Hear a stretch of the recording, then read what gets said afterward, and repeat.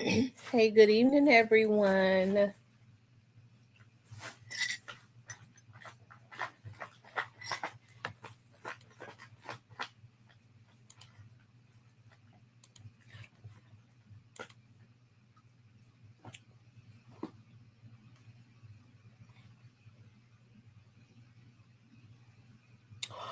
Oh my God, three brothers under 10 dies after falling through icy pond.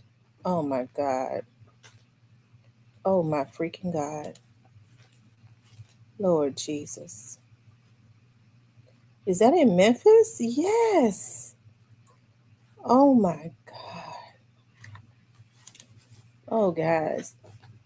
They're saying here in Memphis, three brothers under the age of 10 dies after falling through a icy pond. Oh, I need to call my daughter and tell her don't go outside. Don't take the baby out. I have, oh God. Oh God, that's so scary. That's so sad. That's so sad.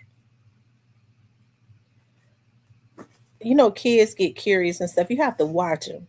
If they see that there is ice, like if there's a pond nearby and they see that there is ice, they think that it's okay. Their curiosity said, "Oh, we could walk on the ice." Oh, it was in Texas. Okay, it was in the Memphis news. We could walk on the ice, and oh wow, and then step on it. You know, and maybe they were being watched. Oh Lord, it's so sad. How is everybody doing?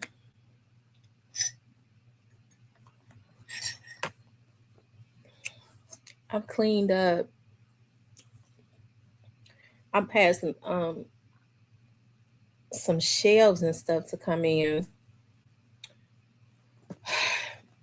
like my pot holders and all of that I need to put together. It looks like it's easy, but I don't like putting stuff. I don't like to like put stuff together. I like for men to do it.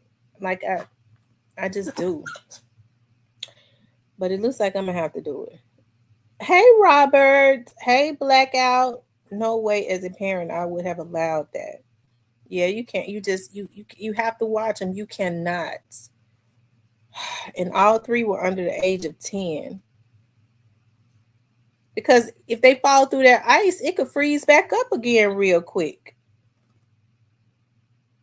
Oh, Lord Jesus. Oh, I don't even want to think about that. That right there is sad. It really is. Oh Lord.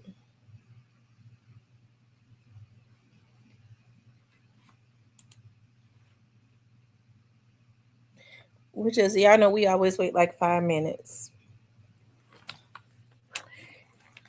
And I don't know if people had actually gone back to work today. I think because the temperature has risen, but that ice and that snow is not going anywhere. Like it's still too it's the sun is out, but it's not melting. Like it's still bad out there. I would recommend that nobody gets out because it is still really bad out there. It's like 29 degrees. To me, that's not even warm enough for snow or ice, especially as thick as that ice was to start melting. Sit down, boy. Sit your behind down. And I'm not playing with you either. Sit down.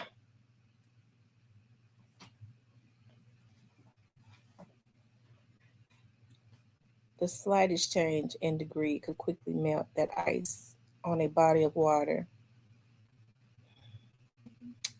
I tell you.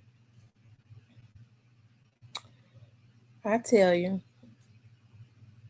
I'm gonna tell y'all something else. Like at nighttime, like you see people they run by the river or they'll run by in their neighborhoods by the lake. I don't recommend that because water you can't see water at night. It's black. Okay, so I don't recommend people doing that. I think you should stay away from water at night.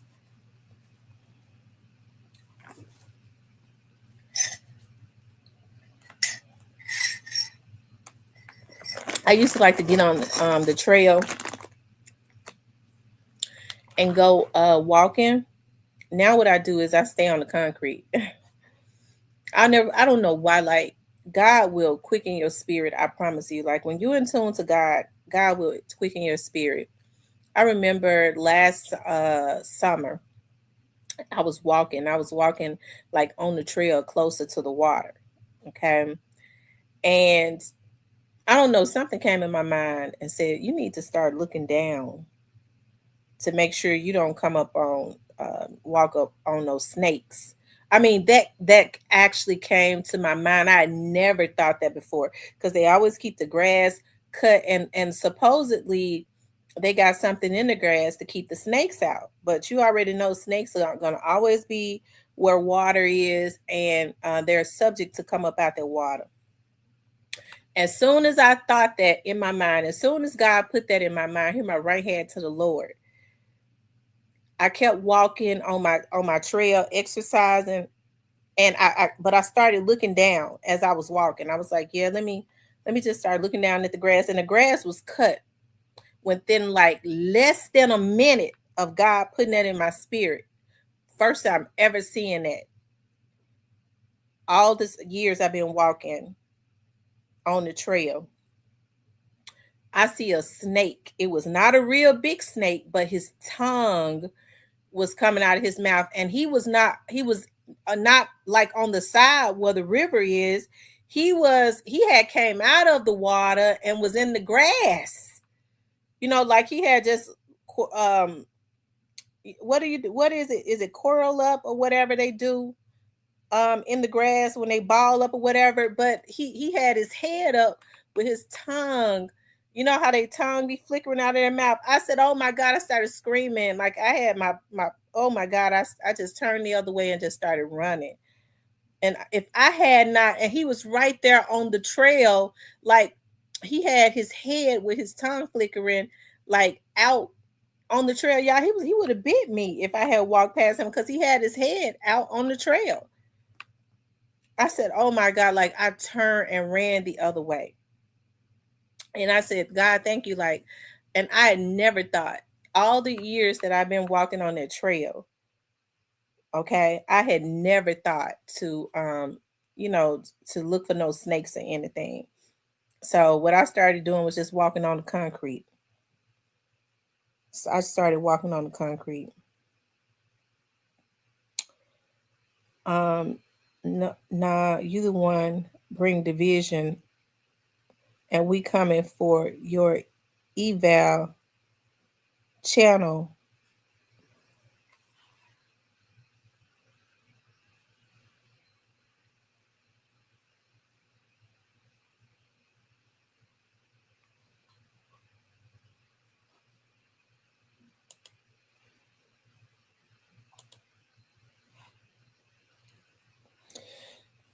Y'all, so that person that keeps sending me those messages on my phone about, they want to do something to, all those obscene things they want to do to children, they keep coming in here. So we're not, when I want my moderators, what I want my moderators to do, it's the same person. They keep making different pages. I want for my moderators to knock him down on site. Okay. Knock them down on site. Okay. They say trust and believe. It sounds like it's abroad. It's probably a woman, that have not taken her mental meds. Um, and so they say it's an obsession, especially if they say they've been watching my channel for years. Okay, so that's a stalker.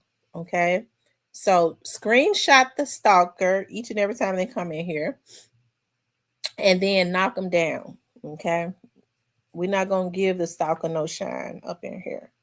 Okay, we're not gonna get a stalker no shine up in here. Okay, so stalker, you're gonna have to go somewhere else. Okay, so it says, I want to talk about why Young Dolph's case brought a lot of division.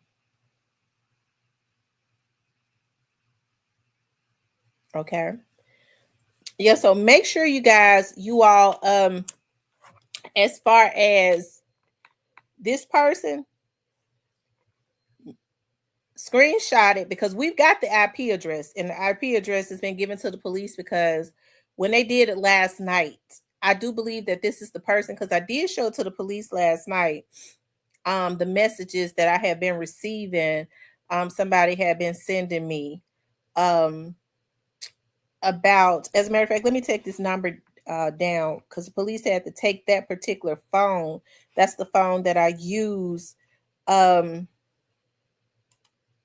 it's like a little, like a little dummy phone that I use to have people to call in or whatever. The police had to take that phone because I believe that this person, that is last night when I called them and they came, they work, they never close. Okay. And the police department is like 2 minutes from where I live at. So, I mean, they out the damn precinct into my neighborhood, into my house. So,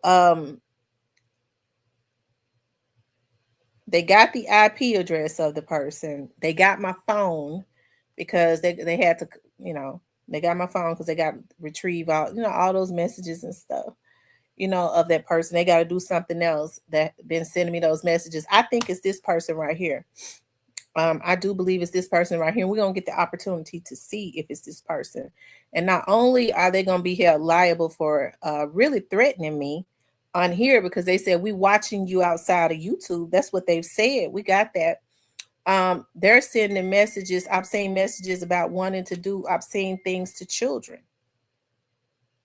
Okay. So, anyways, y'all, we want to talk about why young dogs case. So that's the reason why. That's why I say, you guys, the police said. That's why I said they're not gonna get no shine here. The police had said last night, don't argue with them. Just screenshot and block, and we'll have all of the different IP, different names and stuff that this person. And I'm sure, as far as those phone messages, I believe everything's gonna trace back to this person. Okay. So yeah, so we're not gonna argue with them. We're going to screenshot, because this is a maniac, a sexual maniac, okay? A sexual deviant that wants to do things to children also. And so we gotta make sure we hurry up and get them off of the street and off of YouTube. Okay. So, anyways, we want to talk about why Young Dog's case brought a lot of division. Okay, why Young Dog's case brought a lot of division, and I think for the most part, um, I'm talking about on YouTube. Okay, because it didn't necessarily bring a whole lot of division, um, within the Memphis community, other than when you had people rocking with Yo Gotti. They were not dumb enough to be as brazen, okay, as some of these damn fools on here. Okay. The people that really rock with Yo Gotti, they were not loud. Okay, because I don't think he allowed them to be.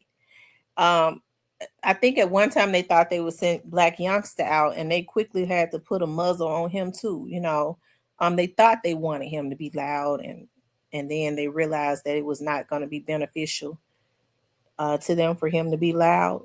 Okay.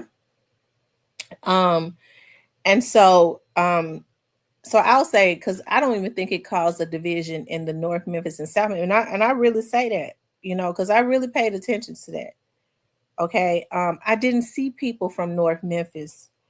And I think when I became a blogger, I really started to pay stuff more attention. You didn't see or hear about people getting arrested in North Memphis for going after people in South Memphis about Yo Gotti.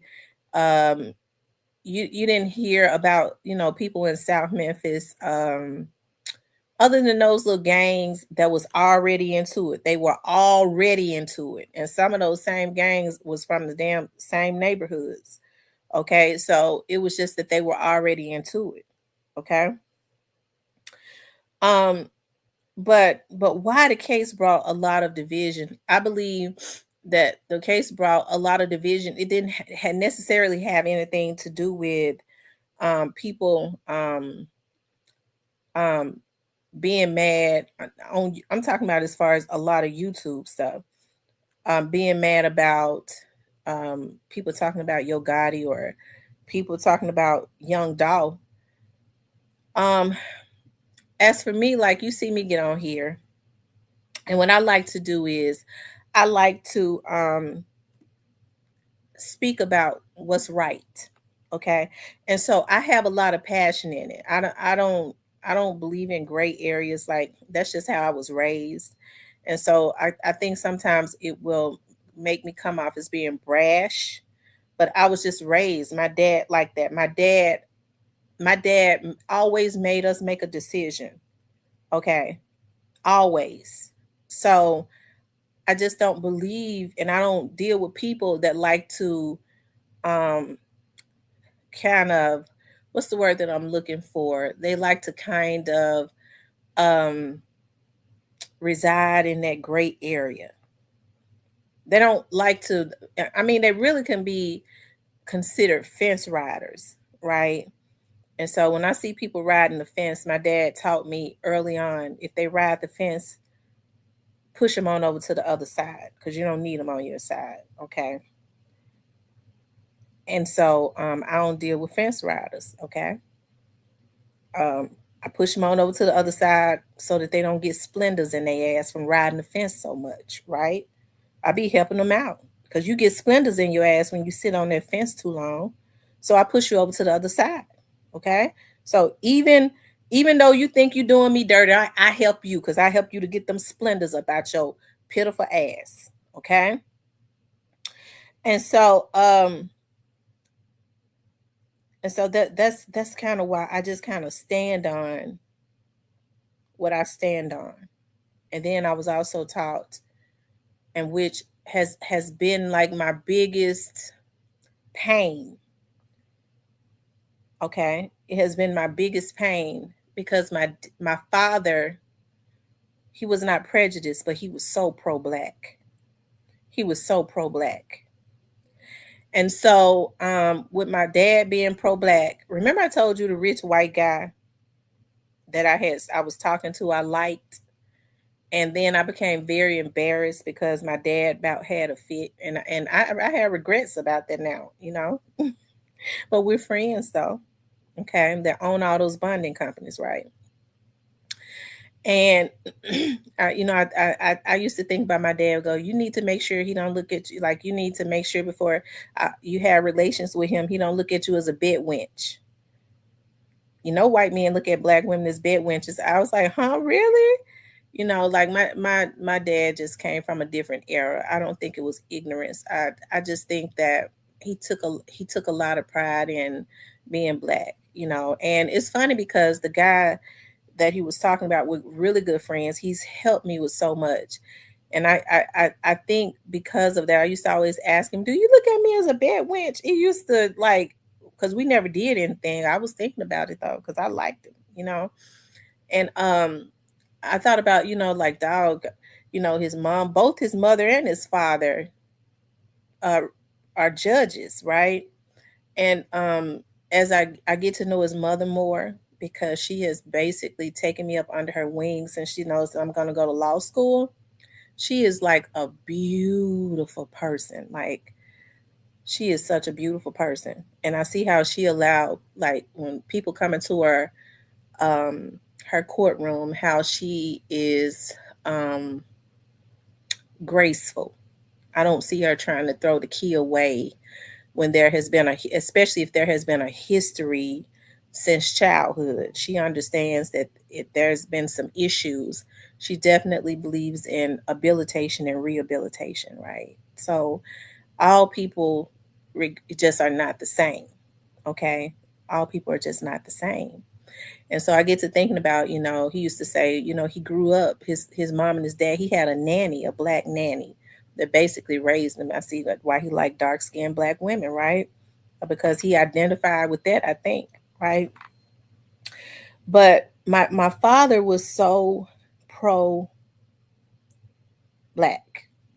And so I get emotional when I think about my dad because, you know, for 40 years, my dad fought so hard for the citizens in Memphis. And I think he had some regrets of how he was always gone. And that's because my dad came from a time where he saw where his dad, who worked just as hard as anybody else, made less money um, working the same job as white people, right? And so what my grandfather decided to do was because they was never going to pay him what they was paying the white guys that was working right beside him at Memphis Light Gas and Water. He decided to start his own tree company and made himself a millionaire, right? And so my dad came from watching that, seeing, like, I think all of his fight came from seeing how my grandfather, who has always been um the kindest person in the world, was mistreated, right? And so I think as soon as my dad got into office, he worked hard to ensure, because of what they was doing with city jobs, there was no nepotism, although although in the high paying jobs, although a lot of white people and other races were hiring their family members, they had different last names. Okay. And so they would say, oh, there's no nepotism. You can't work here if you got a relative working here. And and so what my dad did was, when he was elected, he said, even though a lot of the white people, they were related, they had last names, and they were different last names, and they would deny it, but they wanted to keep black people from getting those good city jobs, right? And so as soon as he got into office, he made sure one of the first things he did was he threw those policies out that they had used to, he got them overthrown. He got them thrown out, that they had used to keep black people from getting good high paying jobs, right? And so I said that to say this: the way that man fought, never taking off work, just being strong in his stance, I think it took a wear and tear on his body. And when you're a servant, it's a thankless job, because you can fight for people. And I watched that through my father. You could fight for them. And then one thing that you can't do for them, after you've done 99 things, they will turn on you. Okay? But it didn't stop him, though. And so when I get on here and my stance is strong and I blaze my own trails, and I've learned, like, I just get so much done because I'm standoffish, and I like to analyze stuff and size people up pretty quickly. Um, I just get more done, and I'm able to be stronger in my stance because I don't give a fuck what you say. Okay. And I think that has been one of the issues on here, because people want me to care. They first of all, what people will do, and I'm just talking about anybody, especially if they want to be, if they clicked up, what they want to do is they want to isolate you.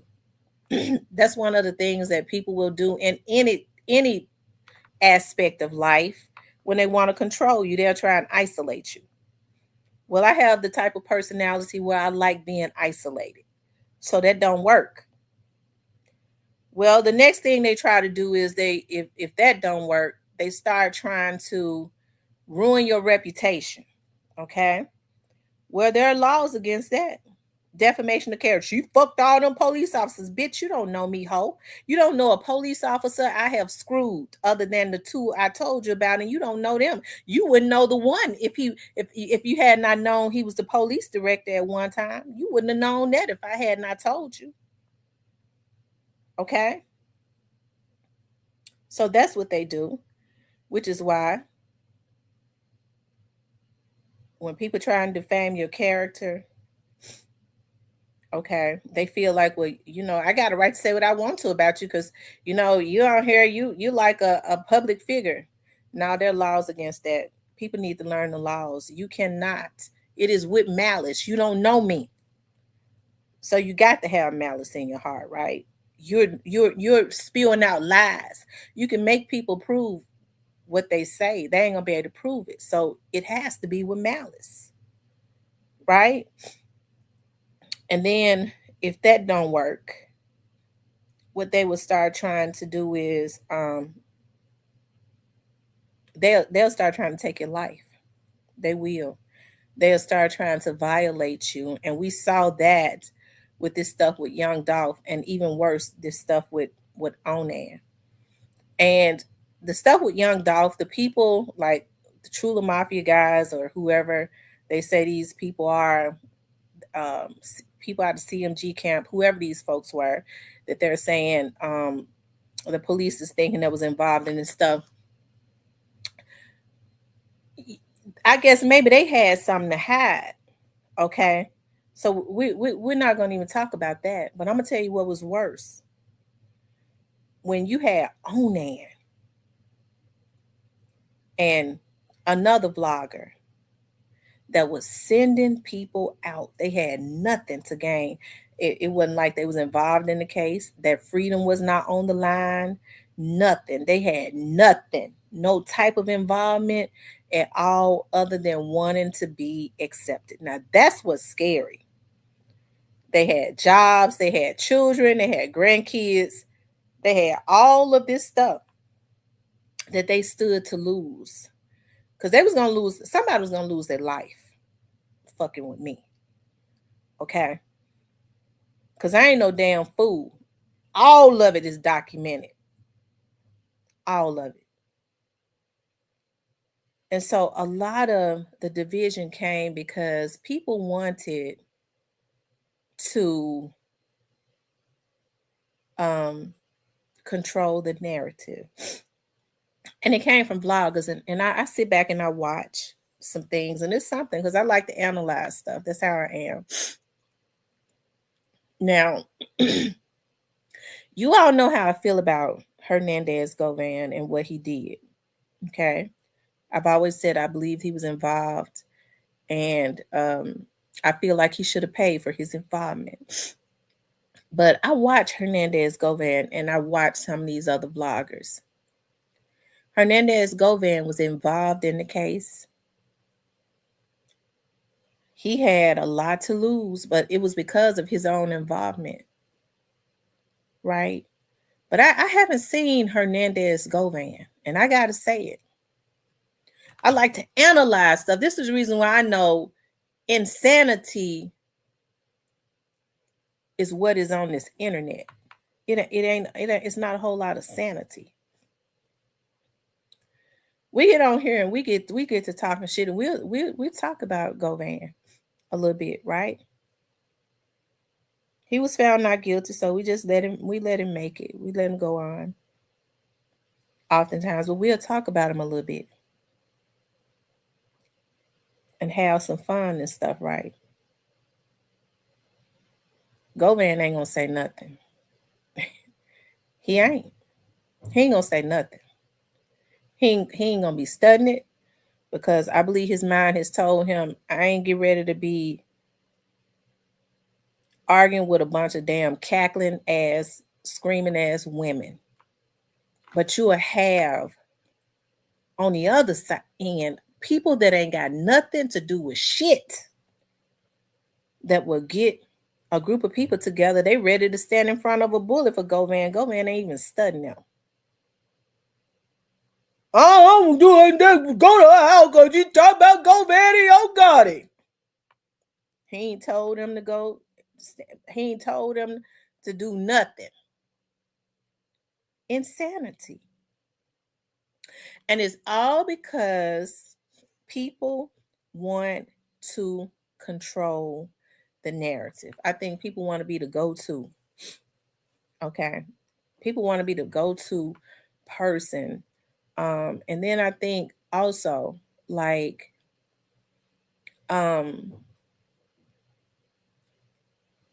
I think because so many people are mentally ill and they're able to get on YouTube and be whoever they want to be accepted. And I think some of these manipulators, some of these dudes that want to be gangsters and swear they hustlers or whatever they say they are. Okay.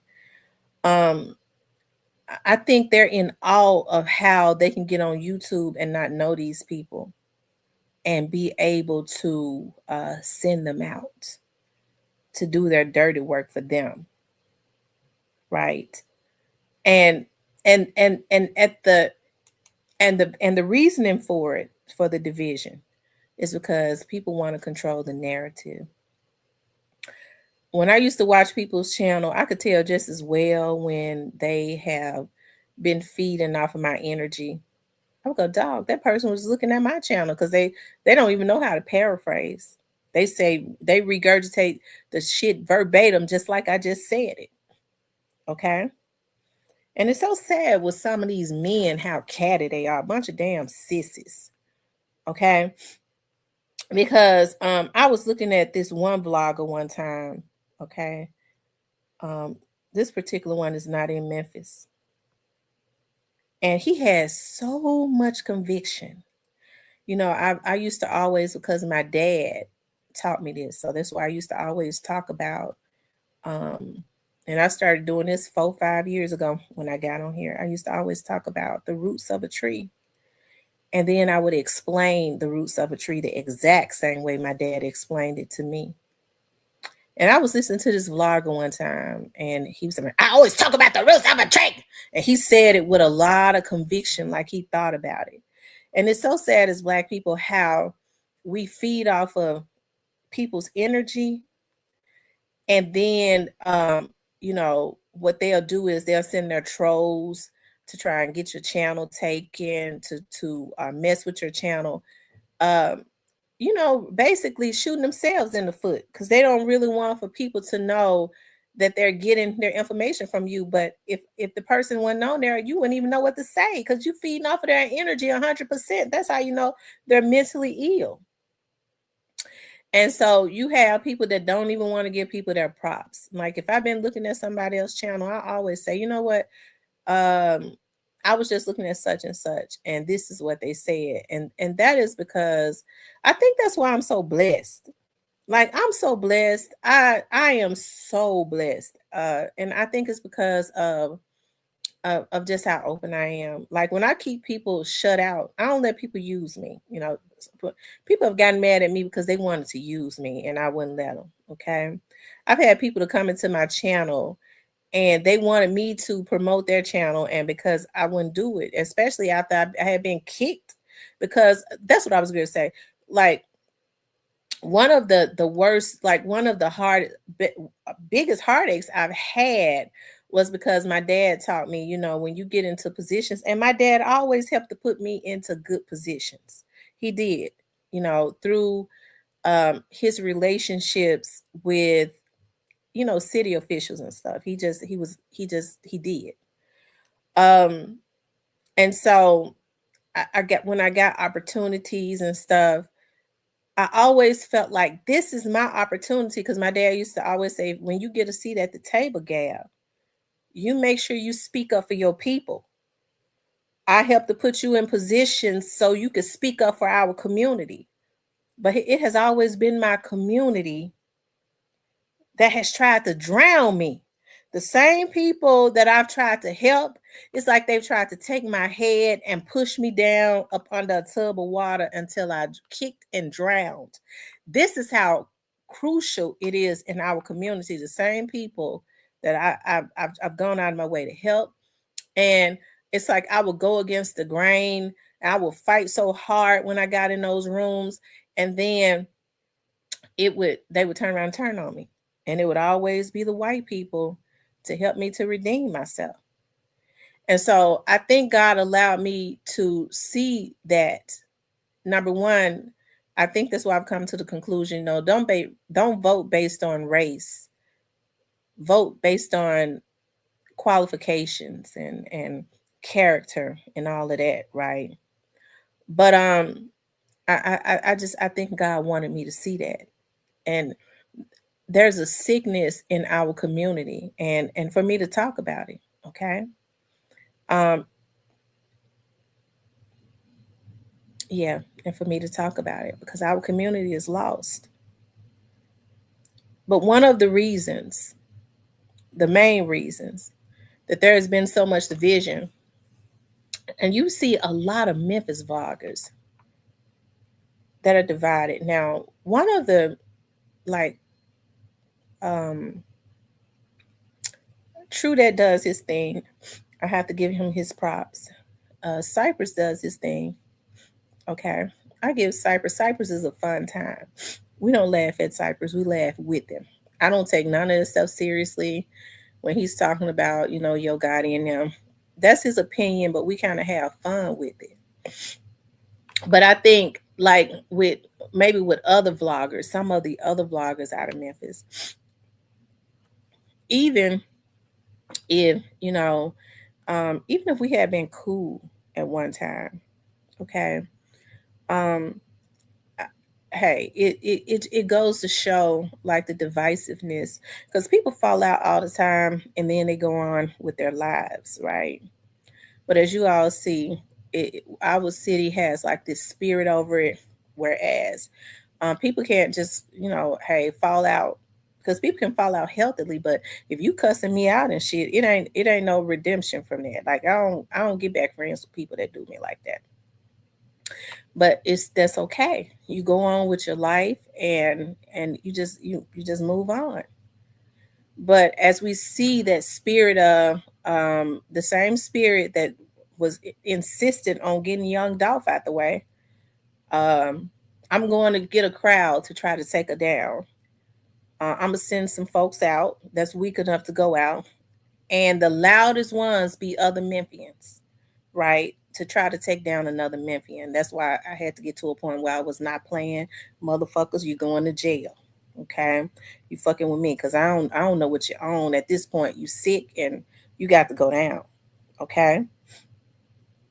And so I think it all comes from that spirit of jealousy that resides over our city, and it is really embarrassing when people are supposed to agree to disagree and move on.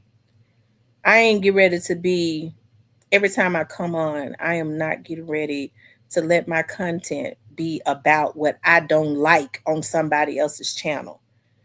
I may as well not be a vlogger, okay? If I'm going to be doing content off of me obsessively looking in the bushes at somebody's channel and now, oh, that came on, and did you see when they said that, and they said this, maybe I don't need to be no vlogger. It's something ain't right.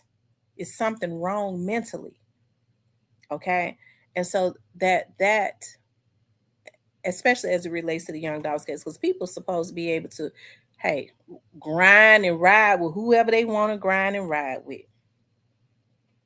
But when you think that you can come into my channel or you got something to say about how I feel or what I say, you feel like your job is to discredit what I say. It's something ain't right about that.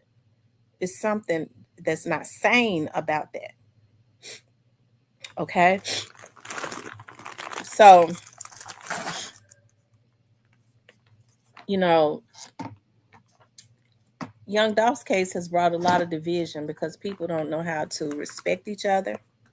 They don't know how to respect other people. And respecting other people as a human being is saying, hey, that's their motherfucking channel. I ain't got nothing to do with it. If you leave off of somebody else's channel piping hot mad about whatever it is that they say, especially if they ain't saying nothing about you and your family, you got a mental illness. Because it ain't your damn business and you can't control what people feel or say. So it is something wrong with you. People don't know how to ride their own wave and blaze their own trails. I think about Yo Gotti one of the reasons he took Young Dolph out is because he had this idea of everybody being up under him controlling everybody. And for some reason, the devil made him think that he couldn't be a boss with Young Dolph being alive. He felt like Young Dolph, with his potential, was supposed to be up under him so that he could do Young Dolph like Moneybag Yo and them did Finesse. And it didn't happen like that. Okay. And so you have a lot of other people, I believe, that want to be the voice of the city of Memphis. When each and everybody in Memphis knows different people, Memphis, everybody knows somebody that knows somebody. That's just how it is, especially in the Black community. It ain't no way in the world that just because you don't know something and somebody else knows that it's a lie. People can't even get the information that I get. It's a lot of shit that I just don't say. I ain't no damn fool. A lot of them get it when the news media put it out. But because I dare say what my stance is, and I don't say what I say about certain people just because that's how I want it to be. I'd be a damn fool. I say it because I have reason to believe it, based on facts that I do believe that I get from certain people that they couldn't talk to. Okay. If I'm honest enough to get on here and say, I don't know. I mean, me trying to lead people on ain't getting no money in my pocket. YouTube ain't paying me nothing. Okay. But it's that spirit of wanting to rule over somebody else, and it's ultimately a witchcraft spirit wanting to. I remember Onan said, I remember one time, that was before I learned anything about YouTube, and I was not using like the two-step authenticator. Now I use something else. Okay, I don't even use the two-step. I use something else. And so I was not using the two. So what they did was, they say it was Paperwork Party, okay, doing a lot of this stuff, a lot of this hacking and stuff.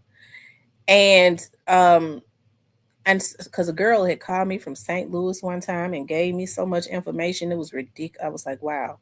And she works for a damn insurance claims company. And she's and so I didn't, because I wouldn't even be I didn't even know how to monetize myself, so I definitely was not on here during that time when I first started vlogging. For months and months I was not getting paid because I didn't even know about getting paid on YouTube. And they hacked my channel, and I remember they deleted all of my videos, like all that pertinent information that I put out on my lives.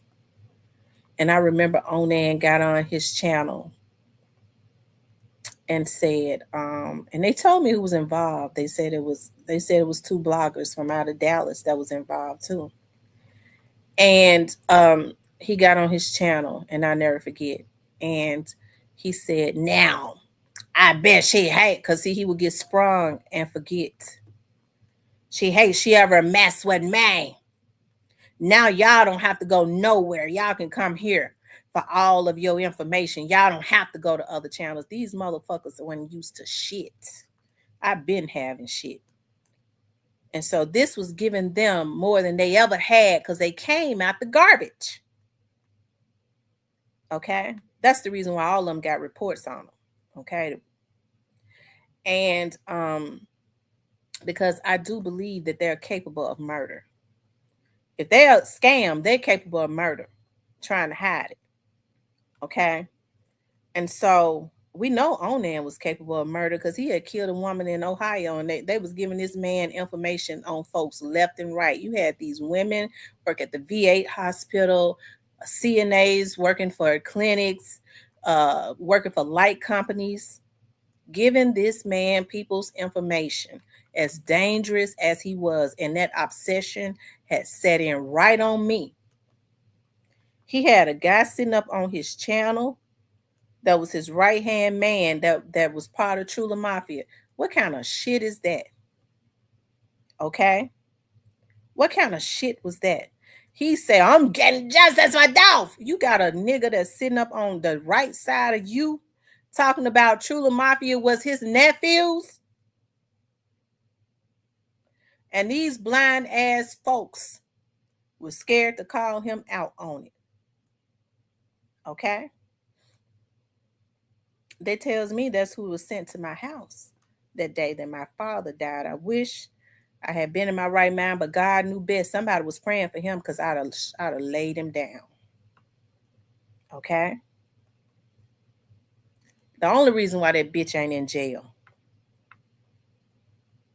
is because the matches, it wasn't an exact match on it. Okay? Don't get me started about that because I'm gonna get real mad. Okay? Because I don't like being violated. But these men, um, these men was letting on there and sending them out. I guess they was going together. I don't know because I don't understand how men allow other men to send them out like that. Okay. Um, but that all came from wanting to control the narrative, wanting to, put out lies. And that's where all the divisiveness come from. And people I hear people sit up and talk about, folks making the city look bad. When Onan I ain't hear none of these men hollering and screaming when Onan, you know, was lying and making the city look bad. But you see some of them going at a woman. We gonna make her look bad, bitch. You know I'm the truth. But they'll try and come at me. Thought they was gonna lie on me and ruin my reputation. When you got people every day, they be grinning, trying to get close to them. Sitting up lying, making the city of Memphis look bad from day down one. Okay. And that is because if I ain't got the guts to take her down, or I've been trying to do it, but if they take her down, that's the mindset of a lot of Memphians, then I'll be number one. These bitches can't do it like me. Okay. I'm my own person. Just like everybody else is their own person. I have to pop my collar a little bit to the haters in the background. Cause I know it's a bitch right now. Get on, she talking about you. Bitch, go get you go lay up under your husband. Some of these women, see, here's the thing. They claim to have men, but if they really had men, they wouldn't be going from channel to channel trying to get shit started. I don't do stuff like that. Lady, if you going from channel to channel taking back bones, that means that you ain't getting no dick at home. See, what they'll try to say to me is, well, you ain't got no man. Well, I mean, since I ain't got no man, okay, it's obvious I ain't getting on right now. But it's even worse when you're bragging about you got a man and you on YouTube all day carrying bones. Bitch, he don't want you, hoe. You ain't getting none. That's even worse. When you got one and can't get none. Because if you was, you be laid up under your man and not on YouTube carrying bones. See, that's why I don't like me. Okay? I just tell it like it is because YouTube don't pay my bills. And people gravitate to me because they know realness. If they don't like me, they just don't like me anyways. Everybody ain't gonna like you. And the ones that don't like me, good, because they probably don't need, I'm glad they don't. Okay? Because I don't need their energies. If they didn't like me, I wish to God they would stay up out of my bushes. That would make me feel even better. But that's the reason, okay, that Young Dolph's case caused a lot of division because most people could not respect each other. Okay. And what I've learned about weak men are when they see a strong woman, it's so sad. It happens in black men. What they do is They work hard to try to break her. That's a demonic force that is in our men trying to break women. And that's why I tell them I can't fight with no man. I'm gonna use the police to break you.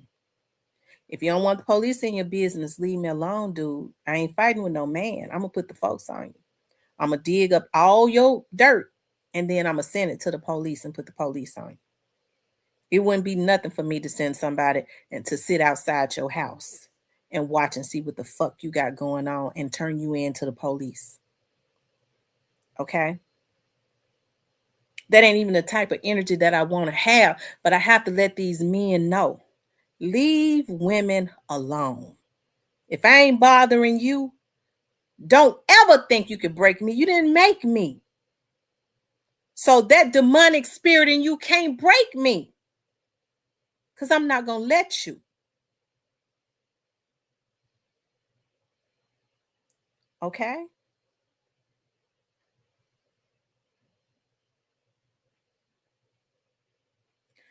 But that's the issue that happened with the Young Dogs case. People don't know how to respect each other. Because I don't agree with a lot of things that people say that I'm cool with. I might not even agree with it.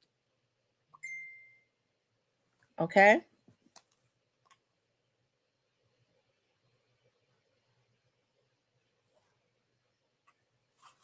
I might not even agree with it.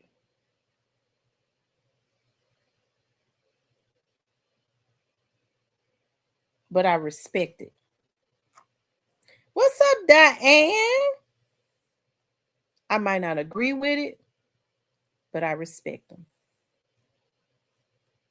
And that has been the issue in the Young Dogs case because everybody, I would think, but I can't expect for everybody to think like I think. I would think everybody would be on one accord when we say what they did to Young Dog was not right. It wasn't nothing right about killing that man. I wouldn't even think that that would be an argument amongst human beings that's got blood running through their veins, that's got feelings. It ain't nothing right about it.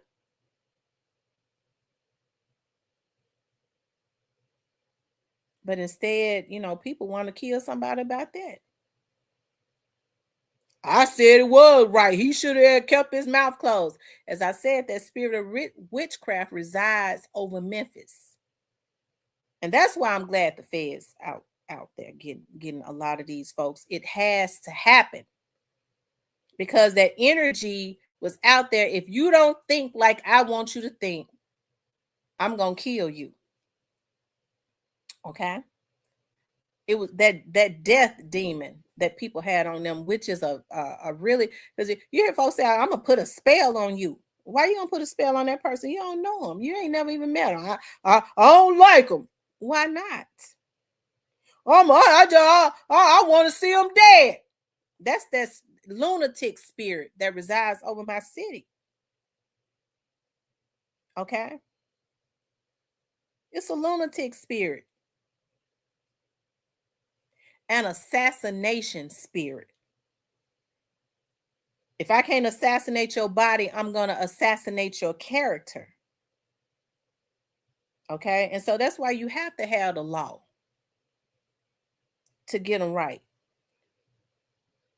You think I'm going to work hard for my reputation and let a disgruntled, jealous bitch ruin it with lies?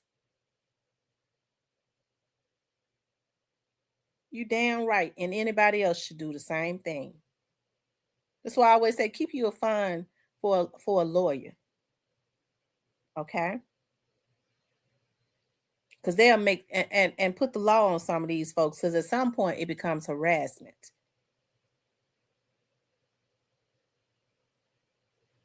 Okay?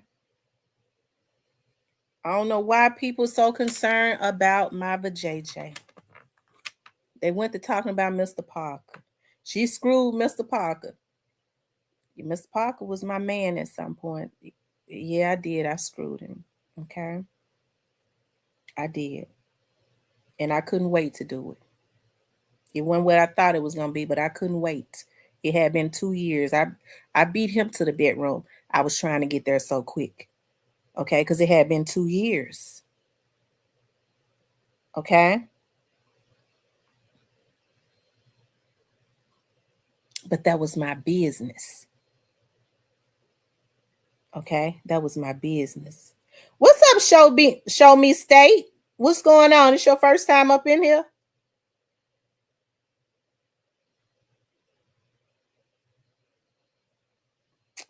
But you had people, okay? They felt like that was their business. I'm a 40-some-year-old woman.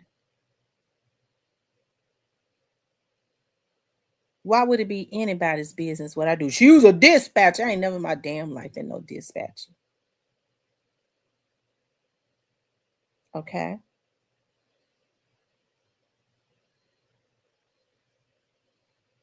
And I can't wait till I get me another man. School got me stressed out right now. But when I get me another one, I'm going to grab him by his shirt like I did Mr. Parker and pull him in the bedroom. Okay. That's how I do it. That ain't no tea. That's me. And it still ain't nobody business. But it just goes to show, okay, how mentally sick a lot of these people are. How mentally sick a lot of these people are. Okay. They thought they had a right to know about my sexual escapades to the point, and these were my men. Some of these folks sit up and talk about they been prostitutes. I ain't never been no prostitute. I ain't never been no slut. I ain't never gave no man my money. Every man that I ever been with, except for Mr. Parker, and he was doing it in the beginning, took care of a sister. That's how I was raised. I know my value.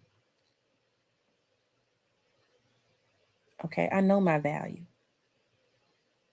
But it's so sad when you hear when other sisters feel like they need to lie on a sister. Okay, to try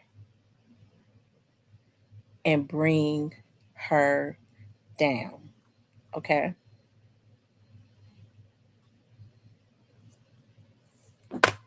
Okay. It ain't nothing cool about it.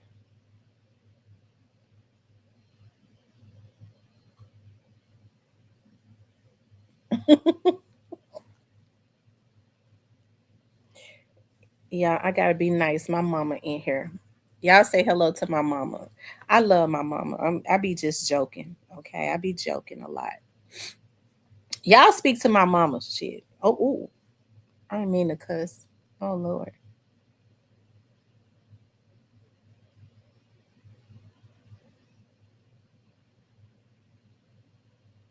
Yeah, my mama sends me a text message when I mean, y'all know I joke a lot. I be joking a lot. Oh Lord. Anyways, y'all, let's get back to what we was talking about. So, anyways, that was like the divisiveness, like of what went on with the Young Dogs case, right?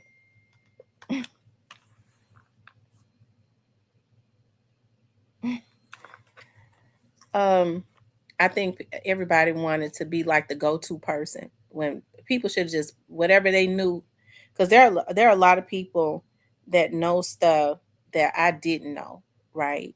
They knew things that I didn't know, and so there was no I didn't need to just because I didn't know it. I didn't try and discredit anyone just because I didn't know it because they may know some people that knew something that I had not heard.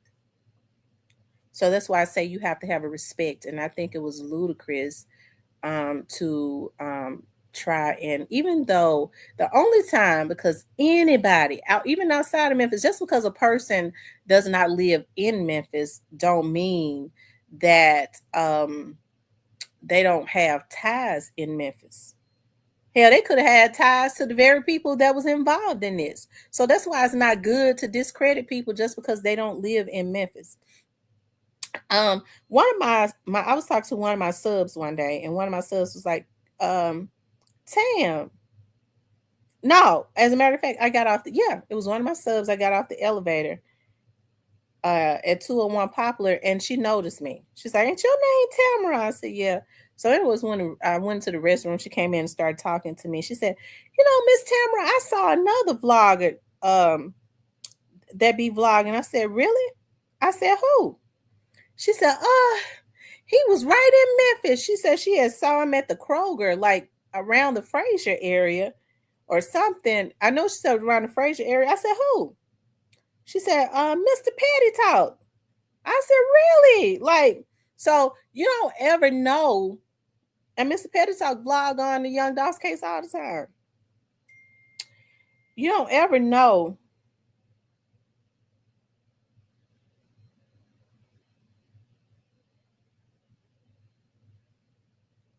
um who has ties in Memphis and who doesn't. And so that's why I would be remiss if I sat on here and said any vlogger can vlog about Memphis. But what used to get me was when you had, because people were so dogmatic, you had a lot of low down vloggers trying to discredit Memphis vloggers because they wanted to control the narrative. And they was flat out trying to attack them because they knew that they figured that more Memphians would know what had happened, especially in the Young Dogs case. So they went after um, some, especially me, because they felt like I was affiliated with the police department and stuff. So they definitely came after me, right? Um, and I think sometimes it's very disappointing because the people that really stood by me when people were coming after me. I gotta be real. It was more people on the outside of Memphis that stood by me when a lot of these men who wanted to discredit me because they knew I had the juice, they would steal my information. And True Results. I got to get True Results his props too. He's a Memphian. I forgot about him. True Results is a Memphian, okay? And I think I mentioned Big True there and True Results too. Okay, I forgot about him, and I ain't trying to throw shade at nobody. Okay, because sometimes I be forgetting about some of the it's other Memphians and stuff that's got channels. I be forgetting. But True Results did too. True Results got on his channel one night and he's tore a new a hole in some people for for coming at me. He he True Results went live, and y'all know True Results don't go live often. True Results went live and came at some people that came at Onan that and for messing with me, and somebody else did too. Justice for Dolph. Justice for Dolph did too. Justice for Dolph stood up for us, be standing up for a sister. Okay. The Alabama hitter. Okay. Alabama hitter put somebody up out of his channel one night. I don't even go into a whole lot of people's channels, but and there was a person that had been on his channel regularly, and they called themselves gonna attack me, and Alabama hitter put them up out of his channel. So that's why I say you can't just. I mean, it's a spirit that's and I've gotten unfortunately too a lot of attacks from other Memphians, and they knew the truth. They knew the truth. That's why I say it's something. I have to say it. When you have people that are not even in the case that try to attack me, and you got a man over here that was in the case. I'm talking about Hernandez Govan. And y'all ain't never heard that man get on his channel and attack me ever. Okay. That's because he know. And some of the same shit that I've said in the past, Quick get on his channel and say it. I was attacked for it. They don't attack him. Okay. I had to put that out there too. Wonder why they're not attacking him for he's saying some of the same stuff that I've said in the past. Anyways, I'm gonna leave that alone before I get mad, okay? Because y'all know I feel one coming on to my mama lurking around this chat. Because I feel like, oh, I wants to say some real bad things, but I don't cuss in front of my mama. I don't cuss in front of grown people, okay? She already sent me a message saying I'm losing my mind talking about things of a sexual nature. Anyways, y'all. But I said all that to say this: people need to start respecting each other. Rather, if you don't agree with what somebody agrees with, hey, um, listen, don't go on their channel. Don't look at their stuff. That's the same thing to do. But I ain't nowhere in the world I'm getting ready to have content off of what somebody said that I don't like. That will make me look like a hater or a non-vlogging MF. Okay.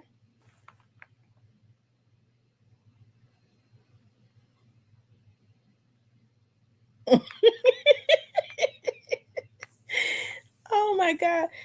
Is the Black Barbie in here? Black Barbie. Did what's our girl name?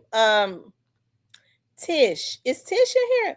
Did you ever get your page right? Did Tish ever get her page right? Did I see her in here earlier? Tish, did you ever get your page right?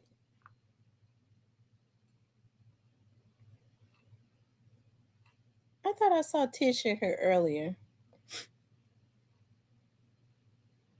Um, maybe she ain't in here. I thought I saw Tish in here earlier.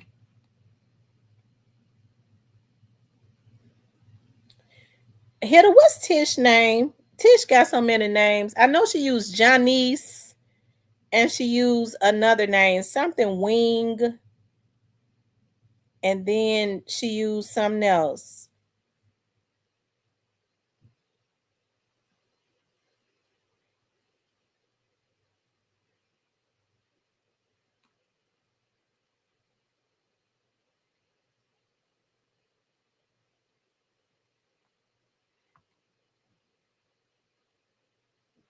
Okay.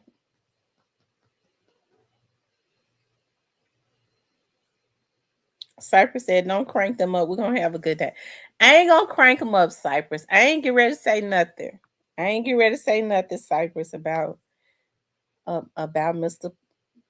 Parker. I was just saying. I mean, I ain't get ready to crank up on Mr. Parker today. I listen.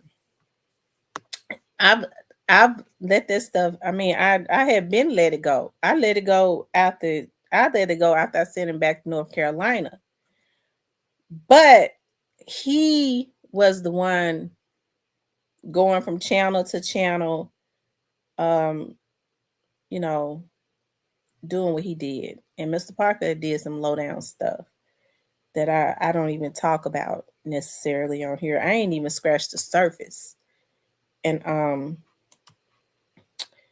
I don't even scratch the surface, but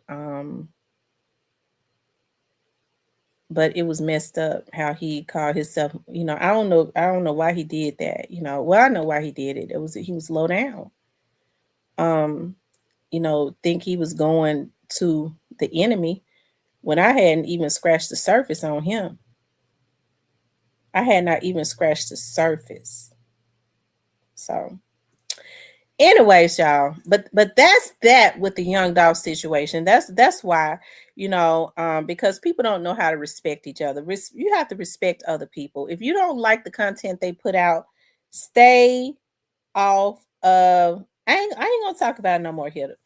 Stay off of their channel if you don't like what people are talking about. Okay, stay off of their channel. Um, yeah. Anyway, is Tierney in here? I think was it Tierney that told me that she saw Mr. Petty? I think it was Tierney who said that she saw Mr. Petty. And he was in Fraser. He was at a store in Fraser. Um, Y'all hit that like button for me. Make sure you guys please like, share, and subscribe. Anyways, y'all, I want to show y'all this. Since my mama want to hang around this chat today for some reason, see, that's why it ain't good for folks to be snowed in, child. She wants to look at the chat on the day that I'm acting bad. And I'm gonna tell y'all something about my mom. Want to be in here. My mama gives me, y'all, the silent treatment. Like when she mad at me. Like I be calling my mama like 3 and 4 times a day to talk to her. When she mad at me, like she got mad at me, she call herself mad at me right now. She won't even answer the phone. She won't even answer the phone. She knows that her leg, she knows that we have to check on her because of how her leg is, and she won't even answer. She won't even answer the phone when she get mad, and she'll be quiet and hold a silent treatment. I used to think about that. I used to think maybe I got that from my dad. I'm like that too. Like when I get mad, I won't talk for days and days and months and months. One of my aunties, rest her soul, we called her Margie. We called her Margie. She used to always say, when you and your sister get mad, y'all stay mad too long. At some point, you supposed to get unmad. We be mad for over a year. We ain't talking to you. I guess we get there for my mama. My mama hold that silent treatment.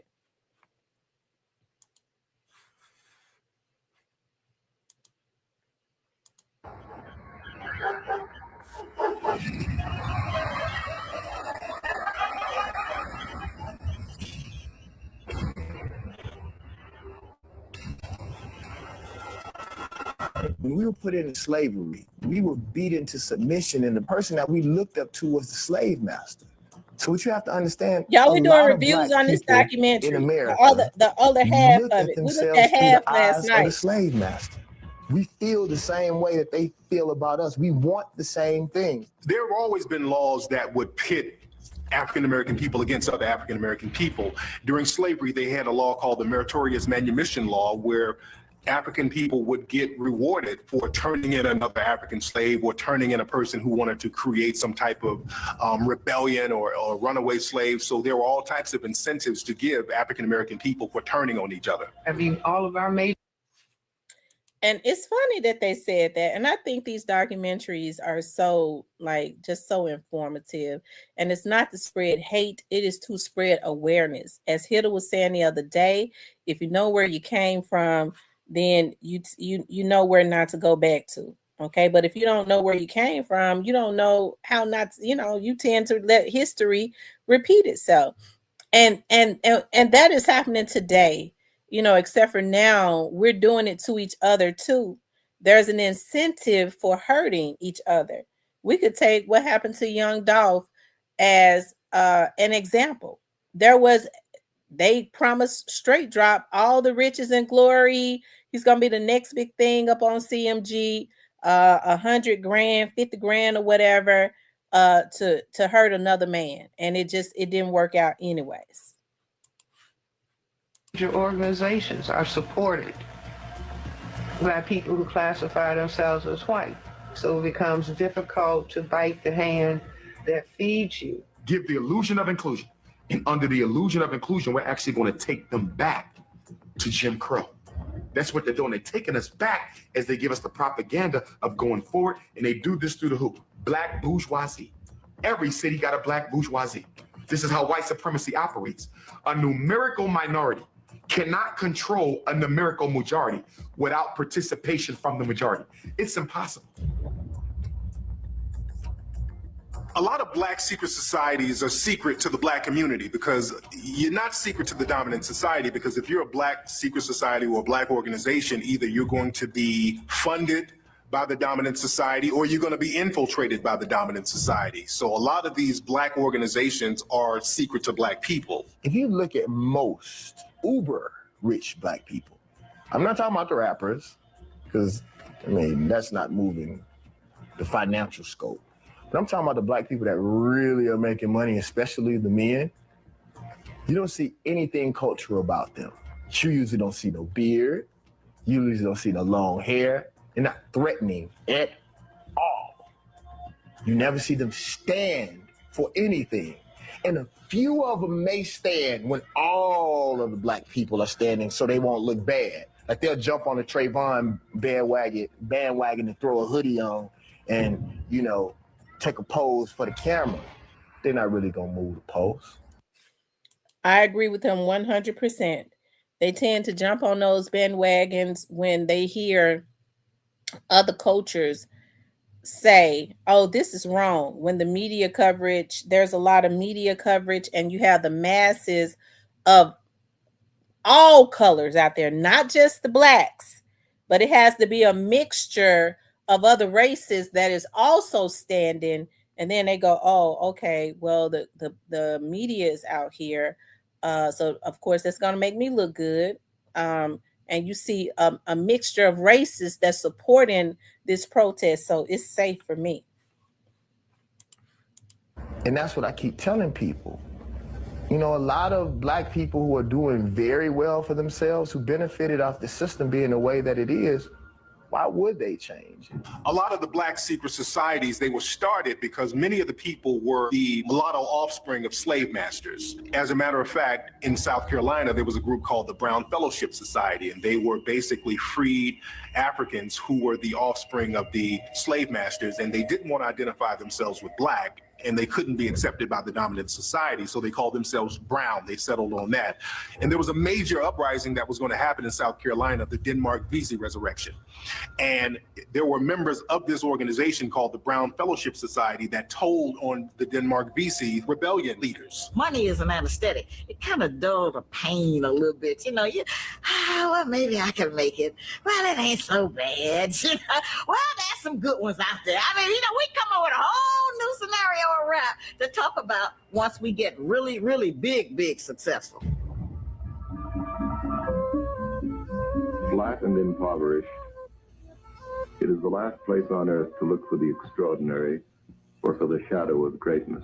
For generations, black people have been economically disenfranchised by different laws, different types of public policies. So because there's economic deprivation, it's very easy to find black people who need the money and who are willing to throw other black people under the bus for money. So this is why it's important for African-American people, or us in general, to have rules and integrity when we're trying to get our paper. Because like they say, man, all money is not good money. There's tons of millionaire rap artists alone. 20 years ago, there was no record deals. There was no shows for just anybody. Now everybody's touching some money. So what rules? The rules is go get money. So all the rules went out the way. All the rules were forgotten. You know what I'm saying? And what happens is dudes get lost because they never had to follow no rules. They never looked up to anybody that was a stand-up person. So it's all about paper. There is no rules. I agree with Niles on that. And you think about this video probably was made like around 2013 or something like that. And it has gotten way worse. It has gotten way worse since then.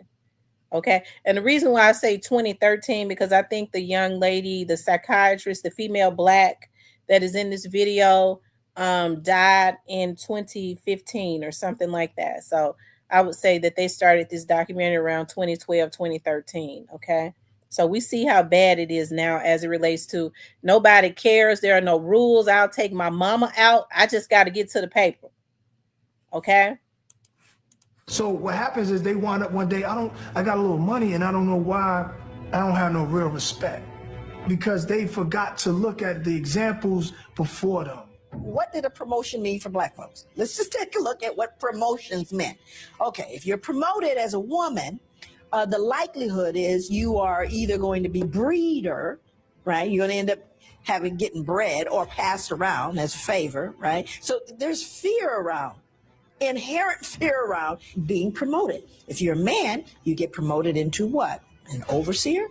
So then you get promoted into being my oppressor. So I'm not all that interested in you getting promoted. Or maybe, you get promoted into being a stud, right? You get promoted into, here's another one, being a preacher. Interesting, all the things that happen around that. At one time, the churches used to be a place that was some power for us and where we could go and have certain discussions or mobilize and things.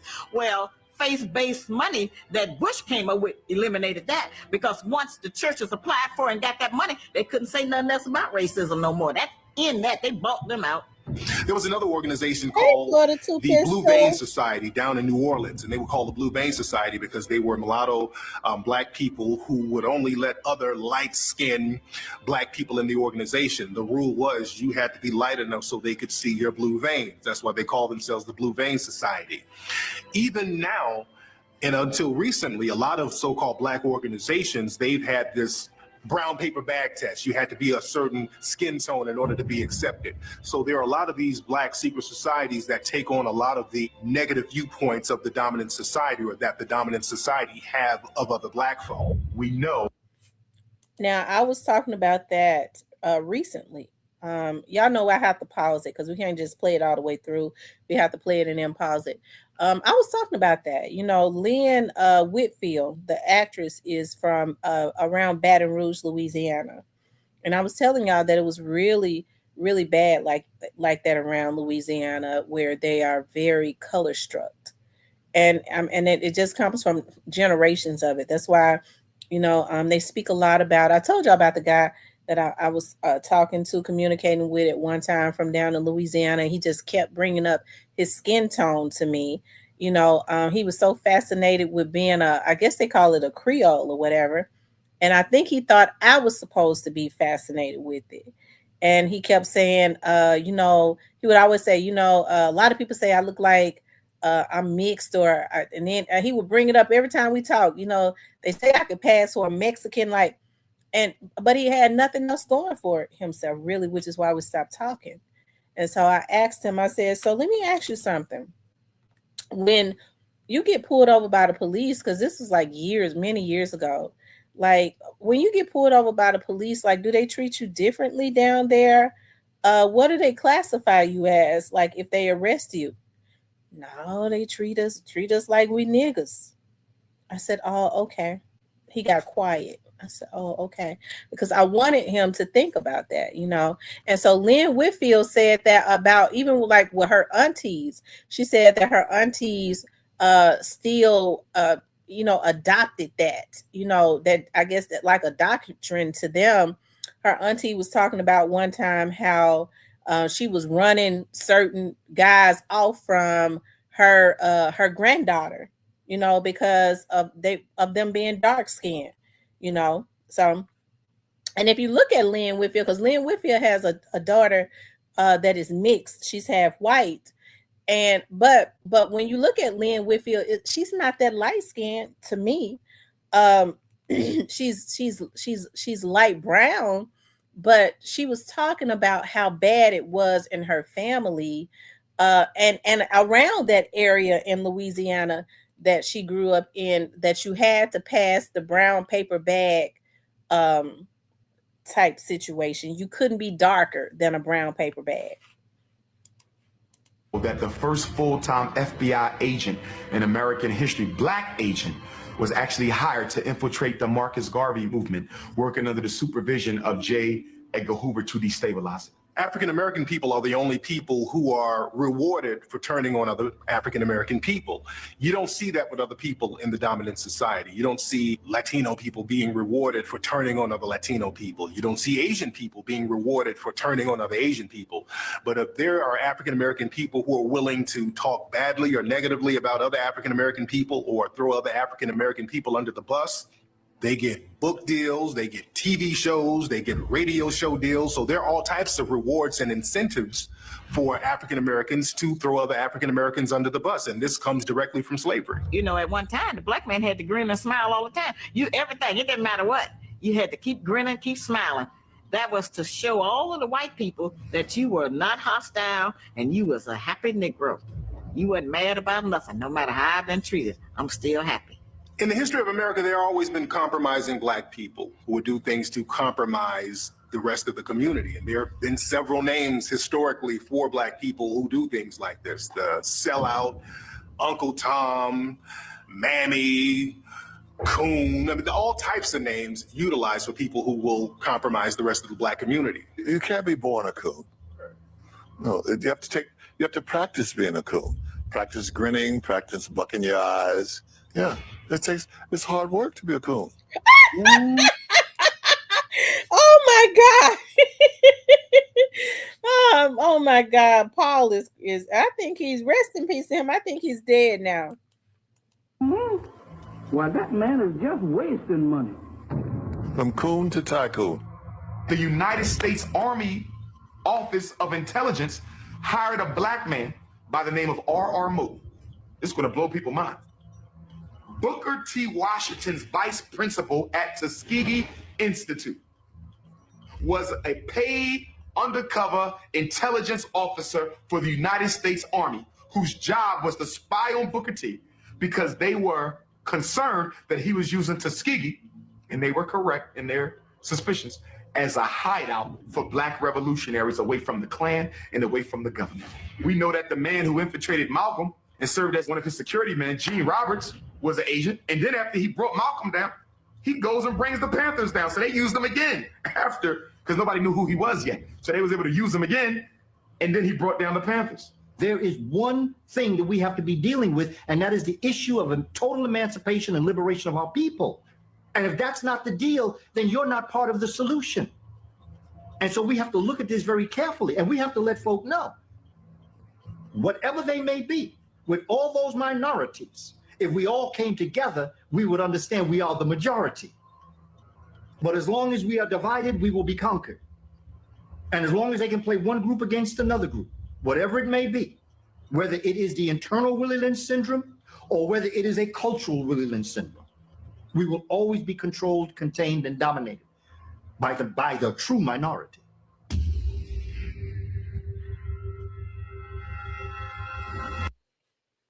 Y'all make sure y'all hit the like button for me. He said, together we can conquer, divided we fall. I agree 100%. Y'all hit that like button for me, okay? Make sure you guys please like, share, and subscribe.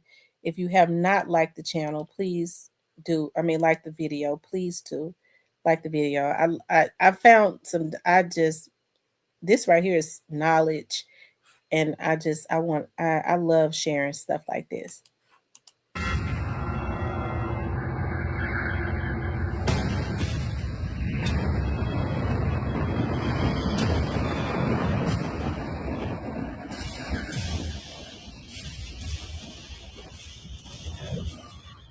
Went from formal enslavement, emancipation, and so black people thought they were free. And then what happened? The black codes were instituted. In other words, if the black people had you're free from enslavement and now just spread out in the population and nobody's focusing on color, white would have disappeared. We wouldn't have a white population in America. So the black people had to be put again under control with the black codes. And of all the black people, the black men in particular. All of a sudden you got 4 million free people. And the Southern plantation owners are sitting there looking like, who's going to work my land? Who's going to build these bridges? Because the war was fought in the South. Bridges destroyed, train tracks ripped to shreds. The economy can't move. You know, you begin to think about if you don't have these kinds of arteries that can move goods and products from point A to point B, if you can't get stuff from the port into the interior. So part of what they come up with, they being these state legislatures in Mississippi, Louisiana, Georgia, Alabama, South Carolina, are the black codes.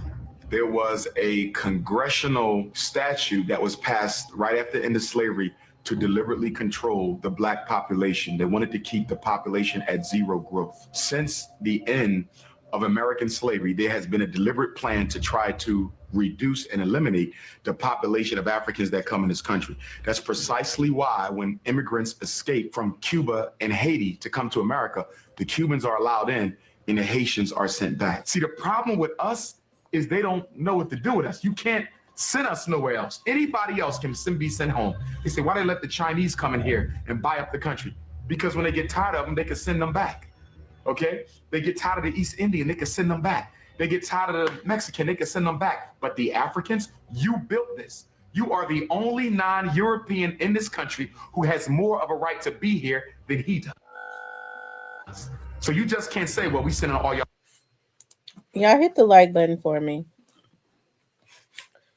Y'all know we have to stop it ever so often.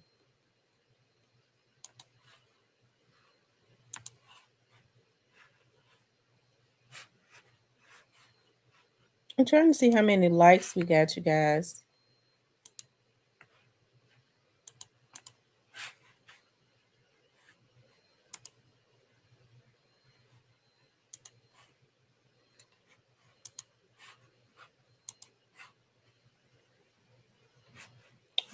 Okay, y'all, we need 28 more likes to get it to 100 likes.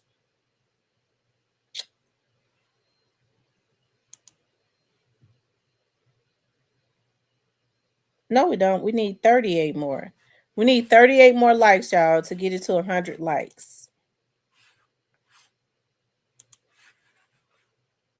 Back to Africa, you can't, because we the original American as well. So since we can't get rid of you that way, we got to come up with other more clever strategies to reduce your numbers and control you. If you're an older black person, you'll remember when Hey, you were a Black kid, your Moolah. parents would always tell you to get home before the street light came on. That was a rule in the black community for years. That rule came from the sundown rule. That was like this unwritten policy for a long time in America where black people were not allowed to go to certain cities around the country or be in certain towns after 6 o'clock. When the street light came on, black people had to be out of these cities or you could get lynched, killed, arrested, or whatever. There's a great book about this called Sundown Towns by a guy named James Lowen. He talks about all of these cities around America that had these unwritten sundown laws, and they literally had signs saying that black people don't let the sun get down on you here in this city. And this was all over the country, not just in the South. A lot of people think that the South just had all of these racist laws, and a lot of these sundown cities were in the North. And what they're designed to do, they serve multiple purposes. One is to keep the Black community in place. It is to know that at any time you can get got and that there is nobody coming to rescue you. I know this is gonna sound like a goof question, but I gotta ask y'all this. So when they hung people, did the people die from asphyxiation or did they die from their neck being broke? Was it which one was it? Was it asphyxiation or was it for their throat from their neck getting broke from being hung? I got curious about that. The sheriff's not coming because sometimes the sheriff's in on it. The state's not coming because the state's like really cool with that. The feds aren't coming because the feds are like, well, this looks like a states' rights issue to me. And besides, we don't want to get involved in that. Nobody's coming to rescue you. Have you seen those famous pictures where you see those kids, those children smiling at some black person, man or woman, being burnt and lynched? That's unforgivable. That's insane. It's a form of insanity. It's airborne. It's a sickness. But with spectacle lynchings, they were an event, and they would announce the lynching. They would order special trains because, everybody wanted to see this lynching. And so they could get people to the lynching site. They'd sell tickets and they would announce it in church, so they're reading the announcements. Oh, and so on Easter Sunday, we're going to have da da da da da da da da da. And on Monday, right after Easter, there's going to be a lynching of a Negro. Special tickets will be sold. Be sure to bring your picnic baskets. Concepts of pick a nigger becomes picnic. They would have festivals, and the entertainment was to kill a person of African descent. This is who we're dealing with. W.E.B. Du Bois talks about, he was writing this letter to the editor. He was really upset about something, and he's walking down the street to hand this letter in, and he looks in the window, the storefront, and there are the knuckles, Sam Hose's knuckles, a black man who was lynched and dismembered. His knuckles are on display as a kind of wonderful trophy. Look what we have here. And this is when Du Bois is like, oh, this is deeper than I even thought about. The same way that they do animals too. And what I was gonna say is, one of the reasons that it is good to, like, a lot of uh, like our ancestors, and a lot of people wouldn't even believe this, but like our Harriet Tubman, there are two books that are out there that Harriet Tubman, that was written on her in her own words, okay, before she died. And both books were written, because there are a lot of books out there so about her, so you have to be careful. There are only two that was written in her own words. There was an editor who recorded her and was able to transcribe everything that she said, and it was in her own words. And the reason that the two books were written was because she was about to, the government, a government, people made a big fuss about the government not giving her a home after all of the work that she did, right? So the government gave her a house in I believe it was like around Buffalo, New York, or something like that. I forget where it was, some parts of New York where her home sits now as a museum. And then they was about to take it back in taxes. They was about to take it back in taxes, because what she ended up doing was, and she spoke in the book a lot about how, she used her home. It was almost like a hospital. So people that had been slaves, she would oftentimes take them in and help to nurse them back to health or care for them, because a lot of times, if they had been slaves, they was already sick, because they were old and sick, and a lot of times they didn't have anywhere to go. As they got older, their health would decline because of all the trauma that they had been through. And she said she would pray so much, and a lot of times she would have so many people, it was not even enough to feed them. So what ended up happening was, they had to pay taxes even back then.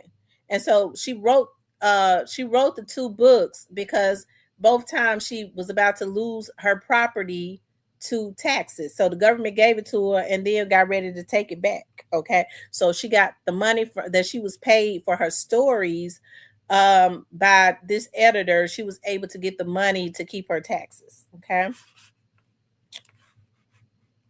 It goes back. The Romans had a thing about putting African people on wood. They called it crucifixion. Moving aside from the religious concept, historically speaking, that did occur. But they didn't put them on a cross. They put them on an X, hands and feet spread. And the taking of their genitals and the cutting of their bodies, the organs, and eating it. Vlad the Impaler put people on wood. They enjoy the relationship of blackness and people to wood. Envy, jealousy, envy of the power that you as a black man have. That's why they always wanted to castrate you, because the sperm that you carried could completely eliminate their race and nationality. That's a lot of power, because they can't make nothing but their own kind. You can make any kind. They're always trying to put something, blame some area. It's all America.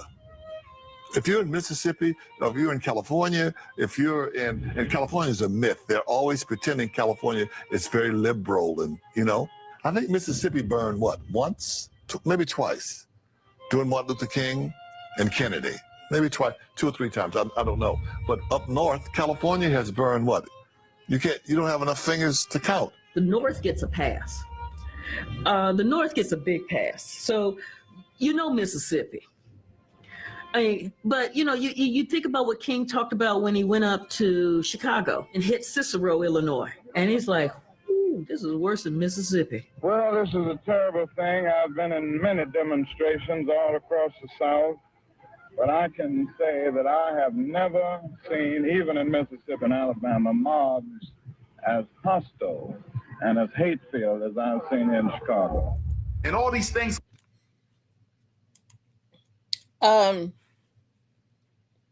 I want to piggyback off of that, because y'all know I like to look at all, like Josephine Baker. Like I was very fascinated with her. She was from out of St. Louis, and I think St. Louis will be considered like the Midwest. A lot of people consider it the South, but I think it would be considered like the Midwest or something like that. And when Josephine Baker, she thought when she started to come back over to the United States, because she ran from the United States because of the racism. When she started to come back, when she became famous to perform in the States, she wouldn't perform with a segregated audience. And so around the South, in one of her books, she said she expected that. But when she got back to her hometown, she said it too, like around the Illinois area, around the Missouri area, she thought that it would be better. And she said what she was met with was when she started, when she, complained about, she started fighting for civil rights. She started speaking about she was not going to perform with a segregated audience and all of that. She said that what she started to hear at her hotels, where black people were working, like a lot of black people was mad at her for kicking up fuss about not performing with a segregated audience and speaking up about their conditions and civil rights. She said, they would be mad at her because they was like, she's coming and starting all this trouble, and she don't have to live with these white people. So, they wanted to comply. They was mad at her because they were saying she's going to go back over to France to her mansion, and she don't have to live with these white folks, and she's coming and kicking up all this fuss. So the North has always been given a pass, um, saying that they were more liberated and less racist. But you have to understand that's a myth, because a lot of the Southern people migrated to the North and they didn't leave their racism and prejudice ways behind. Come about at the same time, the 70s. Right after the 60s was over, America said we can never let this happen again. We had Malcolm X, Elijah Muhammad, Martin Luther King, Medgar Evers, Huey P. Newton. The Black Power struggle and the Civil Rights movement wore America out. It wore them out. When that was over, they said we ain't never going to go through this again. If it had melanin and if it wasn't comfortable with being in its place, it was a threat to J. Edgar Hoover, who led the FBI. So J. Edgar Hoover was after Garvey, Marcus Garvey. I mean, you go through the FBI files, they were tracking the NAACP because they thought the NAACP was too radical. And so J. Edgar Hoover put out or made a black think tank, or he put up a black department in order to monitor all of the so-called charismatic leaders of that time. And he had a file on Martin Luther King. He had a file on Stokely Carmichael, or Kwame Ture. He had a file on Malcolm X. He had a file on the Nation of Islam. In fact, his people had infiltrated the Nation of Islam and all subsequent organizations thereafter. Marcus Garvey made more money than anybody in history of America that wasn't on the stock market. That's what they busted him for. The reason for so much crime is not white racism. It's because of all of these single black mothers having all of these kids out of wedlock and no fathers are being around. That's the new narrative coming from many of those in the right. And that theory has a lot of holes in it because the black crime rate has always been disproportionately high in America, even before the so-called breakup of the black family in the 1960s. See, before 1964, most black families were together. Most black couples were married. So the father was in the home. But the crime stats were still disproportionately high. Even going back to the 1920s and 30s, when most black families were together, the crime stats were still disproportionately high for African-American people. So why is that? The same reason then is the same reason now. The reason why the crime stats are more high in the black community, because more things are illegal for black people to do. Even then, during the 1920s and 30s, if a black person rode on a certain part of the bus, that was illegal. If you drank from a certain water fountain as a black person, that was illegal. If you were in a certain part of town at night, that was illegal for an African-American person. And even now, you have a lot of racially based laws that apply specifically to African-American people and not other people. You have stop and frisk that disproportionately targets African-American people. And let's not forget, they still have a lot of sundown towns that they do not bring attention to. There are still a lot of sundown towns where you cannot be in that town when the sun goes down. Okay. You have drug laws that disproportionately target African American people. They have something called the knockout game. There's a new law that they've made up out of thin air, and they put that on the African American community. So that's the reason why crime has always been disproportionately high, or the crime stats have been disproportionately high, because blacks are disproportionately targeted. They always say, like in the summertime, black folk don't act right. It's not that black folk don't act right in the summertime. It's just that black folk come to their senses when it's warm. Because if that were true, Los Angeles would always be in an uproar. What happens is when you're in a warm climate in New York City, those memories are reinvigorated. Those ideas come together. You visit your family more often. You eat the fruits that you used to eat back home. You start to think. And when people try to dominate you, you start saying, wait a minute, no. Psychologically, we go back to ourselves when we're in the climate that we left. During the 1960s, there was something called the Long Hot Summer Riots. In 1967 alone, there were 100 and some race riots all around the country. So Lyndon B. Johnson, he put together something called the Kerner Commission to try to figure out what was going on, why these riots were going on, why were black people tripping like this so hard, because black people normally wake up during the summertime. We feel a sense of our naturalness, so a lot of black people would wake up during the summer. So they wanted to figure out why black people were rioting at this time so much. So the Kerner Commission came up with the natural answer: black people were fed up with racism. But the government was basically like, okay, look, we've always been racist, so that ain't it. Why are they tripping now? So there was a guy named Moynihan, Senator Moynihan, who was also a sociologist. He came up with a theory, and he said basically, after the Civil Rights Act was signed, America kept making all of these promises to African American people that the government knew they weren't going to keep. They kept telling black people they're going to get equality, equal housing, equal jobs, fair this, equal that. And they knew they weren't going to keep these promises, and black people were getting frustrated and upset because those promises were not being met. So Moynihan came up with a solution. He said, let's put together a public policy called benign neglect.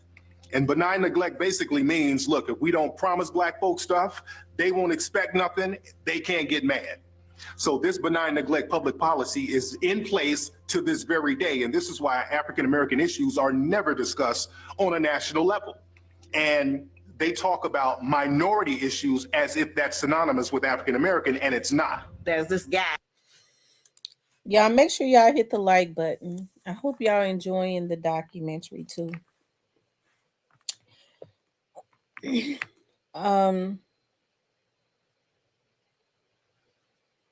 says Texas has a lot of them.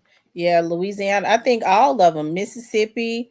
They even saying some parts of Tennessee. But I remember a young lady that I went to high school with spoke about her and her family went on a vacation down in Louisiana to visit some family members, and they stopped in a town to go in and eat in a town. And when they got in there, they told them, y'all can't eat in here.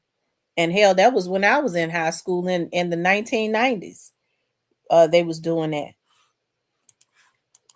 That wants to start an all-white community out in North Dakota. I told him that you're not going to be able to make North Dakota the capital of white supremacy. I say we already have one of those. It's called Washington, D.C.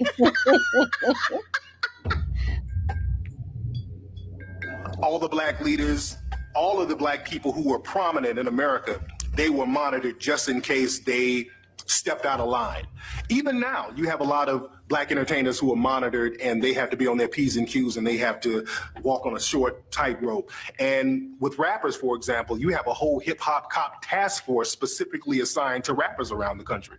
I've been in my Rolls Royce a couple years back. We're leaving the club, and right alongside of us was the boys. And my man was like, that's the hip-hop cops. And I got a feeling like a chill went through me. Like, how long they been following us? You know? So I was in Miami another time. Somebody that knew somebody gave me a list that I was on with a few other guys on this list. Of course they're watching. Of course they're watching what's going on, especially me.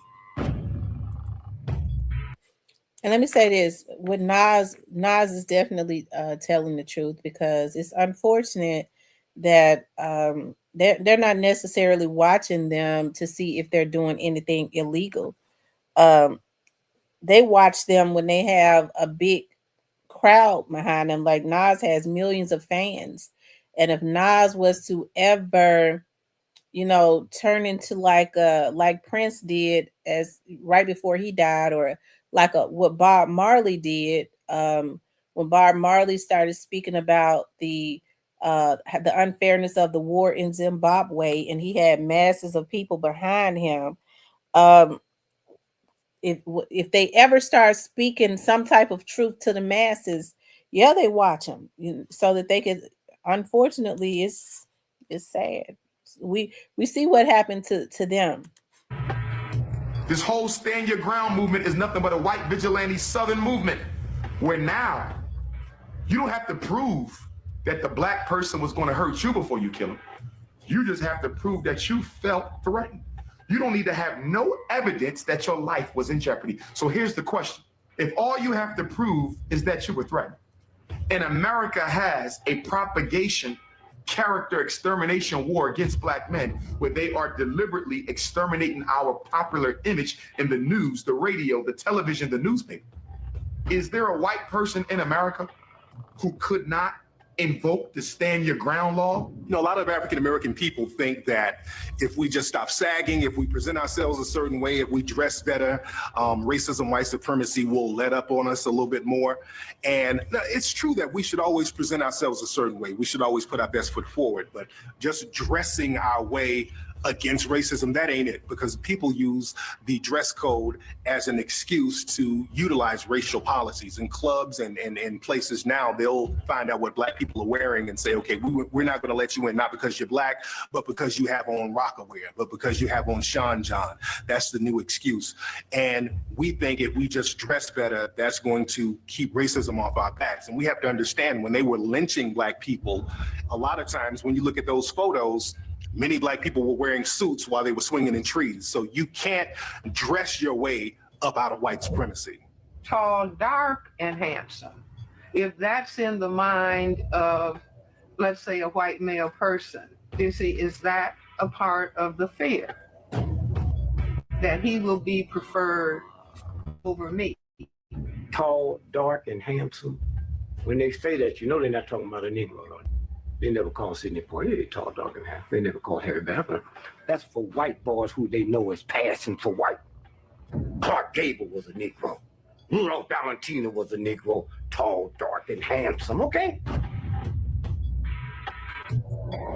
I remember in New York, they were attempting to get a prison that was going to be on a boat. It was going to be on a barge. This wasn't long ago. And, people said, no, you can't do that. But putting them on the barge was the idea of just keeping them out in the waters. There's always been this psychological effect of being incarcerated by water. Even on slave ships, there was a psychological effect being on a slave ship, incarcerated in chains, and on water, being surrounded by water, because the water itself becomes a prison. So when you're incarcerated around water, there's this sense of hopelessness. This is why a lot of prominent prisons are built near water. You had like Alcatraz, you have places like Pelican Bay in California, which is near water. You have Rikers Island in New York that's near water. So there's always been this psychological effect of enslaving or locking up or imprisoning African people around water.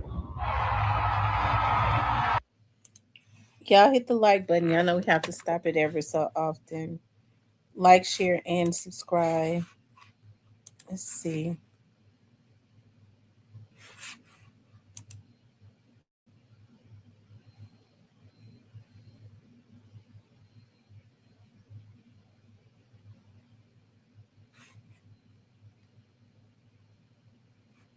Okay, y'all, we need 15 more likes, you guys, to make 100. We need 15 more likes. Okay.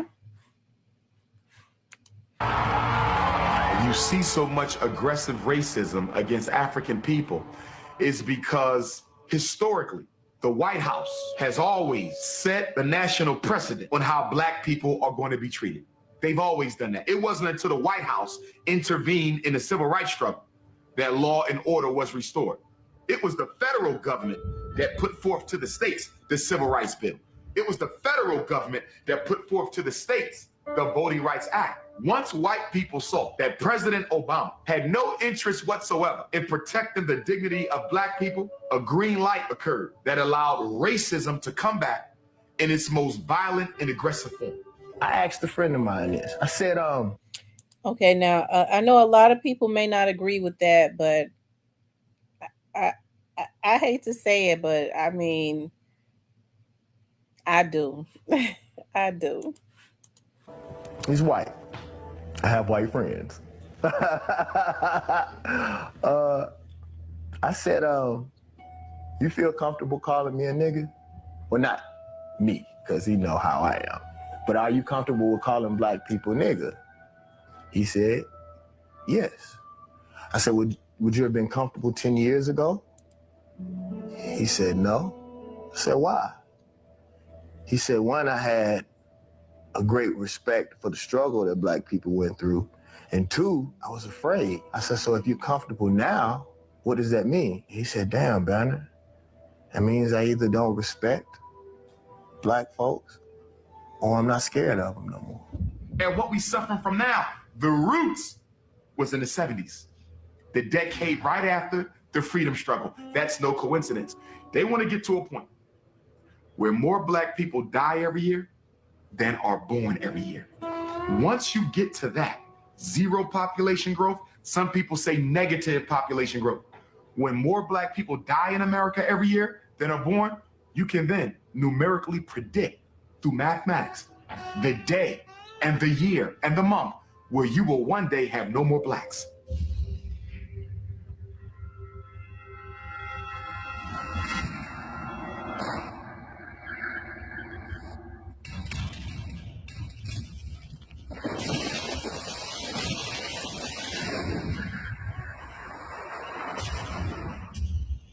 You know, a lot of people, in order to get rid of their own guilt, they will try to minimize the significance of slavery and Jim Crow. They'll say things like, well, I wasn't there. That was a long time ago. You weren't there. Why are you upset about it? Other people.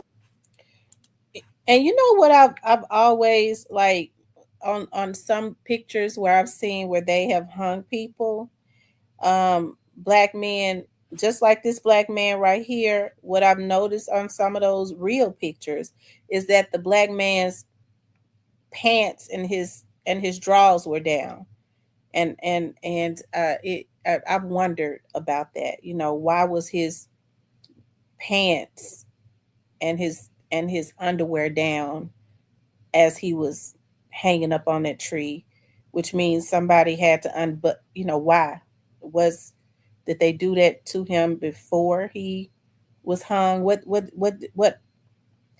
but you know, if you can hang a person, I just wonder what other traumatic things were they put through, because you see this man, his pants and his underwear are down.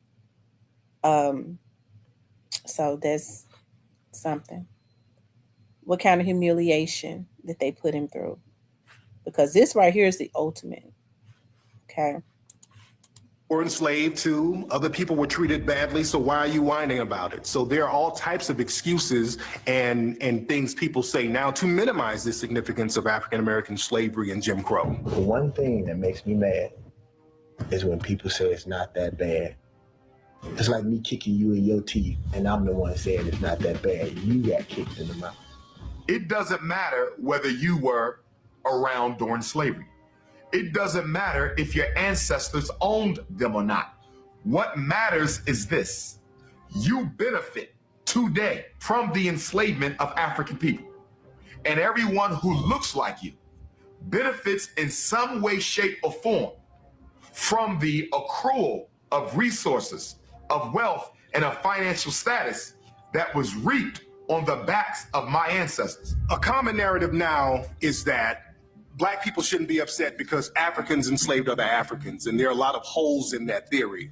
The thing is, there is no type of comparative slavery coming out of Africa. African people never had a slave-based economy.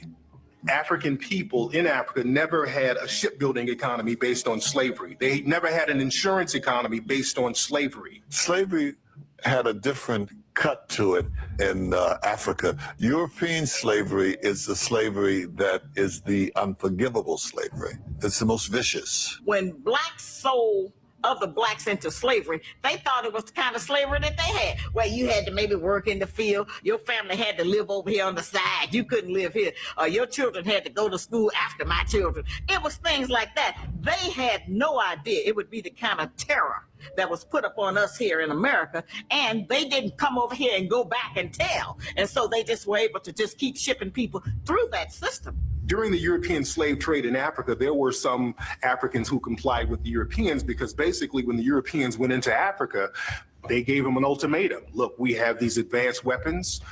Either you're going to be our slaves or you're going to help us make them our slaves. So you make a choice. So a lot of people were forced to comply with the Europeans. 3 things make American slavery different and black oppression different from everybody else's. Number 1, it was a process of dehumanization. No other slave in world history was dehumanized, prevented from identifying as a human being. Nobody else. We are the only people in world history who have ever been dehumanized.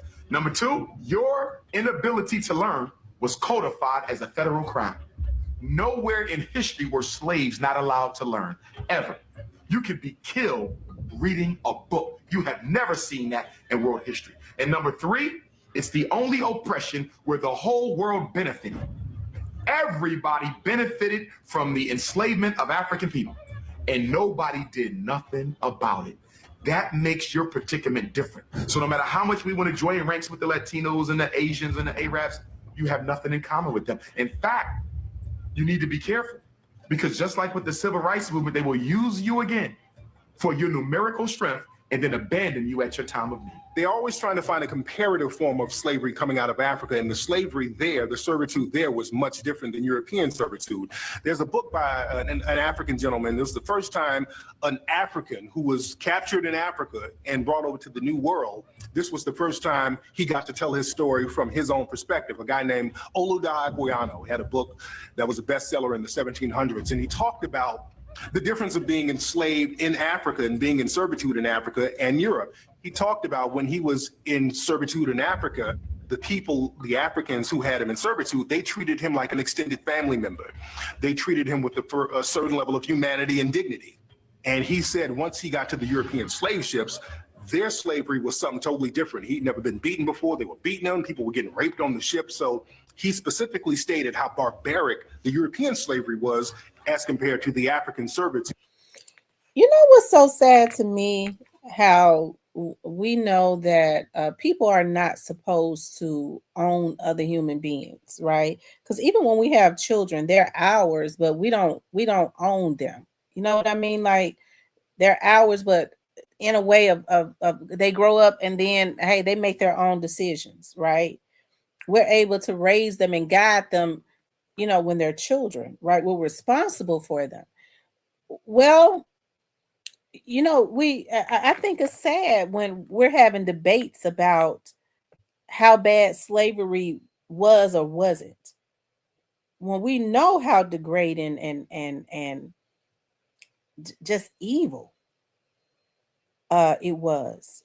And we're still having at one time we were having debates. Now they're trying to delete it altogether. We have people today who deny that the history itself is even relevant to who we are as a nation of people and to what America represents in the world. There's no America without slavery. There is no economic dominance. There is no greatest American century without the capital produced by the work of Black people in this nation. Point of fact. A lot of historians now will try to make it seem like slavery was just this stain on the fabric of America. But in reality, slavery was the fabric of America. Cotton was king. Slavery was the #1 game in town. Let's not get it twisted. Kind of special kind of slavery we enacted in America had never been enacted before. And that is to say that not only are you my slave, but your children will be my slave, and your children's children's children's children will be my slave. In fact, you will never get out of slavery, regardless of how many generations of your, end quote, family is born in this place that was new and different.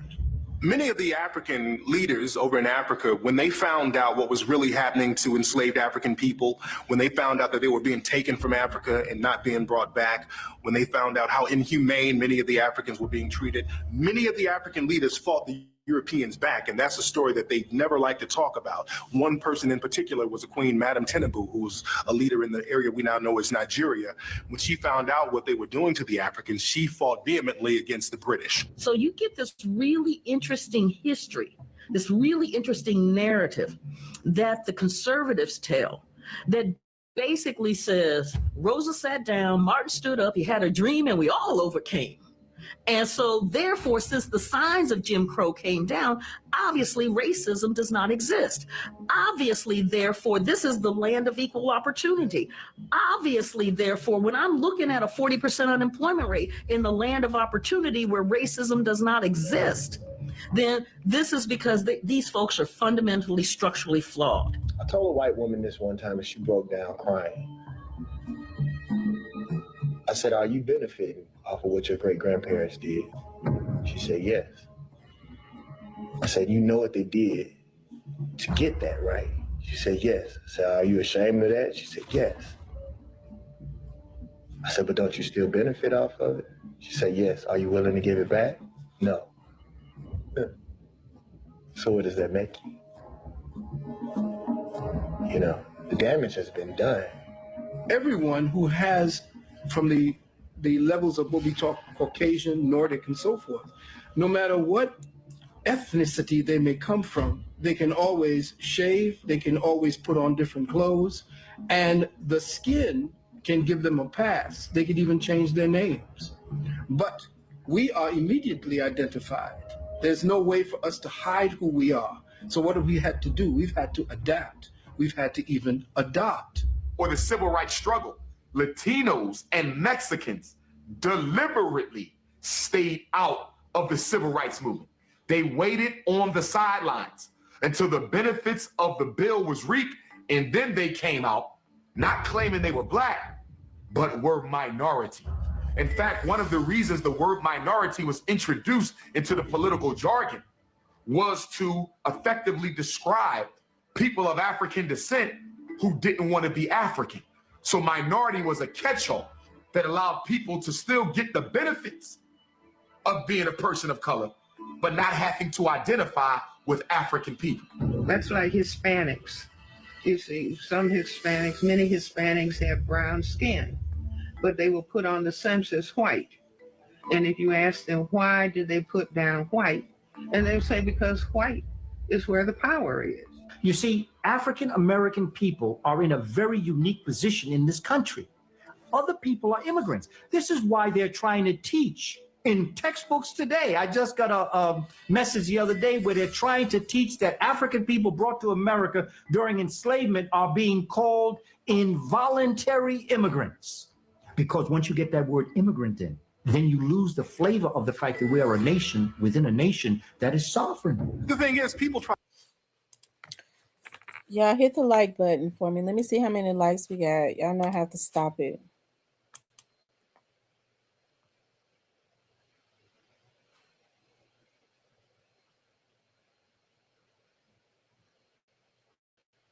Okay, y'all, we need 10 more likes. We need 10 more likes.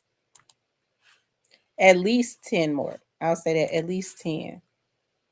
I try to say, well, other groups of people were mistreated like African Americans, but that's not true, because other groups of people, you couldn't mistreat them because they had a home country to protect them.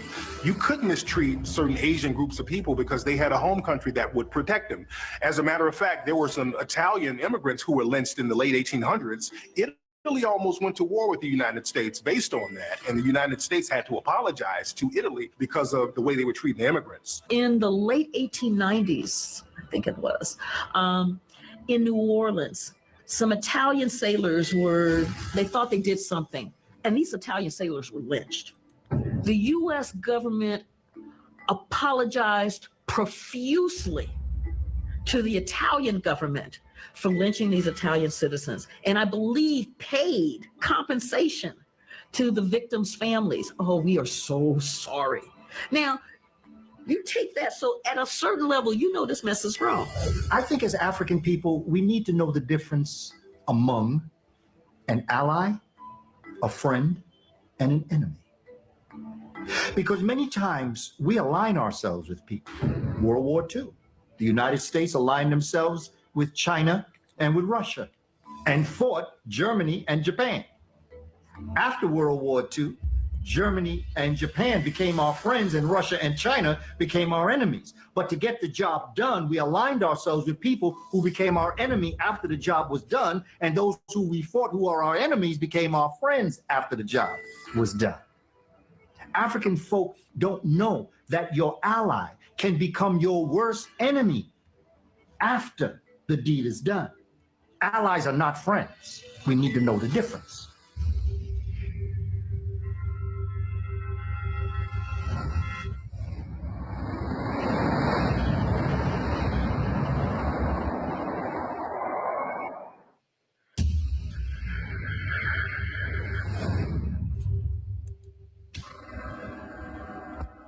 Black business people were forced out of their businesses, had their businesses taken from them, not allowed to even have a business to begin with. That fight is extremely hard. That fight is so hard, it's exhausting. In terms of racial violence, both in the South and the North, the most common instances of racial violence before we get to really the mid-20th century, where we see a lot more police activity as the site for urban rebellions and clashes, racial clashes on the streets, was enterprising, economically successful Black folks on the move.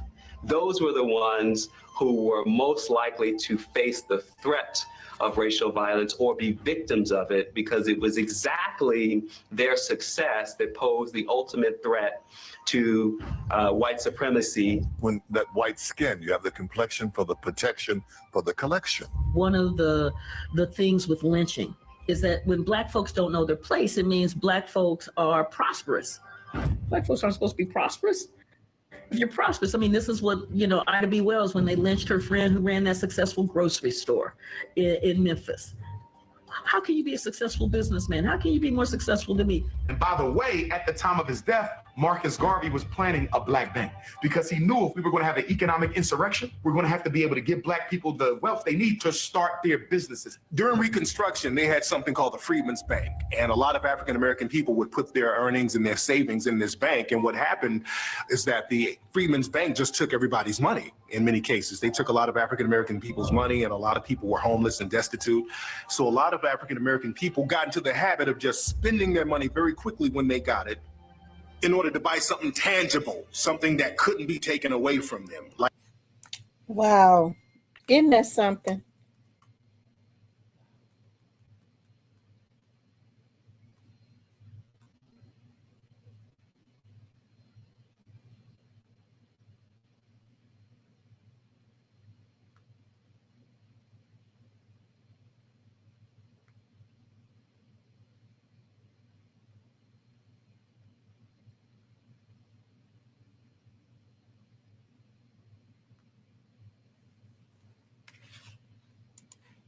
Like their money. So unfortunately, we have the habit of buying stuff that has no appreciating value just so our cash money won't be taken away. Well, that's the only place we show our distrust of white people. We don't trust them with our money, not cash money. Now, we trust them to buy things and that it'll work or operate or function, whatever we buy from them for material things. But we still don't trust them with our money. And that's been historical. That money was under the bed, under the mattress, in the wall, out in the shed. But we don't trust them with our money because we know that they have stolen from us. But we don't understand that money is not the only thing they steal. Just because you're a rich athlete, you didn't forget the treatment. You didn't forget the oppression. So you're going to live now. You're going to do it up now. Your woman wants diamonds, Birkin bags, Bentleys, she'll have it. You want Murcielago, $14 million house, fly private, eat at the best restaurants, wear the best clothes, you're gonna have it. It feels like it's fleeting, the money. It feels like someone's gonna come and steal your life in the night because they don't want you to have it because you're black. There was a brother down in Miami named Yahweh Ben Yahweh. Now, Yahweh Ben Yahweh had a religious organization, and he did a lot of stuff in the community down in Miami. And quietly, this brother earned and amassed almost $1 billion worth of assets. He had hotels, he had restaurants, he had all types of businesses, apartment complexes. And the government trumped up some charges on this brother, and they put him in prison, and they took away a lot of his assets. And he was in a position where he was vulnerable, and that's the problem. A lot of us, when we figure out a way to get our own money or stack up our own money without the help of the dominant society, and we're by ourselves, we become very vulnerable. So it's very important that we have a protection mechanism in order. I don't blame nobody for doing what they're doing. They are business people. And if we're willing to spend our money with them, they have every right to sell their products to us. It's us that got to make the decision that we're going to look to black beauty supply stores, that we're going to start to go to our own restaurants. Nobody's forcing us to go there. We're doing this freely. Everybody going in that store. Every nationality of people going in that store. Well, when a black person open a business, it's not going to be like that. And we got to try to convince the black people to go in there. That's some kind of self-hatred. Remember, the white people's ice is colder.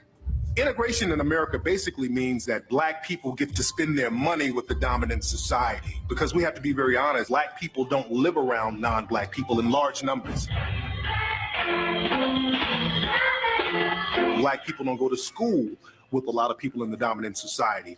So black people are only allowed to spend their money with those in the dominant society, and a lot of black people feel equal when they do that. And here's the thing. That's why I can't understand, because most black people open up businesses in the black community. So why is it because there have been people in Memphis, black people in Memphis that have tried to open up like beauty supply stores. I remember this black guy opened up a beauty supply store on Brooks, and it didn't last a year. Okay. Maybe it was I don't know. But why is it that every business can thrive in the black community except for black businesses? All of these entertainers, they talk about all the power that they have.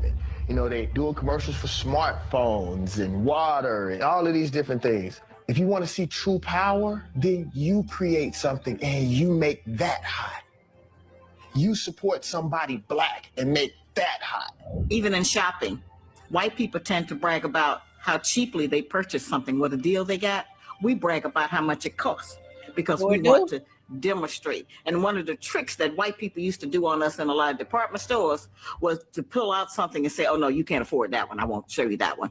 We immediately going to buy that because we are just not going to be classified as a person who can't afford something that they sell. Oprah Winfrey has all the money in the world, but she still became marginalized. Recently, she was somewhere in Europe, and she tried to buy a purse, and they wouldn't allow her to buy a purse because I don't think they recognized who she was. But a lot of times when we are, again, isolated, we're still vulnerable because our money does not trump racism, white supremacy. Oprah didn't try to buy no purse. Oprah tried to steal that woman's purse. That was the problem. They kept that on the down low. Yeah, it's hard for me to believe that Oprah. Well, I don't know though. He said she tried to steal the purse, but that lady is telling the truth. I can't get her name, but I'm gonna get that lady's name and see if I could get her to. I would like to interview her. I would. A lot of people don't interview her because you don't see them interviewing her because they say she's not a Christian and she speaks against Christianity. Of course, I am a Christian. You have to respect people for their views, and they feel like in order to interview her, you will be promoting that. Her name is Shahadreza Ali. Okay.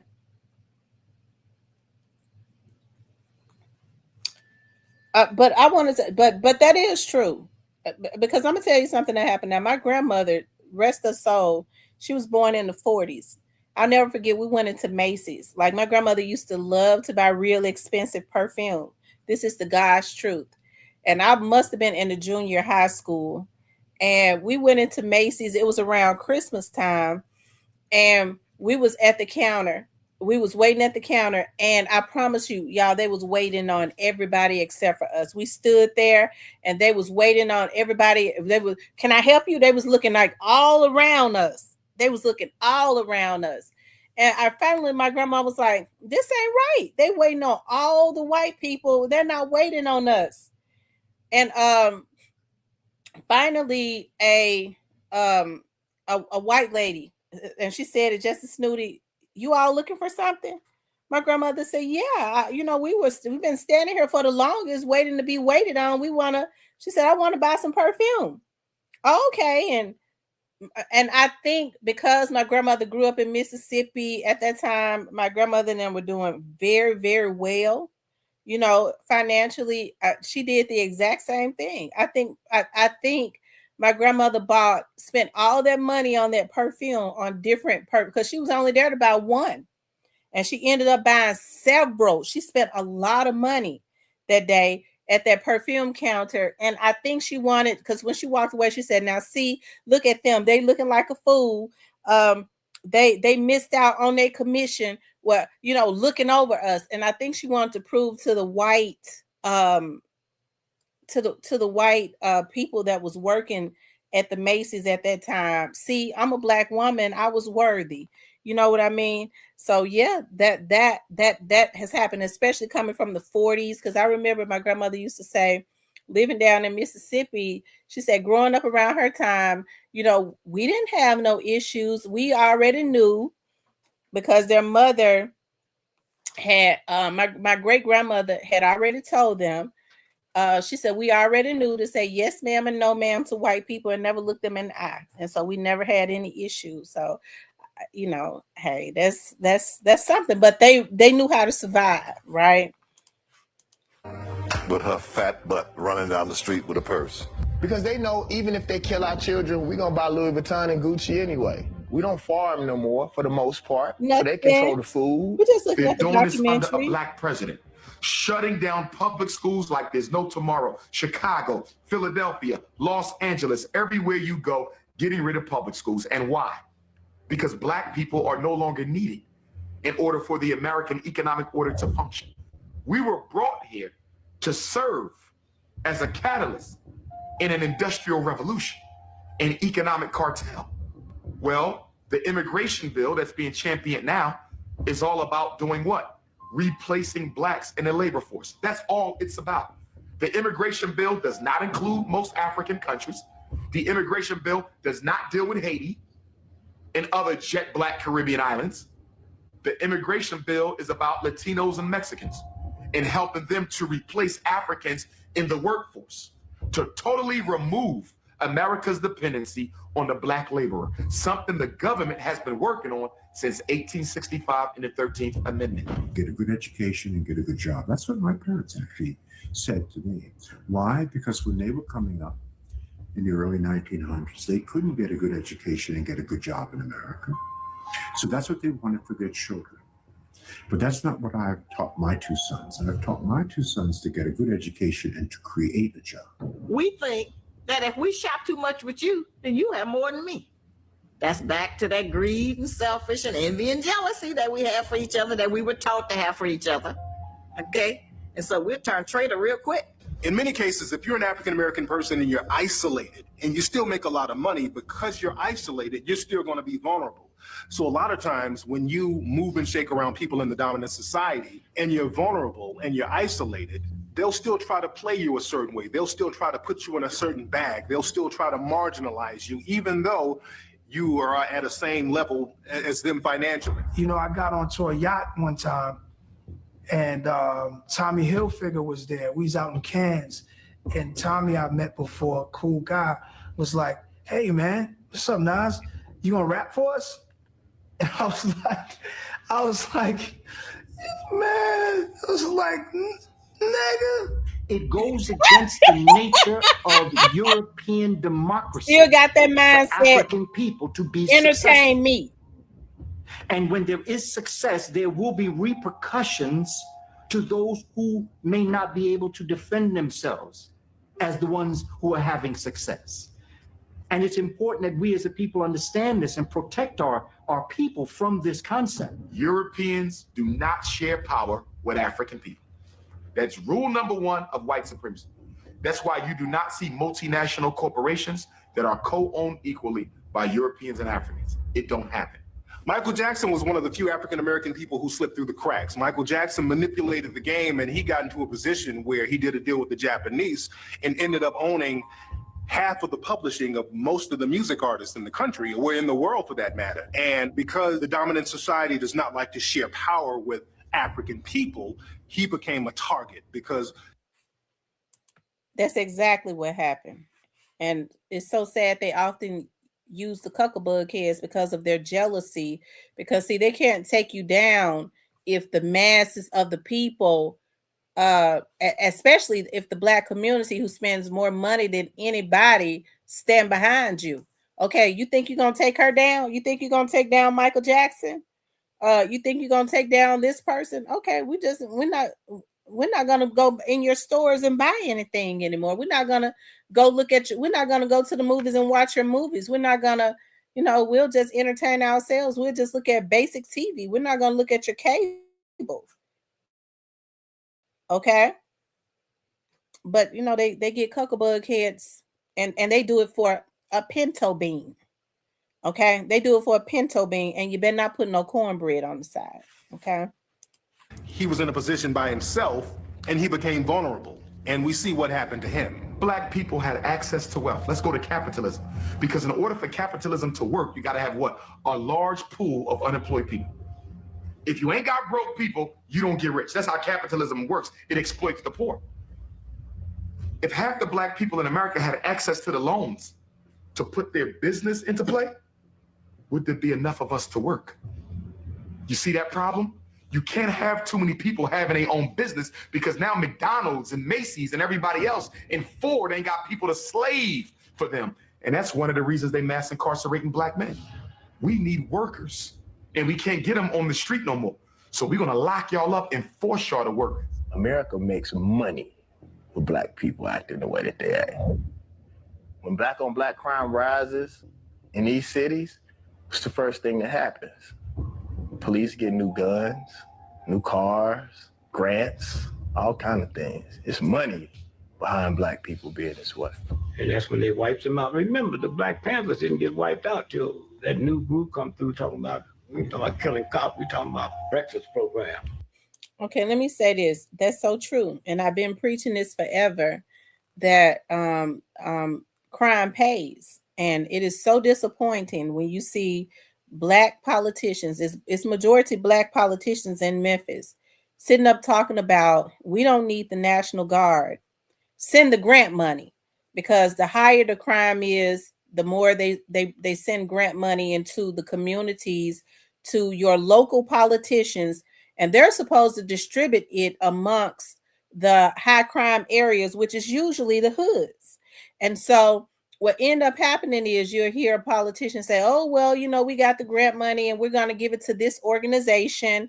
And with the services that they offer, they're going to offer these services to the community. Well, have you looked to see who it is that run these organizations? Have you checked the background? Because oftentimes it's some of their family members that have different last names, or their friends, where they're getting a kickback up under the damn table. And so it kills me when you see all of this crime. As long as it was Black on Black crime and crime was out of this world in Memphis, you ain't heard no Black politicians say nothing. They was happy to put it all at the feet of the mayor. Okay, they would say nothing. But then they go and try to put a restraining order on the governor and say, well, Trump, whether you like him or not, I can appreciate him saying, I ain't sending no more grant money.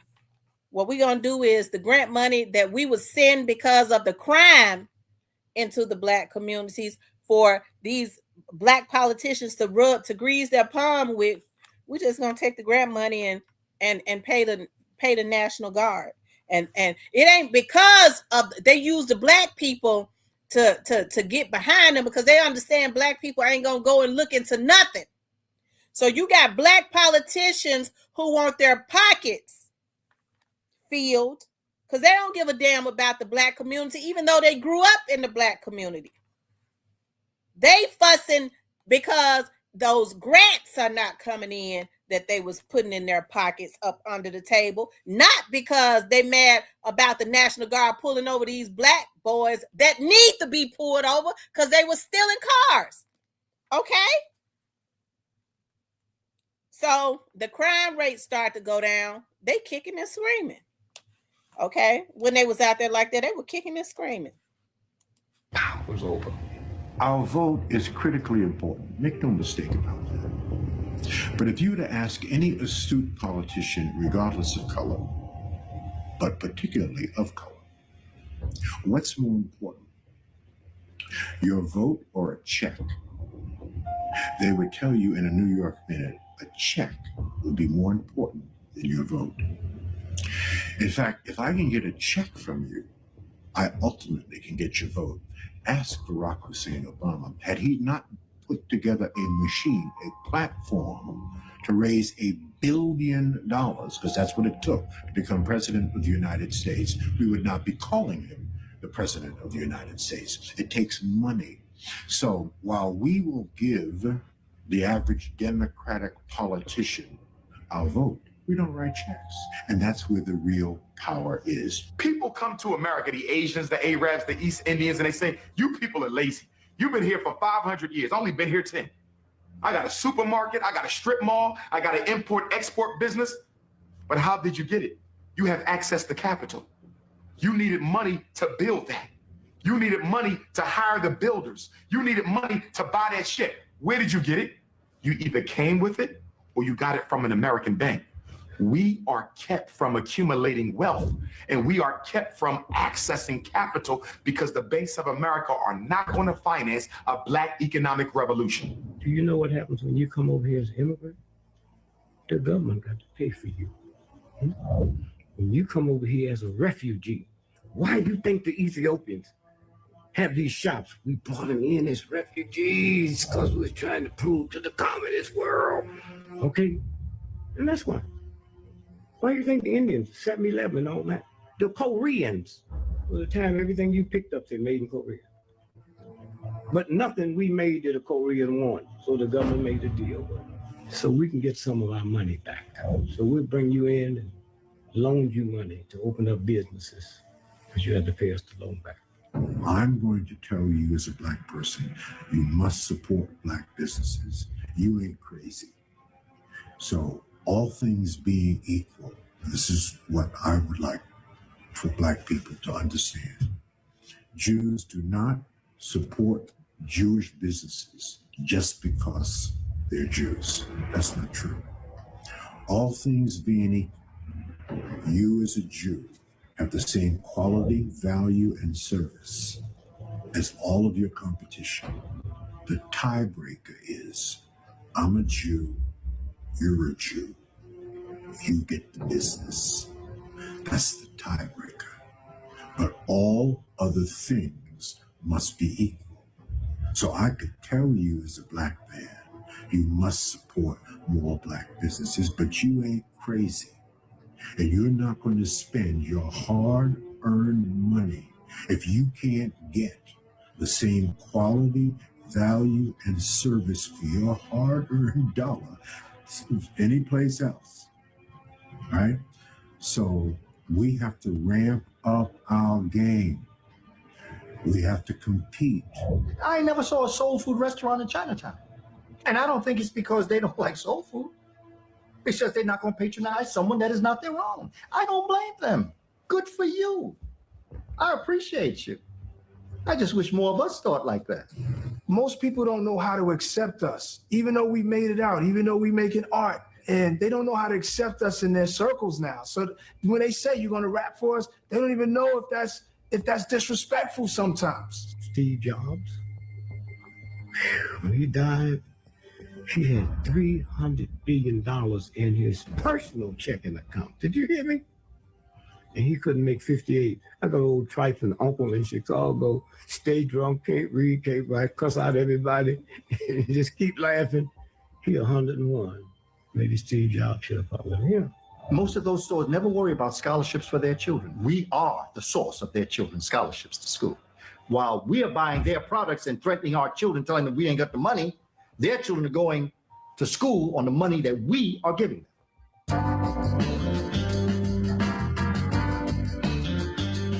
The Montgomery bus boycott, led by Dr. King, is probably one of the... Y'all hit the like button for me. Make sure let me see how many likes we got now. Y'all know we have to stop the video every so often. Make sure you guys please like, share, and subscribe.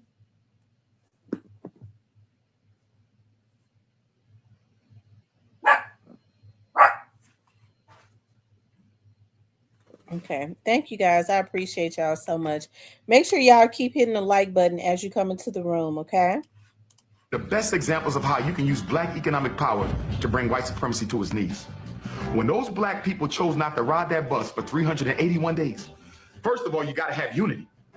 Because today it would be difficult to get half of black Philadelphia or Los Angeles or Chicago or New York to not get on public transportation. So they had the unity.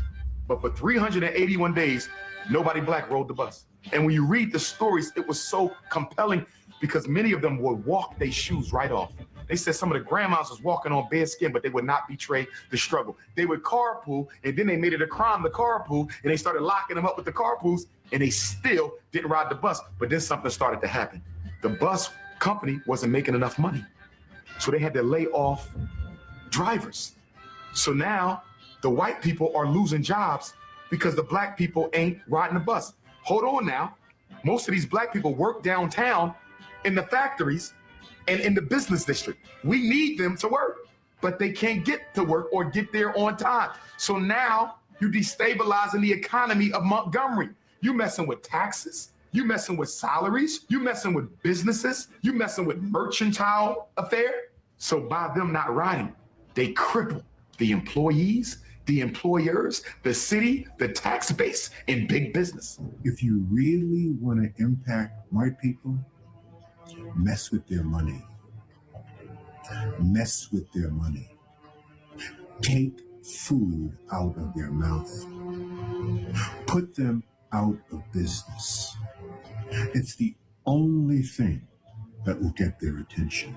What we need to do is start to march away from the stores we're spending our money in. Now that's a march. I've been saying that for the longest when people were sitting up talking about we're marching and they were looting and kicking over cans and shit like that. Are you gonna march with us? Hell no. I mean, because after you get through, all you're gonna have is blisters up under your damn feet. What you proving by hanging off the bridge, other than you gonna fall over in the Mississippi River? And when you get through slobbing and looting and all of that, you want a reason to steal anyways. You ain't changed no laws. You ain't pulled back your dollars. You while you marching, you stopping by the very people's store that's oppressing you to buy a soda. No, we ain't organized enough because everybody want to be in charge. I ain't been a part of nothing where ain't nobody being proactive and it ain't no results. And they don't want certain folks who can be organized, who can lead. They get jealous. Don't nobody want to really take the lead that can, because some of our people are subject to get jealous and kill them. They helping us, they leading us, but they getting all the attention.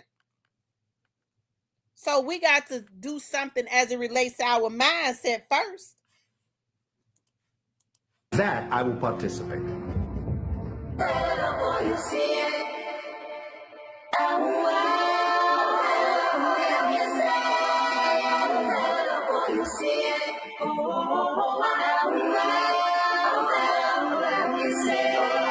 Why would I want to uplift my slaves? They're my slaves. Because I'm going to keep them beneath me. I'm going to keep them third, fourth to me. So put together a class for all of us to attend, and we should even teach the kids in the streets this. The kids in the streets need to open bank accounts, need to understand taxes, need to understand stocks, need to understand technology, where that's going, being a venture capitalist. There was a time where I would never want to use the word capitalist because most capitalists are evil bastards. You know what I'm saying? Now I can look at myself and I'm going to play the game. I was born into a capitalist world. Guess what? I'm going to get in. I'm going to be a rapitalist, like a capitalist, whatever you want to call it. I'm coming in. A lot of times people will try to make black businesses synonymous with minority businesses, and minority can mean anything. Because of that minority word, we have to go back to being unapologetically African. We are afraid not to blend in. We want to blend in. So we fight as people of color. We want to blend in. We fight as minorities. Nothing wrong with lending moral support to other people's problems. But your experience in America is unlike everybody else's. Every other person of color in this country came here because they wanted to be here. Everybody. You Asian, Arab, Latino, East Indian, Irish, Italian. Yes, you were hung. Yes, you were beat. Yes, you were mistreated. But it couldn't have been that bad because you could have left and you did not. Our Jewish brothers and sisters write checks. Our Asian brothers and sisters write checks. Our Arab brothers and sisters write checks. We have to write checks. And that's how you effectively utilize the political system. Write a damn check and see who will answer your call and your email. Or run up to them and say, you know, I voted for you. So did 900,000 other people. Oh, I wrote a check for $1,000. Now you have my attention. Money is the real power. And other groups, other cultural groups, absolutely understand that. Other groups of people. Y'all know I have to stop it. No, I didn't get it, Kim. I'm gonna have to look at it. I'm gonna look at it. I've always said this. In order for us to start getting politicians that are for us, we're gonna have to support them. We spend money on stuff that, hey, if everybody in the community could give $1 to support a politician, we have to vet our own politicians, regardless of what their race is. Because it ain't about race. It's about who's going to benefit our community. Because we see now people that look like you don't mean a damn thing, and they come out of the community and they'll sell you out for a dime. Okay? And so in order for we're going to have to start vetting and putting money behind people that is going to help to bring our people out of bondage. I say all the time, you know, when you see somebody trying to start a business, it's not good enough. First of all, you can't think that you can get the hookup, okay? Because people have to have whatever their prices are. They have overheads and all that. They can't hook you up because you ain't going in Walmart or nowhere else asking for the hookup. But it ain't just enough to sit up and say, you know, give them encouragement and all of that. In order for a business to thrive, people need your resources. They need for you to support them. Okay? And that's the only way we're going to generate wealth in our community. But the mindset right now of other Black people is they don't want to see other Black people generate wealth. As soon as they start doing it, they'll take $50,000 from the oppressor to go and take them out. That's why it has to be some repercussions in place when Black leaders are taken down. You got to know it's going to be consequences more than just jail. If you sit up and take down somebody we have put out there to represent us or that is helping our community. Okay? Anyways, I digress. They have their needs met by politicians because they pool their money together and they go to politicians with an agenda. And that's one thing that African American people will not do. We have to pool our money together with an agenda and take it to politicians. Ava Longoria got together with a lot of Hispanic business people and they created a fund. They brought like $30 million to President Barack Obama to his campaign, and this is why the president will talk about Hispanic needs. In the gay community, Hollywood had a fundraiser. They brought millions of dollars to Barack Obama's campaign. This is why the president will talk about gay needs and gay agendas. African American people, we can't get our agendas talked about because the thing is, we won't put no money together as a group and bring that agenda to these politicians, and that's the number one thing we need to do. Whenever there's a politician running or trying to get elected, we should form a group, pool our money together, and come to them with a specific agenda for African American people, not minorities. All of our religious leaders need to get together. Our economic leaders need to get together. And labor, we need to start to hire ourselves. All of these nail techs and manicure things, right? And I see Black women flocking to them, and I don't see Black women owning those shops. I don't see Black women working in those shops. And so we have to ask ourselves, okay, if this is something you're willing to spend on, think about what that means in terms of job creation in your own neighborhoods when you're providing this service. We don't have a food corridor. So we need to figure out how can we import food. Even in the African stores here, they have food that comes in out of Saudi Arabia, Israel, and a lot of places, okay? But not the Negro in America, not the Black people here. We don't have a food corridor. We don't have any way to get, they even bring in water, they bring in everything. We don't have anything. We're totally dependent on this country. If all the stores close down, we don't have anywhere to go, and we don't have a contact with nobody outside of the country to ship us no food. We don't have a food corridor. That's something that we need to start looking into. Yeah, there's a new sneaker store that I'm opening up in Vegas called 12 a.m. Run. You know, I'm a sneaker head from back in the 80s, you know, and it's something I talked about doing with other rappers even, like, you know, we sit down talking. A lot of people will talk about, let's do a song. I'm like, we've done thousands of songs, man. And like, let's do a restaurant. Let's do a sneaker store. If you want to deal with white supremacy, you got to hit them in the pocket. I preach that. Stop going the moral route. You're not going to convince them that racism is bad. They know that. They're not stupid. You have to deal with people where their interests are. And if their interest in money, you hit them in a pocket and you get what you want. 5% of the people who became millionaires were salespeople. People who sold something.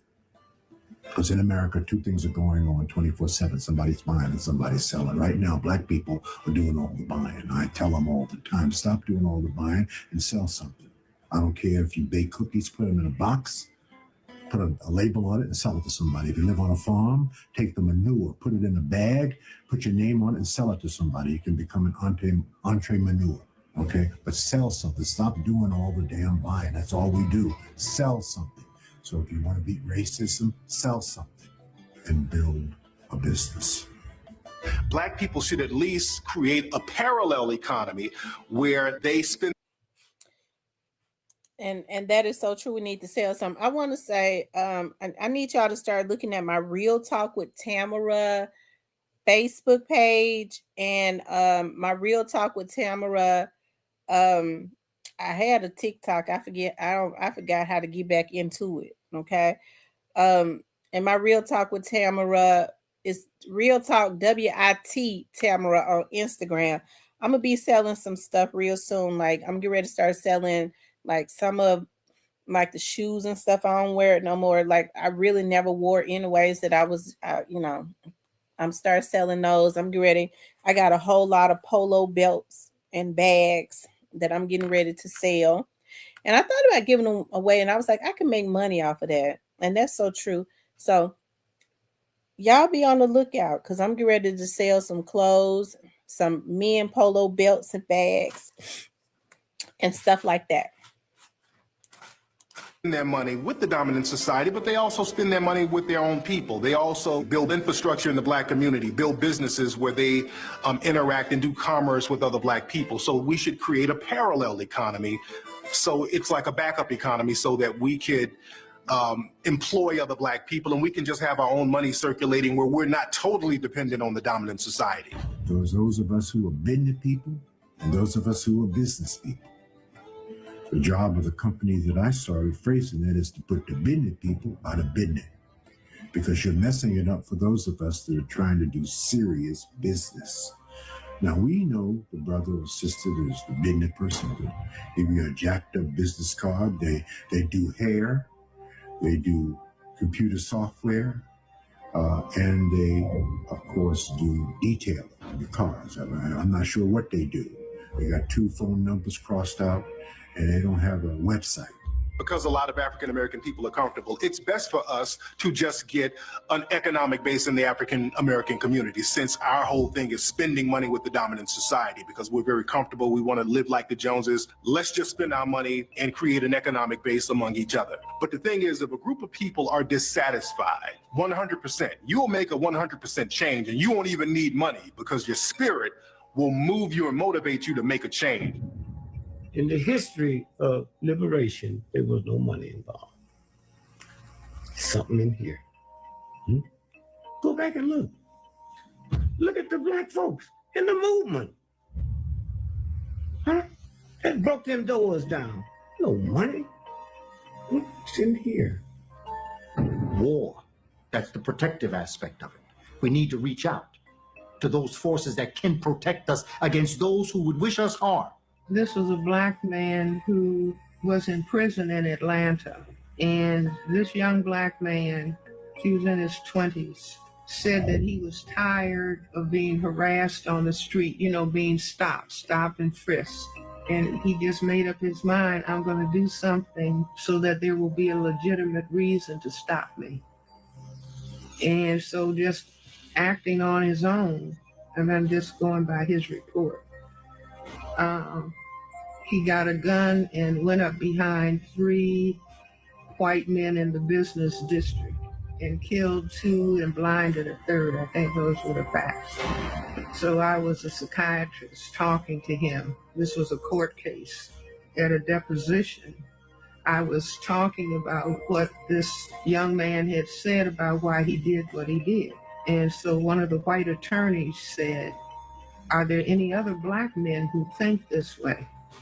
And I said, I don't know, but as long as you have a system of racism, it could be. And so then his response was, why didn't he just rape a white woman? And I was stunned. And I said to him, do you realize what you have just said? I mean, it's almost like I will offer up the woman. You can have the woman, but leave me alone. Because America is running out of foreign targets. They got rid of Saddam, who they made. They got rid of bin Laden, who they made. They got rid of Gaddafi, who they also helped to make. And now look, we don't have no more Arab targets. So what are we going to do? It's time to come back home and focus on our original terrorists, the Negro Revolution. The legal system. We need to get all our great lawyers, Attorney Alton Maddox, all of those that came out of the Johnny Cochran School, all of the lawyers across the country that are struggling for the rights in the legal system. We need to get them all together. Banks and savings and loans. That's the one thing we need to do right now. We can do it and we should. The second thing, independent African schools. All of this needs to be put in the curriculum and taught. Financial science, they have to be taught. Military science, they have to be taught. Agricultural science, they have to be taught. Diet and nutrition, they have to be taught. The wealthiest black people on the planet, make no mistake about that. I've traveled every place that black people have been dispersed. I've been to South Africa, East Africa, Central Africa, West Africa, North Africa, all over South America, and all over the Caribbean. And there are no black people in the entire world doing better than we are. In fact, we are the beacon of hope for every single person of African descent in the entire world. And we know that to whom much is given, much is required. I was just in London. They catching the same hell. I was just in Canada. They catching the same hell. St. Croix, Bermuda, everywhere I go, it is the same. So why are we not locking hands? Because white supremacy is global. What is the Trilateral Commission? America, Great Britain, Japan. They are global. United Nations, that is global.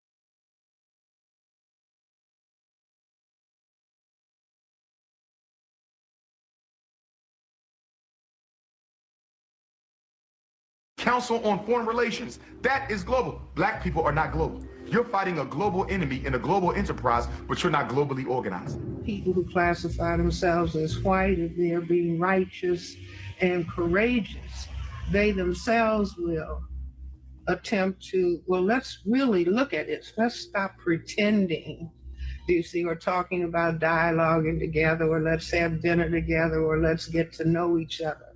No, we know each other, but let's talk specifically about the problem that we are dealing with. Let's put it on top of the table and try to be courageous, because I think people who classify themselves as white don't want to talk about it. And I would even say the majority of Black people are fearful of talking about racism because they don't want to upset white people, because that can have its repercussions. We need to get rid of them sellouts. We need to get rid of those individuals who are looking out for themselves, who are the political arm of white supremacy. We need to vote smart. We need to put the people in and make them accountable to us for what is happening to us as a community. And if they're not willing to be accountable, then you don't have a job come election day. And we have to begin to show them that we mean this. Why don't we train the leaders to take over after us? Because we don't want to admit that one day we have to get off the soapbox. One day I won't be in front of the TV. One day Umar can't do the interviews. One day I'm not going to be a good speaker. One day I got to pass this over. But my ego wants it forever. I want to die with my boots on. And that's the problem with most Black organizations. We electing people for president of revolutionary groups at 70 and 80 years old. You don't see white people doing that. You don't see Chinese people electing presidents at 80. The eldership is for the wisdom and the training and the nurture, not for Black people. Our elders are out front. You mean to tell me you're the only person who can do that? You can't find nobody else younger? We still need our elders. They're the mind. They're the wisdom. But you need the youth because they are the charisma. They are the organizers. They attract the energy. An elder can't do that. But because Black men are so castrated in American society, we're not given an opportunity to manifest our manhood the way everyone else did. A white man could brag about his stock. Chinese man could brag about his businesses. The Italian could brag about everything he owns. What do we have to brag about? We ain't allowed to get stock. We ain't allowed to own businesses. We ain't allowed to get our doctorate degrees the way that we want. We ain't allowed that. So whenever we get an opportunity to be a man, to be a president, to be an organizational leader, to be a pastor, I'm never giving this up, because I've been waiting my whole life for this job and I like it. And I'm going to make up for all the years I wasn't allowed to be out front. Introduce me to your 5 closest friends, and that will tell me who you are. As they know and as they go, you go. You know, don't spend major time with minor people. People going nowhere want you to go nowhere with them. People doing nothing want you to do nothing with them. If you want to change your life, change your relationship. They say our boys don't want to go to school. Our boys don't want to learn. Black boys want to be educated as much as anyone else. The problem is the treatment they get on the way to getting their education turns them off. They need masculine energy. We need Black male teachers, and we need Black male principals, and we need Black male psychologists. And the world is telling us that Black men don't want to teach. That's a lie. They're not being recruited because public school is the domain of middle-class white women. And they do not want to see us in there because we will not allow them to treat our kids the way that they treat. I am not speaking about all peoples of European descent or all peoples of African descent. I'm speaking of them as a group, because I cannot deal and pull out certain ones. It's like Dr. Edward Scobie, the great Caribbean scholar, who used to always say, don't tell me nothing about no good white people. Because good white people act as shields for bad white people. And they will hide behind the shield of the good one to get into you. And then they'll do their devilment once they've arrived at you. I tell people all the time, I hope you're spending as much time raising the friends of your children that you're spending raising your child. Why? Because the pressure on your child from their so-called friends will be far greater than any pressure you will ever be able to put on your child. So your friends are critically important. Why? Because it's God's way of apologizing for your relatives. But I do think that we need to have more independent schools. We need more men to teach our children. We need to be able to turn our boys over to boys' summer camps in the summer with just men there, some brothers that come in there and deal with them. New article just came out in the New York Times called The Stories That Bind Us. Love this article. They created something called the Do You Know scale. And the Do You Know scale has to do with looking at children who know their stories. Their family. I'm not talking about their family. But auntie and uncle and Pookie, all of us went through. They've shown now that the degree to which children know their stories, good or bad, doesn't matter if it's a story of struggle and tragedy, doesn't matter. But knowing their story will help mediate stress. You can't take no break when you're up against white supremacy. They have never taken a break since the 1400s, and you taking a break. So the problem ain't that we fall short sometimes, is that we don't pick up and keep on going and prepare the next generation. A lot of African American people try to be too inclusive, and there's nothing wrong with being inclusive, but you have to take care of your group first. Other groups of people, they look out for their group first instead of us looking. And I want to say that it's looked at as racism when we do it, but it's not looked at as racism. Look at the Hispanics. They stick together. They take care of their group. They do business with each other. They help each other start businesses. They stick together, and every community stick together. But then they say we're trying to perpetuate racism now, as if Black people can be really racist with no power. But they try to make us feel guilty when we stick together, okay, or try to. But we ain't gonna stick together though, okay. Looking out for our group. We try to look out for everybody else, and that doesn't work for us in the long run because we let other groups of people hijack things that are meant for us.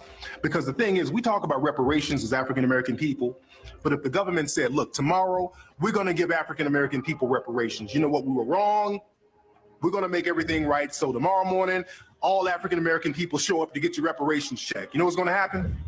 First thing tomorrow morning, people who look like Justin Timberlake are going to show up wearing dashikis and kente cloths, talking about assalamu alaikum, I'm 1/16 African American. And Black people will let it happen. So the thing is, we have to take care of our own group first so that all of our benefits won't get hijacked. They love to see us suffer with grace. Oh, it hurts so bad, master, but I was going to keep on working anyway. They love it when they see us doing bad, but we come through it and say, oh, I took it, take a licking and keep on ticking. They love that. Oh, he had a hard time, but he stayed with it. Why should we have to live like that? You know, frogs adapt to the water. They adapt to whatever the temperature is. If it's cold, they adapt. If you take it and they warm up, they adapt. You put it on the stove, they will adapt until they boil, literally. And all you gotta do is tap the bowl, and the frog will jump out. Just tap the bowl. So what happens to us is we are boiling. Someone needs to tap the bowl. That's what I do. I tap the bowl, and that's all you need. If you take a people, and in this Go people, on, Roscoe. Go they on. want to rise and do great things, and you do everything you Go can on, Roscoe. I'm not to make playing. them rise and be great. They're great. Rainbow, go on. You take this other people Go on, Roscoe. that want to Go be on. great, and you do everything you can Go to on. stop them from being great. Yet in spite and despite of your attempts, they still become great. They're great. They're greater. Now, let me just say this, and I know I said I was not going to mention this, okay? But we see it all the time, okay? Now, as a great example It happened to me last year.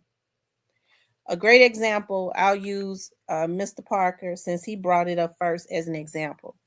Mr. Parker had been with a female white for about 15 years, okay?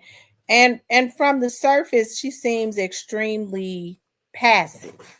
From the surface, she seems extremely passive. You know, she says she does everything for him. Um, she say he used her and all that. Okay, not a bad looking white woman, I guess. And you know, then Mr. Parker and I started talking. Okay, but Mr. Parker was not over the female white that he had been with. He was not over her. Okay, and so what ended up happening? Hey, stop, girl. Wait a minute.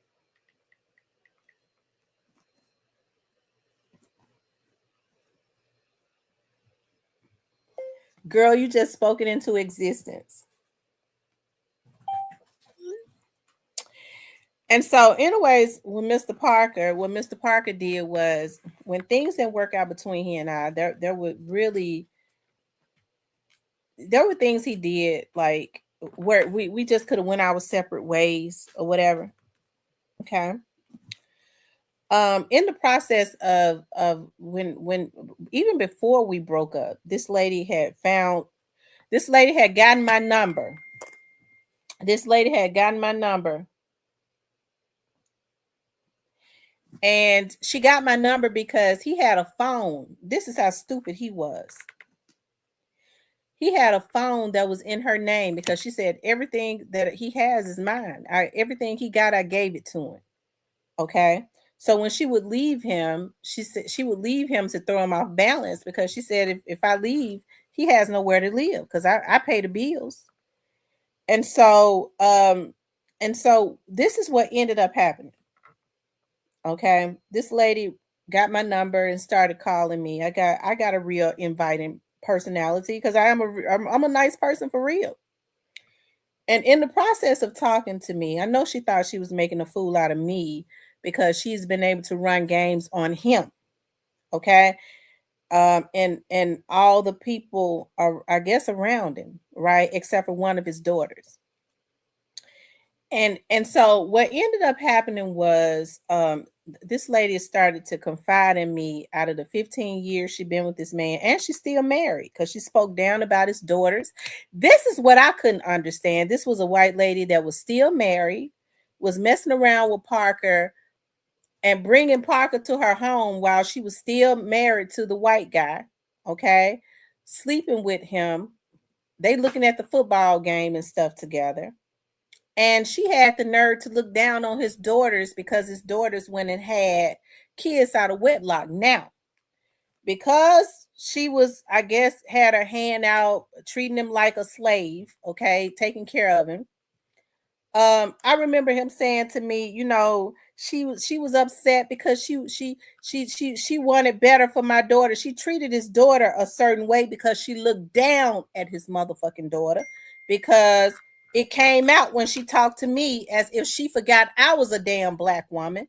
Okay. She looked down on his daughter. And he set up with his cuckabug head ass and said she was upset with her because she wanted better for my daughter. But set up and told me his kids on welfare. They just like him. They're just like him. They stay in and out of jail on welfare, like to get white girls pregnant. Said all types of stuff. Right? As if I was not a black woman. Confided in me how she made him lose 2 jobs because being a white woman, he was trying to get a condo in his name. She went to the condo owner, and her and the white guy, okay, she called the white guy and he believed everything she said and would even rent the condo out to him and his son. And she laughed about it to me. Okay, because I guess I had to play docile and stupid like him. She felt like it was okay, as if I was a dumb nigger like him, it was okay to speak about what she had been doing because I was quiet and listened to her. I knew the right things to ask her, right? Now, don't get me wrong. She told the truth on the Negro. But I said all that to say this. He was trying to get a job back. And I told y'all he got this mental illness as it relates to Ralph Lauren.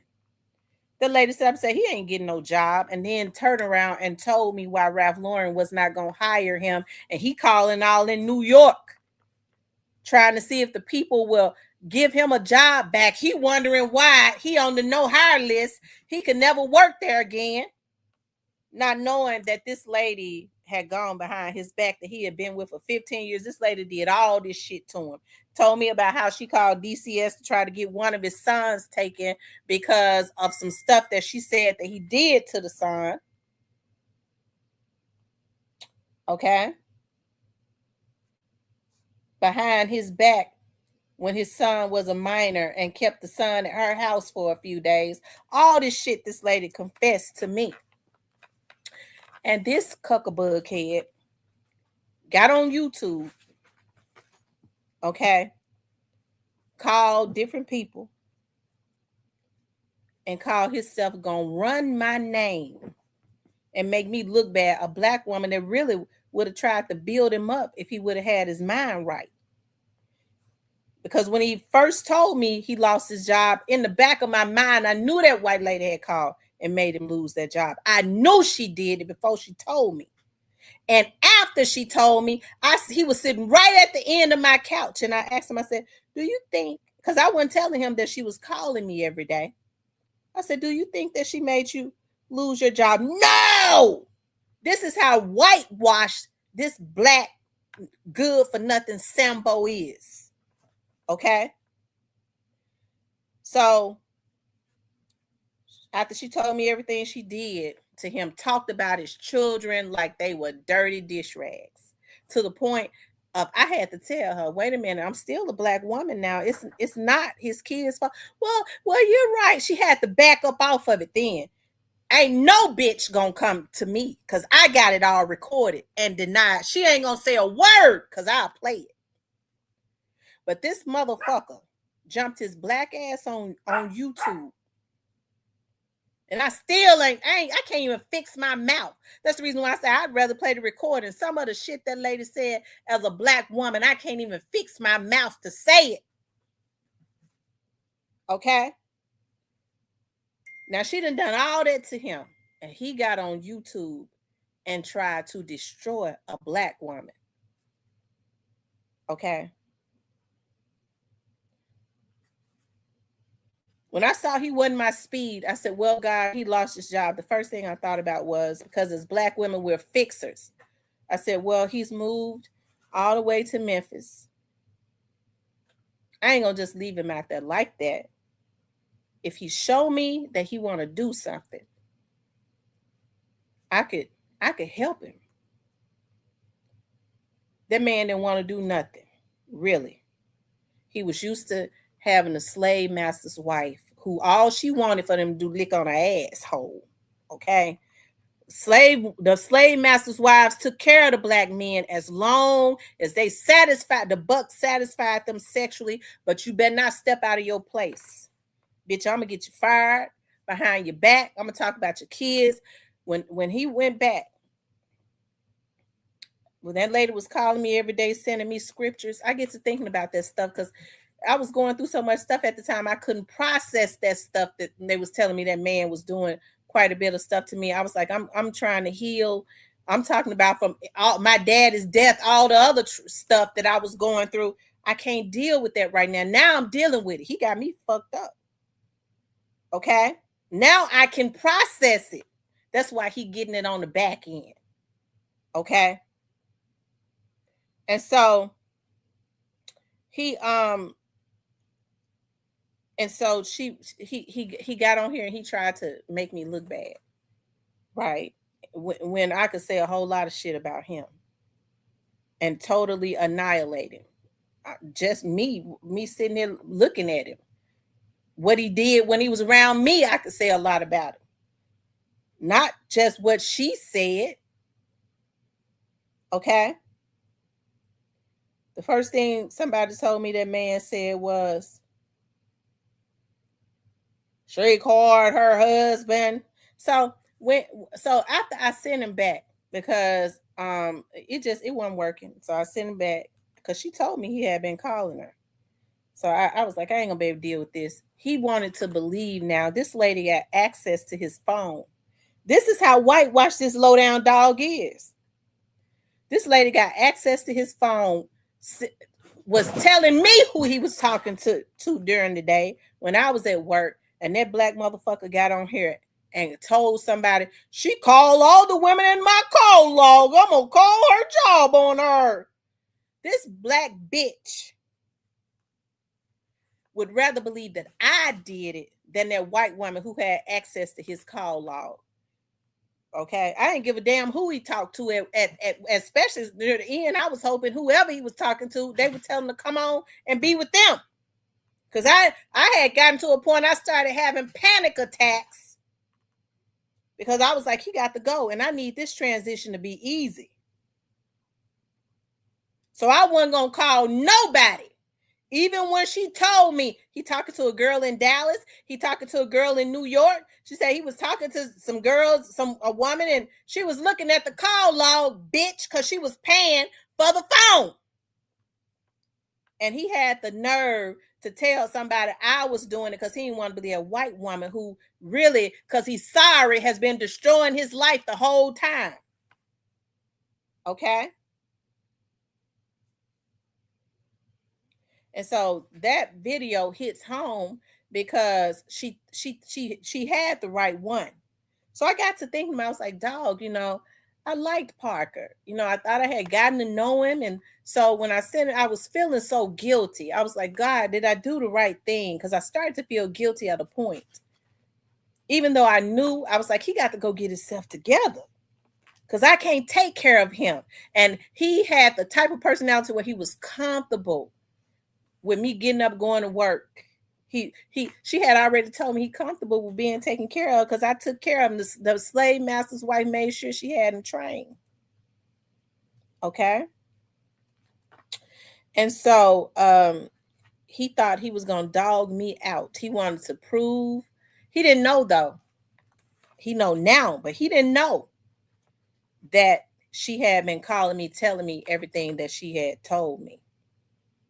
I think that's the only reason. He didn't say it all he wanted to say now. Okay. He just didn't think my brain was going to turn over after I processed it. It took me a long time to process it because I was dealing with other stuff to come back at his butt. Okay.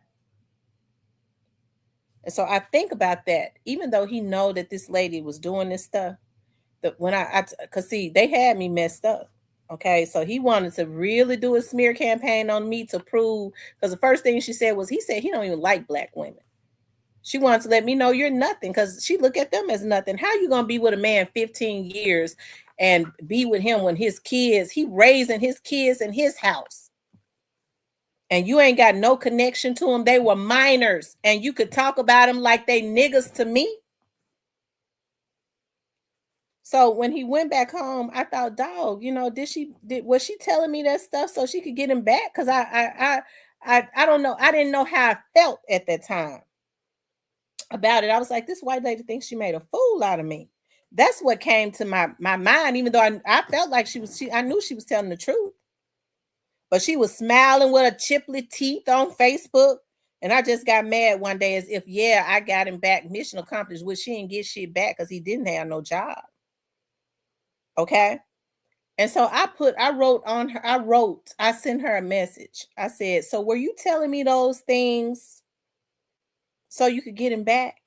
See, I'm brave enough to talk about what I do. And it wasn't no motherfucking harassment. I screenshot everything. She didn't respond. Her sister said.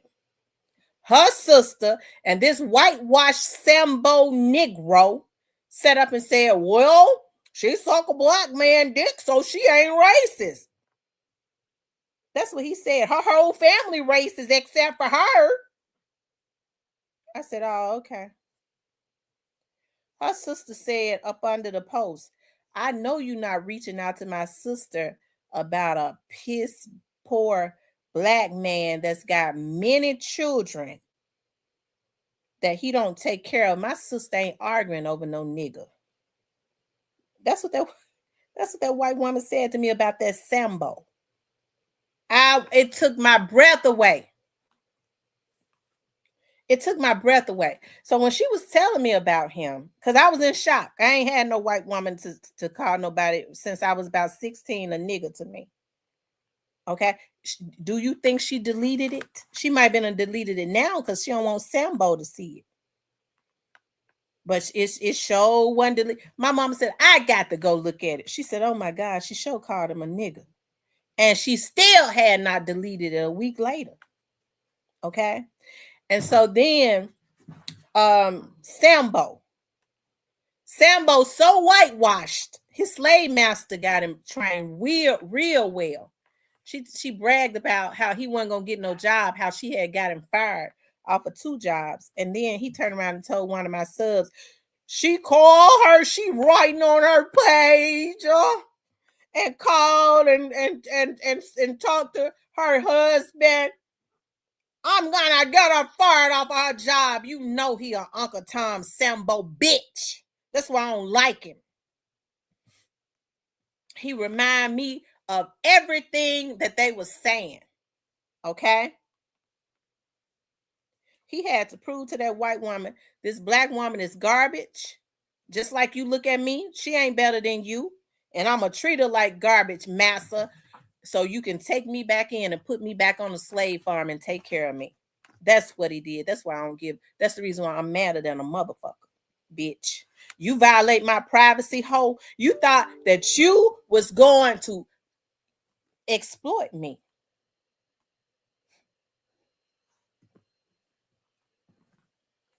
Okay?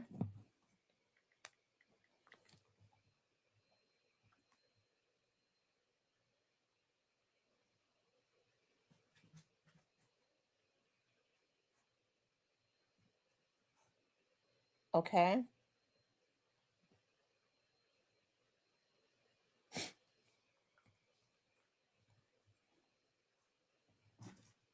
And I think I was very nice to that brother to help him to get back to the farm. But to think that he tried to do everything to me that his slave master had done to him. That lady even talked about his sexuality. I don't even want to get into that. Because why she going to be with him all that time if she had questions about things he did in bed? It's on the audio. All I know is he ain't tried with me. He ain't tried none of that stuff with me. That's all I could say. But you had that Negro. When I went out of my way, even when he was here, to try to be nice to him. And even when I knew it wasn't going to work, I told him and I helped him. I was nice to him. I let him keep his stuff in my studio until he could afford to come back and get a lot of that stuff. And guess what he did? To prove to his slave master that he was loyal to her, he had her to bring him back to Memphis so that I could see it, I guess. To pick up his stuff in my studio. Guess what we did? We set the shit outside for them to get. Okay? Because she said she said all of that stuff is my stuff. I bought that stuff. He said I could have the chair, the nice little leather chair that she bought him. He sat in my studio. He said I could have it, and that's when I'm doing my set song. So thank her for that nice leather chair. It's nice. It sits good too. Okay? The security girl and everybody else in the building got the rest of the shit. Don't play with me. Okay? But that's a prime example. Because that brother could have went on back home and we could have been cool. But he still did some things because she told me some stuff that brother did not divulge to me. So his motives were never right. Okay. But that Negro thought he was going to treat me dirty for that white woman. And she had been doing him like he was a damn dog, but he don't care. You can call my kids niggas. You can talk about my kids. You know what he gonna tell them kids?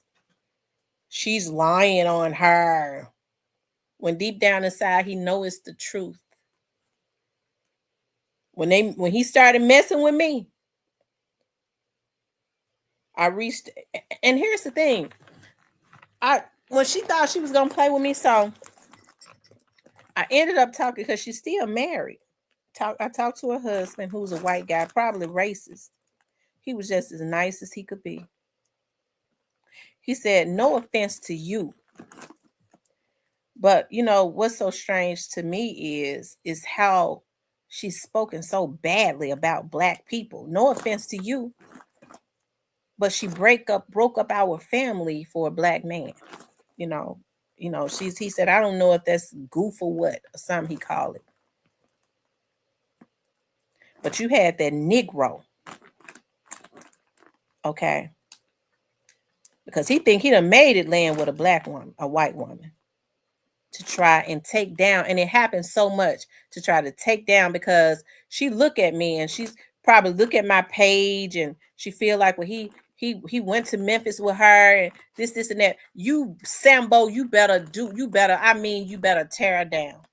Worse than the Samuel L. Jackson on Django. And that's what he thought he was going to do. That's what he got about doing. But he went up high enough to take me down. Okay? But those are the type of things that black people do. That's why I don't play with these Negroes, okay? Especially when they want to dance the jig. Okay?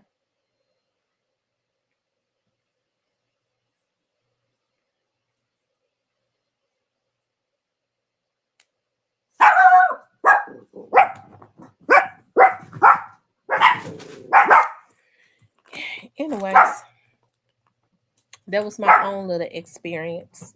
If these folks want to, I mean, he getting on here telling everybody shit, you know. If he want to do that, he may as well. He need to tell it right.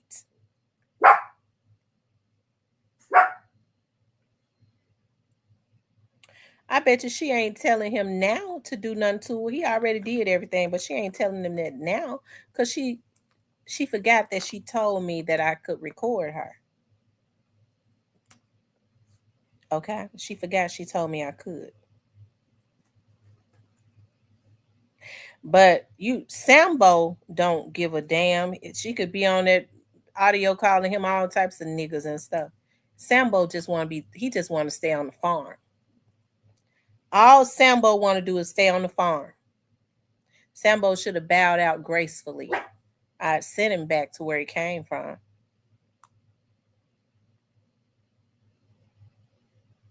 Okay.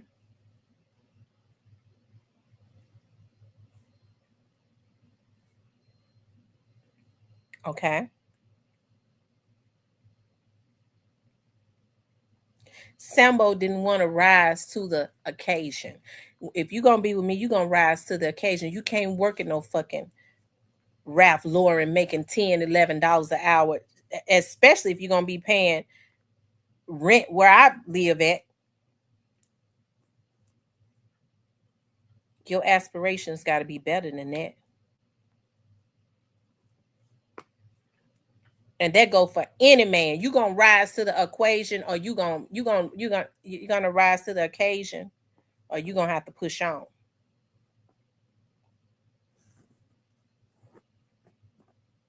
Cause I have my way.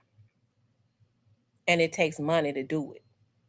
If you think I'm gonna pay your way, like them lying ass motherfuckers said, you better think again.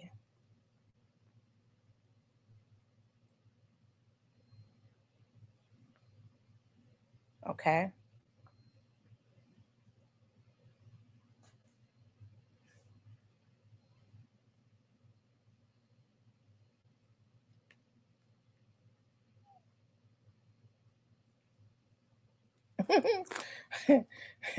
Well, she probably took him back because, I think she felt insulted that I was a black woman. That was number one. And then because she did tell me she was mentally unstable. So then she said, well, she said he drove her crazy, so she on mental meds. But she said he on them too.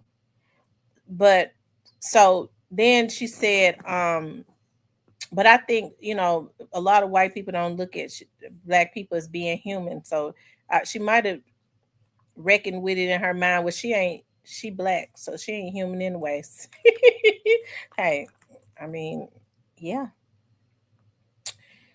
Anyway, y'all, did y'all enjoy the documentary? Okay, did y'all enjoy the documentary?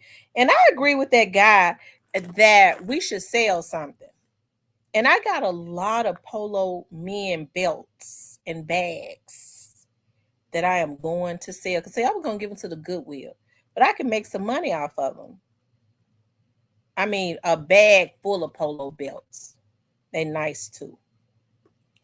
And so I think I'll say it's about 100 of them in the bag. I think I'll sell them for $10 a belt.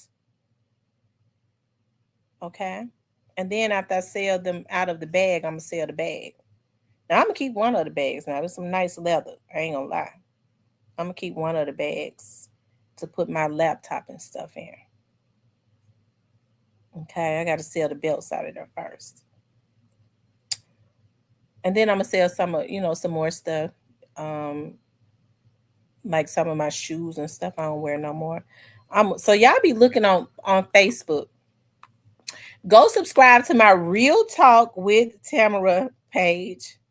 And then go to my Instagram and subscribe to Real Talk WIT Tamara. That's my Instagram page. You know what? I think I will sell some purses because I got some purses in there I would never wear again. I would never carry them again because I have not carried them in like over a year. So I don't really carry Michael Kors stuff no more. So what I'm going to do is I'm going to sell all of my Michael Kors purses. And they're nice too. They're really nice. I just don't want them. I just don't want them. Yeah, I have fallen so in love with Coach. And Coach leather is like what I like it to be. It's just perfect. I love it. Y'all, we're off work tomorrow. The courts are closed. We're off. One of the other investigators had just said, girl, it's still bad out here. We waiting on the chief. Y'all know the chief federal prosecutor. Hey. Girl, if you don't stop, why you always trying to fight him? What's going on with you? Why you got all this anger on the inside of you? Rainbow, you weren't like that at first. Now you're going to have to stop. You can't be a mean girl.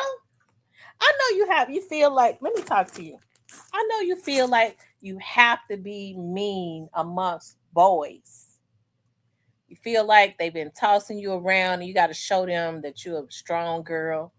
But you can't be fighting these boys. You stop being mean. It look ugly on girls to act like little boys and stuff and be mean.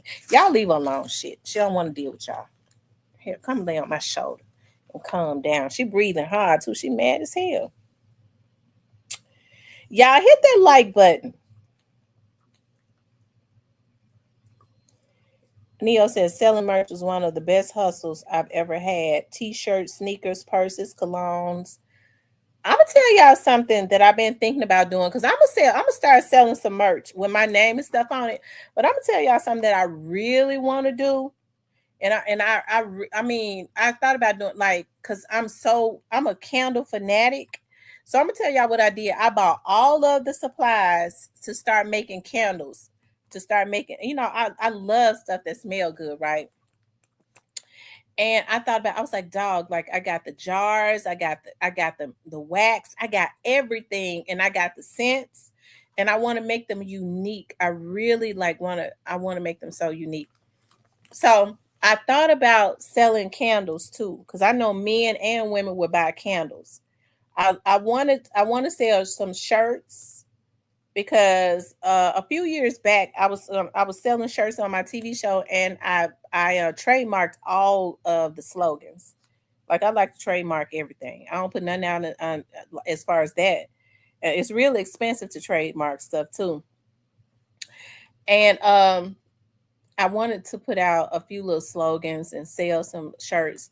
And here's the thing, I was like, dog, like I want to so y'all know how I be thinking about ways to keep costs down. So I was like, I'm going to order the t-shirt machine and all of that and start like doing my own t-shirts.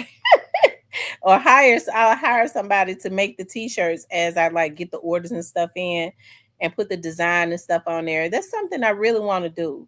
Now that's like I love coffee mugs, like I love them so much, but I have not, cuz see I don't like cheap coffee mugs like those really, like the coffee mugs like that Vista print sale. I don't want to sell those coffee mugs. Like I like to get the coffee mugs like glass coffee mugs, like for reasonable prices. Like I don't like for them to be skinny. You know how like the real cheap ones in the dollar store? I like for them to be wide and nice, and I like glass coffee mugs and stuff like that. I've been trying to find some reasonable ones so that I could put print and stuff on them, like with my logo and all of that on it, so I could start putting merch up. I really truly got to make this a business. I do. I really and truly got to make this a business. Like, I feel like, yeah, I really and truly got to make this a business. It's just something because I'm gonna tell y'all how good God is, right? So y'all know I'm getting my degree, so I'm taking my law classes. I've started taking like the law classes, and so the one of the first classes was my paralegal studies class. And so we do the class online, but we have to be in the class online. So we have to be in, it's like a team, so we have to zoom in. So the lady last night, our instructor, she's a lawyer. Okay, she's a lawyer in the Tennessee area somewhere. And anyways, I was thinking about, I was like, dog, I got my investigator's licenses. I've gotten all of my certifications through the feds, like with investigations, like because they're always making sure that we stay. They're just always making sure we stay certified on certain things with certain stuff that we do as far as investigations. So, and I was like, when in my paralegal class, I was thinking, I was like, Lord, I would like to, even though I'm gonna go to law school, I would like to get like my paralegal, be certified as a paralegal. I promise you, I said that. So we was in class last night, right before we got out of class, right before we was ready to get offline, she said, "Oh, and at the end of this class, um, it's strictly up to you all. If you all want to take a test, and I'll give the test so you can be a certified paralegal. You can." I was like, Lord, that's one of the things that I said I want to be able to put on my wall at the office, even though I'm gonna go further than that, to have my investigative licenses, my paralegal licenses. Um, and she said that last night. She was like, so after you take this course, you can definitely get certified if you want to. And I was like, that is so, just so amazing. God is just so good. Um, it says, She Johnson, I got off, hit the tub smelling like mahogany. Ooh, I don't know what it is about when She Johnson come in here. The men don't know how to act. They get to talking about they smell good, and I tell you, they don't know how to act. They be in the chat showing out when She Johnson come up in here. The last time I came on, She Johnson was up in here. Magnane Mace, all of them was cutting up. I was just talking. I happened to look down at the chat. I said, what the hell going on up in here? They was all talking about coding.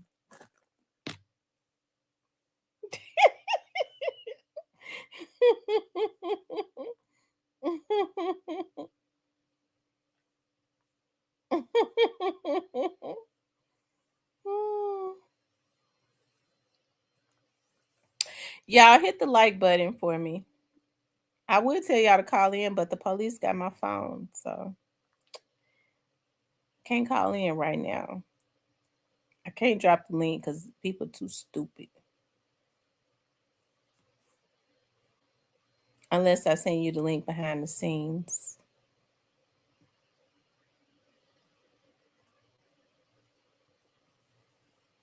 Y'all, who would y'all like to see me? Okay, so y'all know I interviewed Grove Hero. I'm ready to interview somebody else that was affiliated with the Young Dolph case. Who do you all think that I should try to interview next? And I'm gonna reach out to them. If y'all tell me who, whatever interview y'all want to see, I will reach. I'm gonna reach out to that person and ask them will they do an interview with me.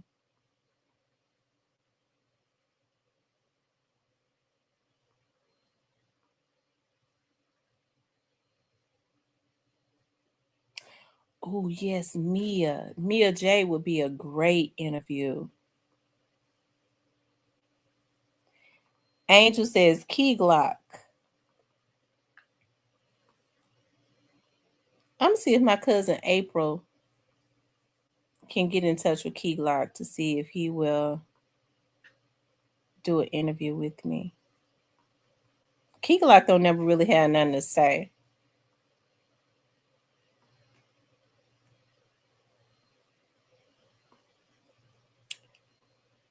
Um,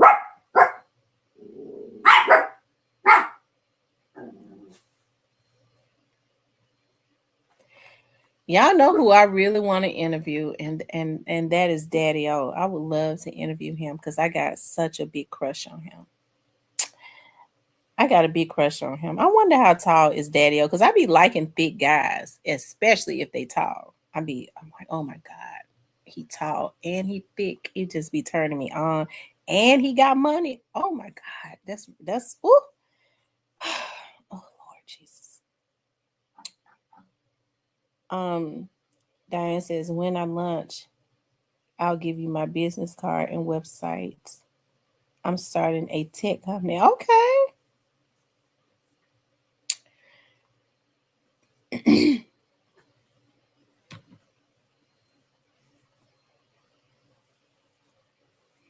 Anyways, y'all hit the like button for me. We've been on here a long time. I'm serious. I do. I have a crush on Daddy O. He got a mysteriousness about him. You already know, like when they have like a mysterious, when you know they don't play, and then they real controlled and they ain't flashy, but you already know they got it. And I don't know, they just have a manliness about them, and they ain't catty. I can't stand the old catties. I don't like men that argue with women. It's just something that's real unattractive about that. I don't care if I don't like a man. If I see he got a manliness about him where he don't stoop to arguing with women, it's something about that that's attractive to me.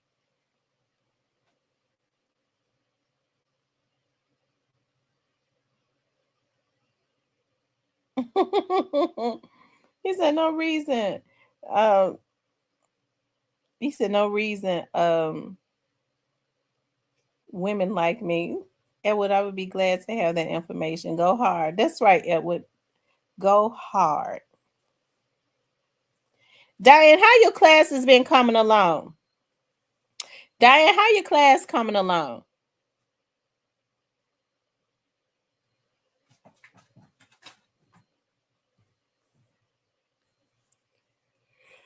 Diane working on her master's.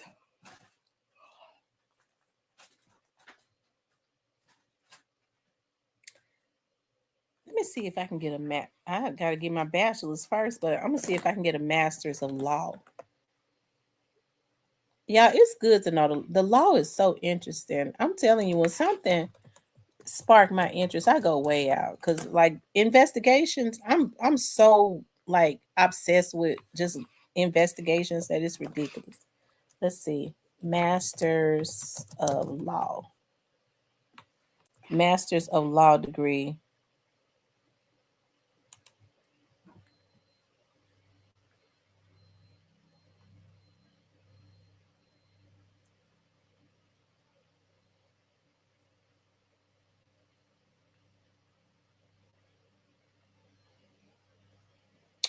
Oh, they says a 1 year postgraduate degree for legal professionals holding a JD or equivalent looking to specialize in areas like tax, international, or intellectual property.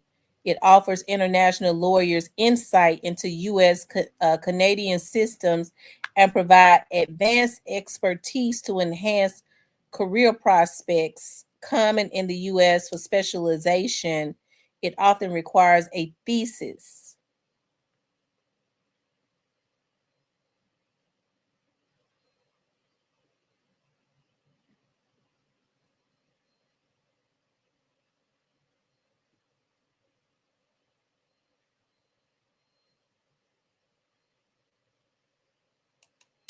Oh, okay.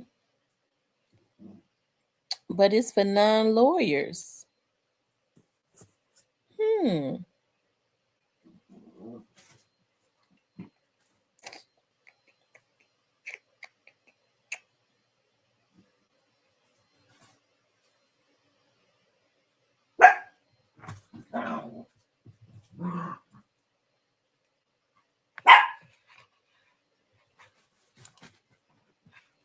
Now, I'm not going to practice law. I'm not going to practice, but I am going to get my law license. I'm going to go to law school and get my license. Hold on. Let's see.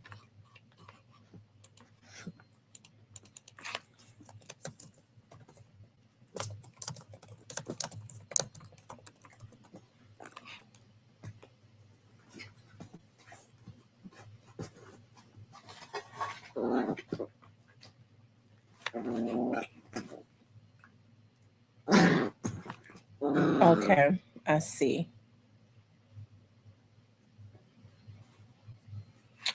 So for a full-time law student, it takes 2 years if you go to law school full-time. And for a part-time law student, they're saying it could take 2.5 years.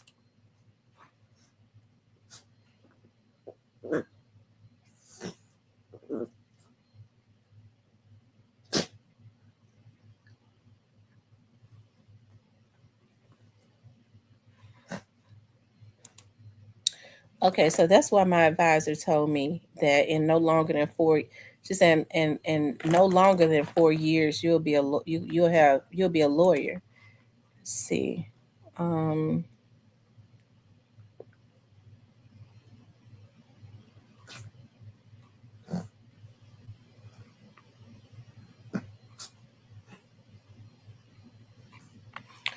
I think I'm gonna focus more on the business part of law too. Once I get my degree, I'm gonna focus more on learning more about business, which is entertainment law and real estate. Those will be the two areas that I would focus on, not practicing, but just focusing more on learning more about that.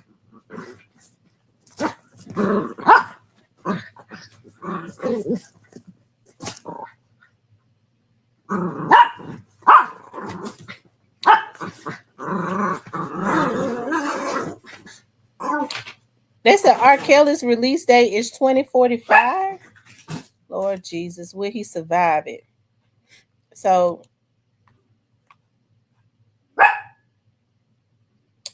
basically, he got 19 more years to sit in jail at his age. How old is R. Kelly?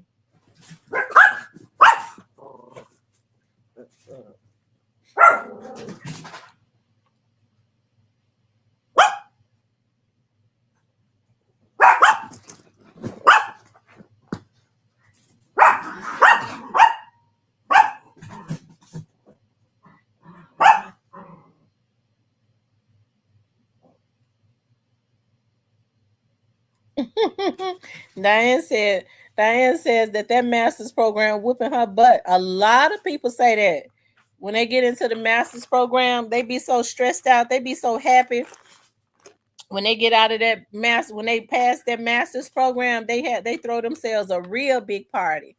Child, you ain't got but a year. You gonna take that like a champ.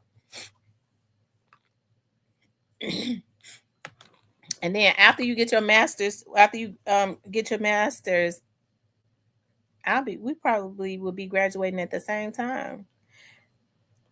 We need to take a trip. All of us need to take a girls trip. Um, we all need to take a trip to New Orleans. Y'all know I love taking a trip to New Orleans. Or we all need to take a trip to California. Either we all need to take a trip to New Orleans or to California or to Chicago.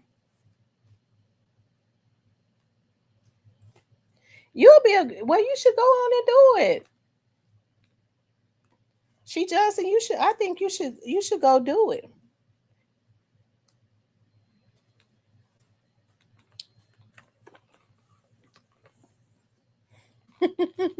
Edward Potts. I'm talking about the women. I'm talking about all the women. Edward Potts. Some of these women, if their husbands know a man, they will not let them go.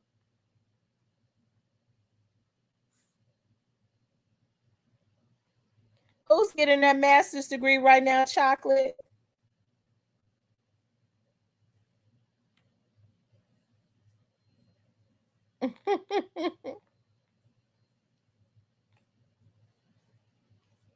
Yeah, I'm gonna tell y'all something. Like I've been longing for New York. I ain't gonna lie. I think about when we was at that coffee shop in New York that they did that love story, that scene, that love story. I cannot think of it. Was it called The Letters? Something Letters. It was a love story. And oh, it's right on the tip of my tongue. It's a coffee shop in New York, and that's my friend was like, we gotta go because she loved that movie. And we went to the coffee shop that they did that movie at. It was called the something Letters.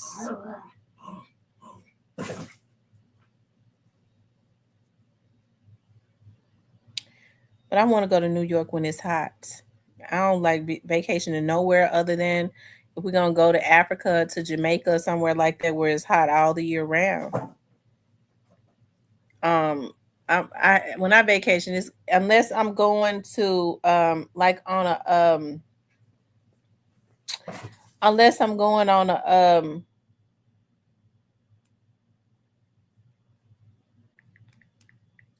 like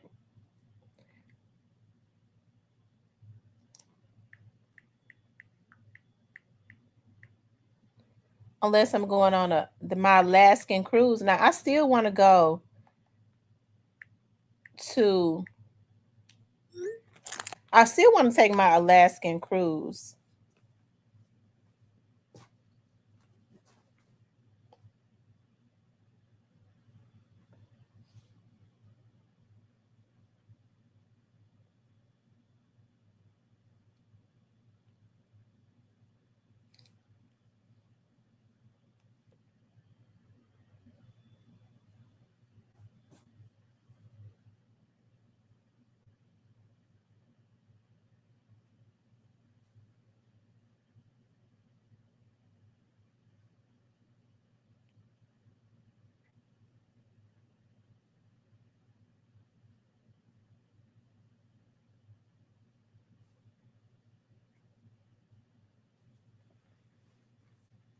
Hold on, you all. I'm looking at something.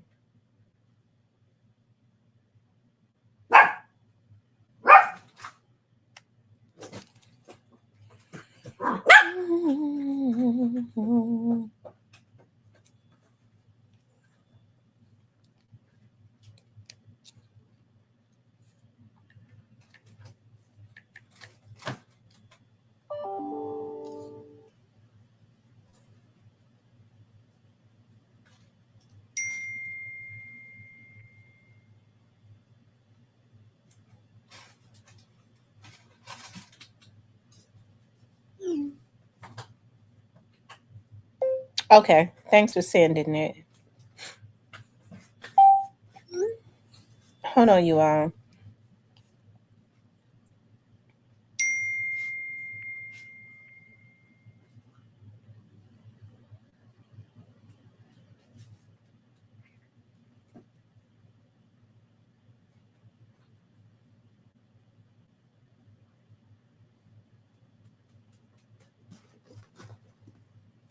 Okay, now let's see.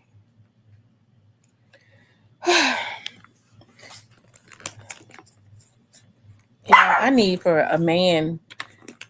I guess I'm gonna have to get the little boys to go do it over across the way. I need for a man to take my garbage out, and I need them to come and put up some stuff I bought, like my little pot holder stand and stuff. Uh,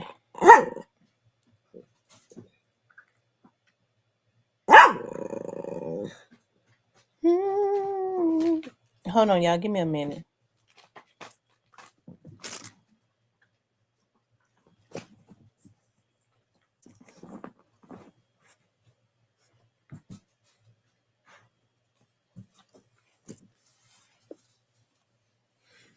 Okay. Cypress said, "Let's go." I need to find out how to watch Love Is by Mama Brock. Y'all, what are some good movies I can watch while I'm at home? I'm off work again tomorrow, child. The courts are going to be closed, so we are off because of the weather. And I had just said, I was like, it's so bad.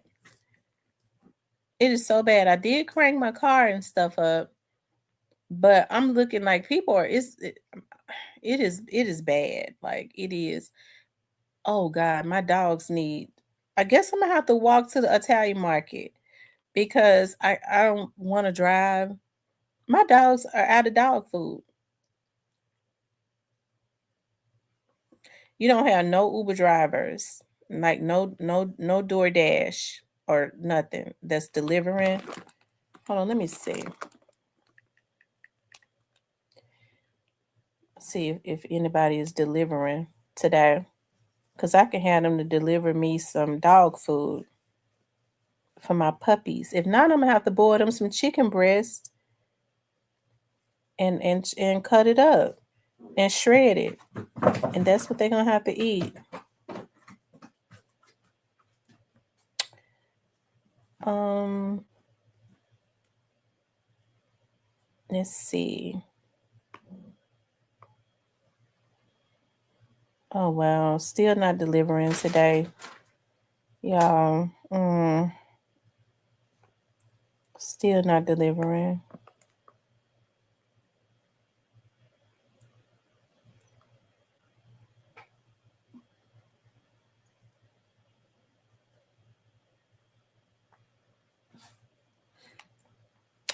See, I went to Sam's and they didn't have the case of dog food. I should have known better to go to Sam's over there anyways. I should have went where I normally go and not go to the one on Covington Pike. I should have went on out to Germantown. Um,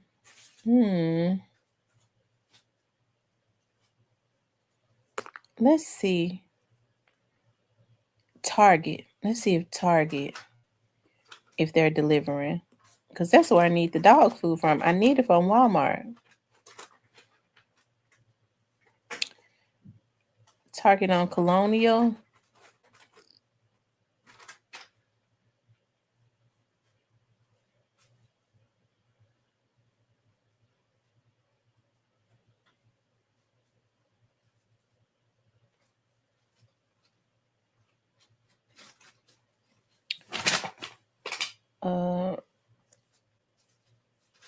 Oh yeah, I hope that they delivering. How come it won't let me type in dog food? Okay, here it is, dog food.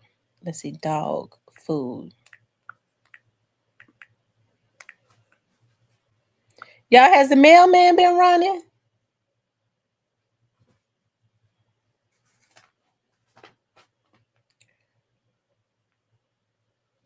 Why is it showing me dry food?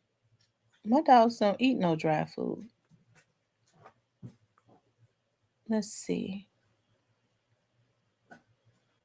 Okay, here's some filet mignon. See, sir. How many up in there? See, 12. 12 will do. 12 will do until I can get out. It's wet food. How come the pet don't have a wet pedigree?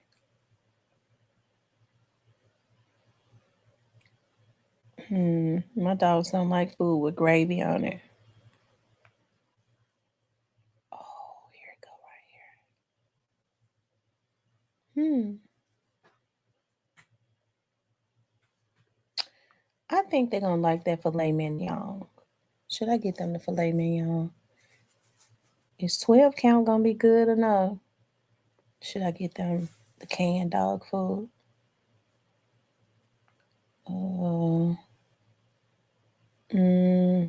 I think I need to get them the canned dog food, don't it? But it's got gravy on it. They don't like dog food with gravy on it.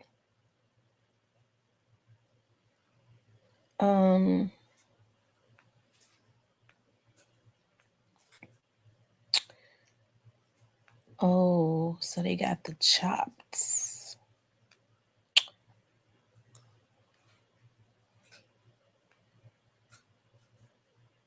I need to get them some more vitamins too, because it's cold outside.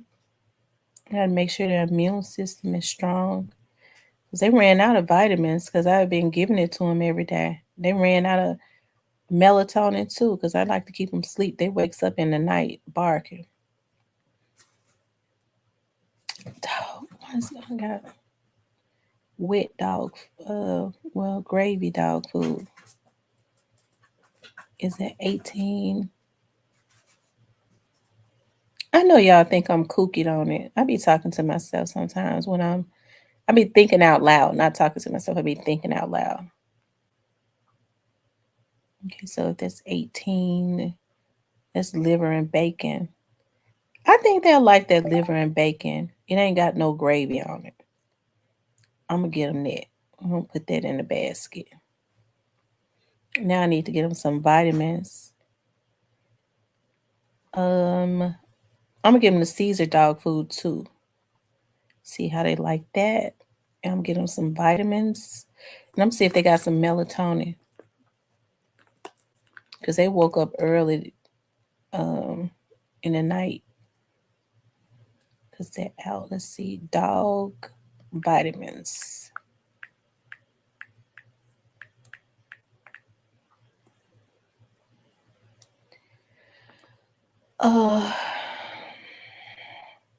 Let's see.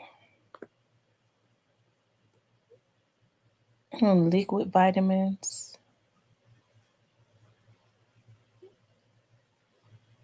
Where my damn glasses at? I can't see shit.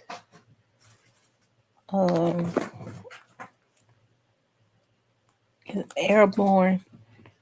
I wonder if airborne is for dogs. I can't see. Where are my glasses at?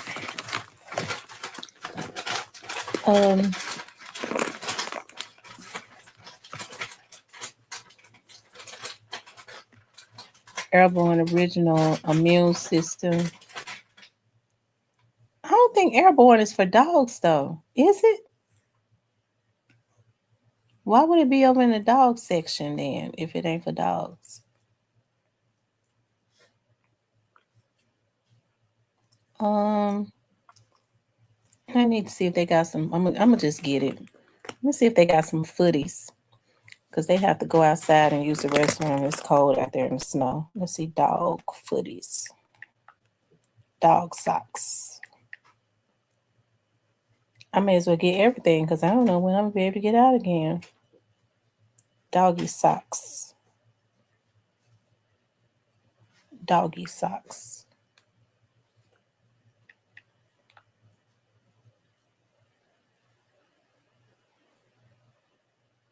Should I put puppy socks? Puppy socks. Puppy socks.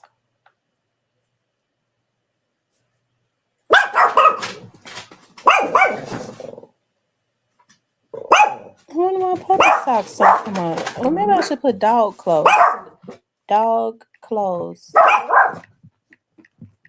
for winter. For the winter.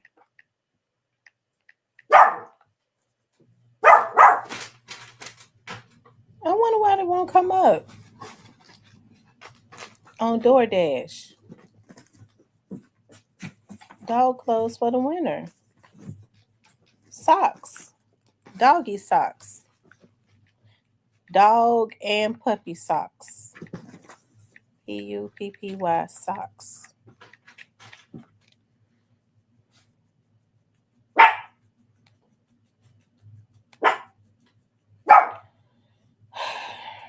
Every time I put that in there, men's socks come up. Lord, I guess I wonder if they trying to tell me something. Every time I put dog and puppy socks in the thing, men's socks come up. Socks in the men's section. Lord have mercy. Men, they said it. Target said it, not me. I ain't gonna worry about it. They just have to go outside bare feet. And I'm gonna get that dog food. They have two things of two.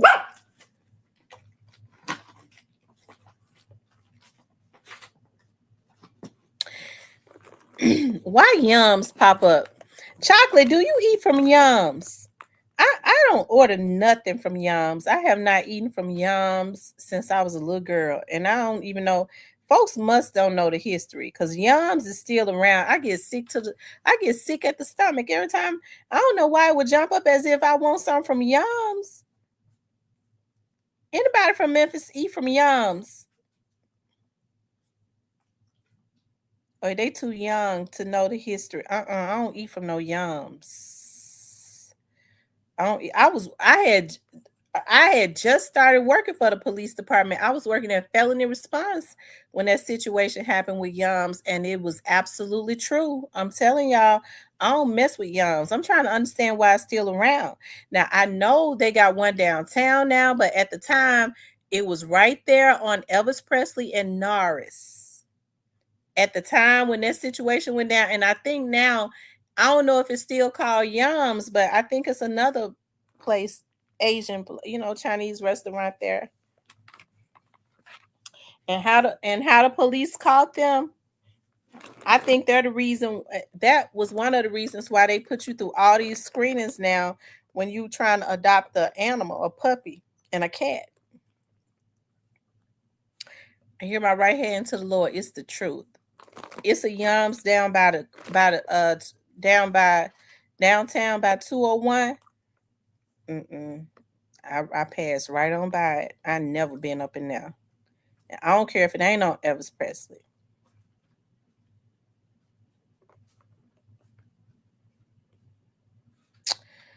To be perfectly honest, I don't eat nowhere. I gotta go pick up.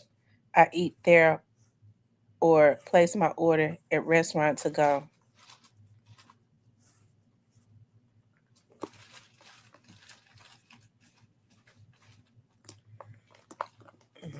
They probably use DoorDash and stuff now. I don't want them delivering it to me, period. The only now I do like to eat from Hong Kong on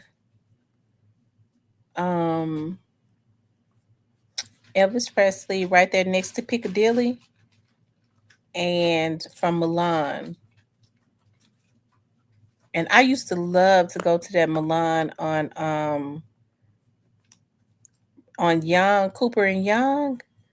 So then I called to get me some. I like vegetable rice. I only eat vegetable rice. So I called to get me some vegetable rice recently. Watch Steven gonna say something. And so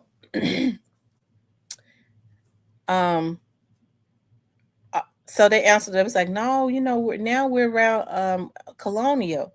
I said, what happened to the one at Cooper and Young? Oh, that one been closed down. So then my daughter was like, Mom, you didn't know that the Milan at Cooper and Young closed down because their scores kept being real, real low. And the last time they shut them down, I said, oh my God. And I really thought I really thought, Lord have mercy, just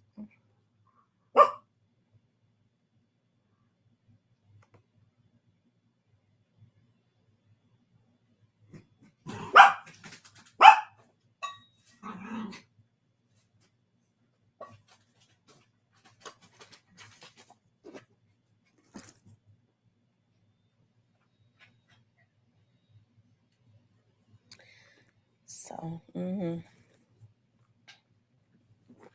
gonna tell y'all somewhere else you can't get me to pull up to. It just looks nasty on it. Even I'm talking about looking at the building and everything. I'm not eating at Dixie Queen. Period. I see what works inside of Dixie Queen. Mm-mm, I can't do it.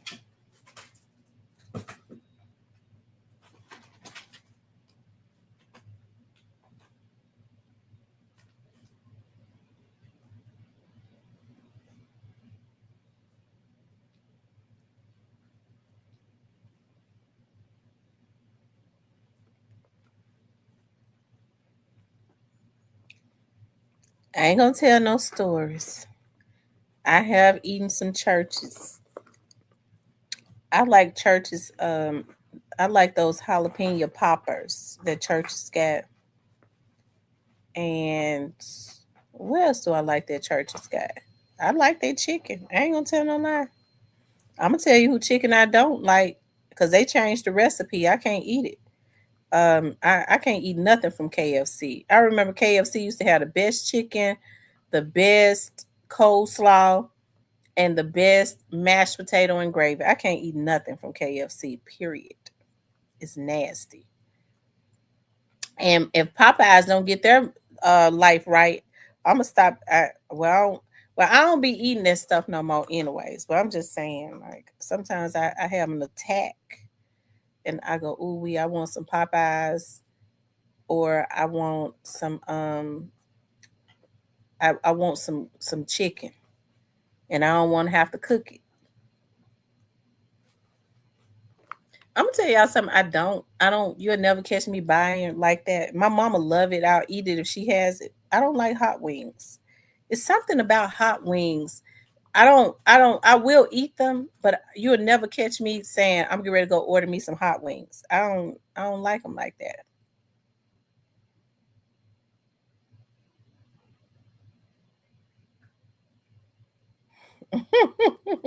She just says she eats church's chicken frequently.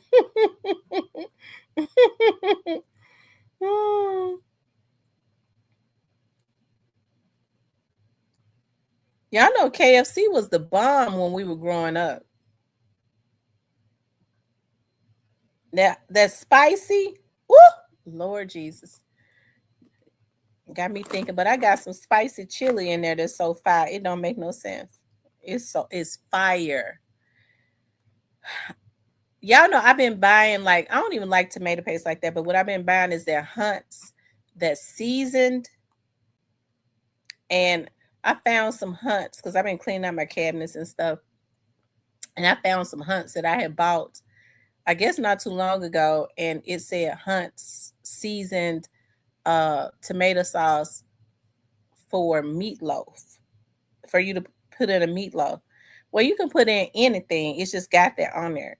I put it in my chili. It was seasoned so good. Oh my God. And then of course, y'all know I put everything on my meat to season it, on my turkey, my ground turkey or my ground chicken. Cause I don't put salt on my food like that. So y'all know I put all the seasonings that I got. That's not salty. Y'all, that chili is so fire because I bought some kidney beans, and the kidney beans.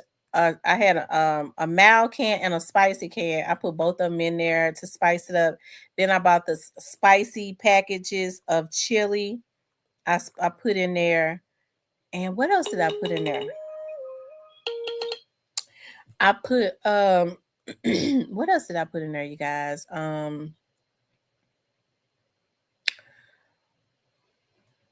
Let's see.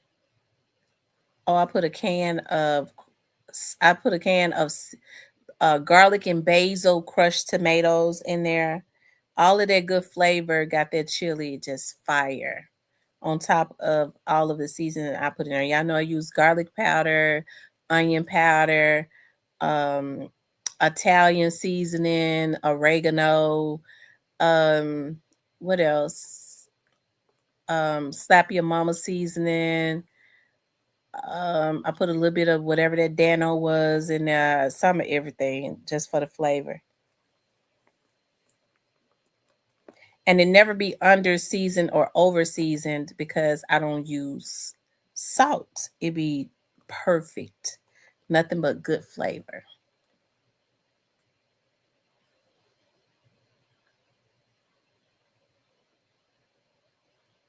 She said she still got 3 more hours.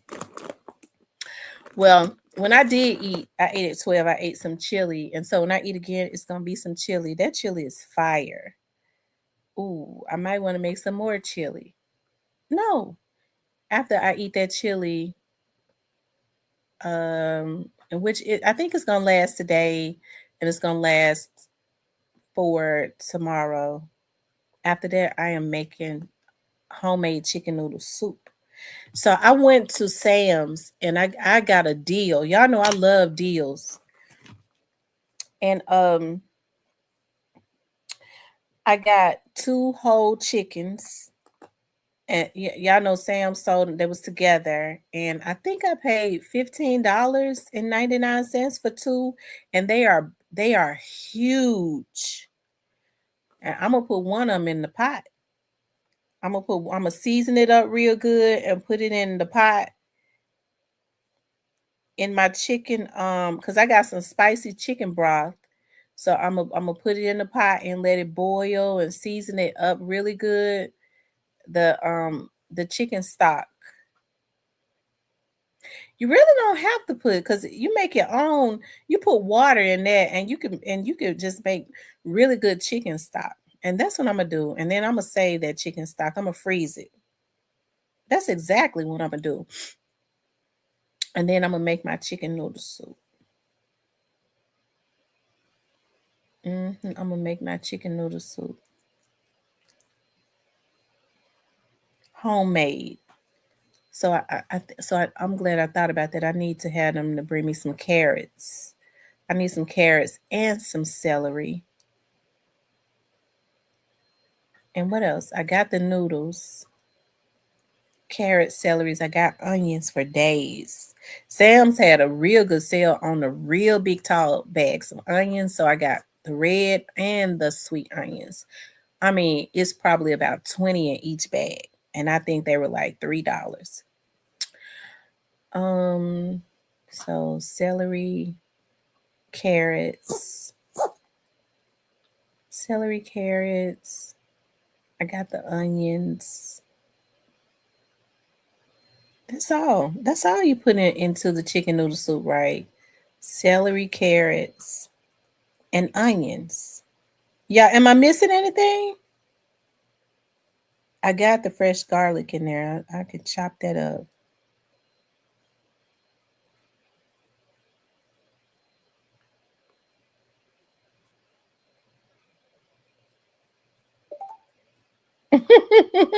She said she think the DoorDash we playing. I always listen. I always like. I only order food from DoorDash from places that seal the bag up.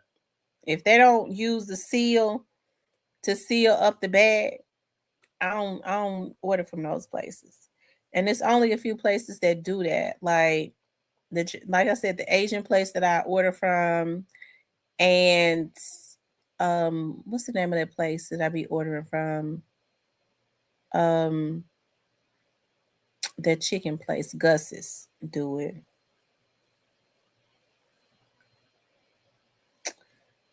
And yeah, I don't order no pizzas and stuff from DoorDash. I don't even want the pizza place bringing me no pizza. I don't want it.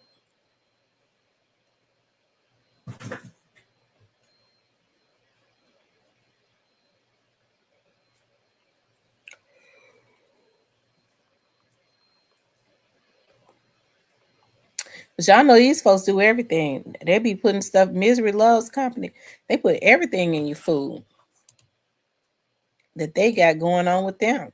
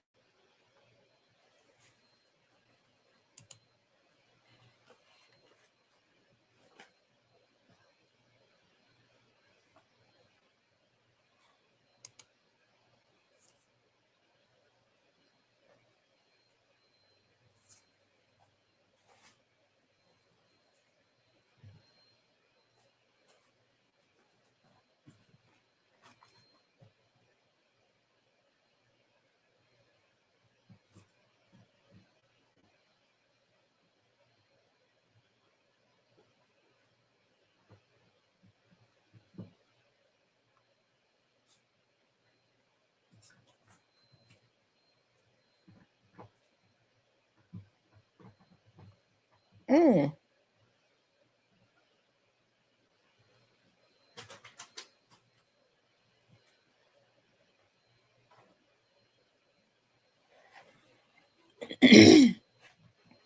I tell you.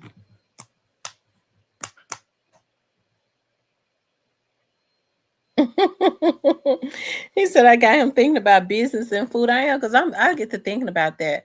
When you start really cooking your own food and stuff at home, it's good to prep it like the day before so you don't be tired. Most people eat out because they be too tired to cook. Most of the time when they get off work drained. If you start prepping it, your food at home tastes so much better than the food. Like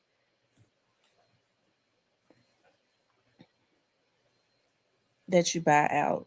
You already know what you're putting in your food. It's not a whole lot of salt they use. The grease and stuff ain't old or whatever, the oil. I made a honey glazed salmon.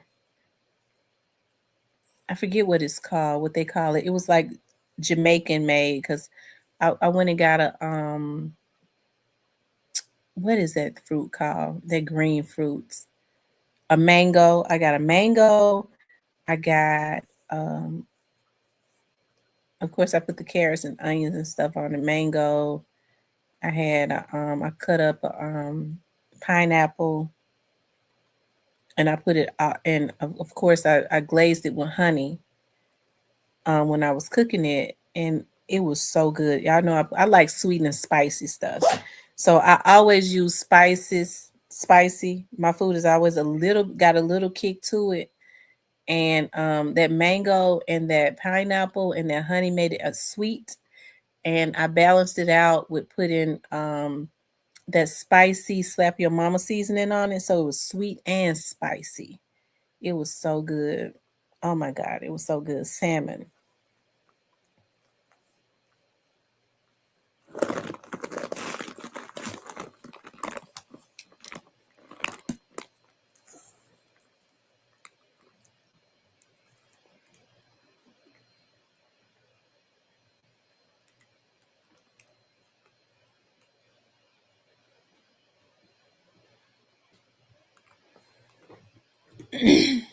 Oh Lord.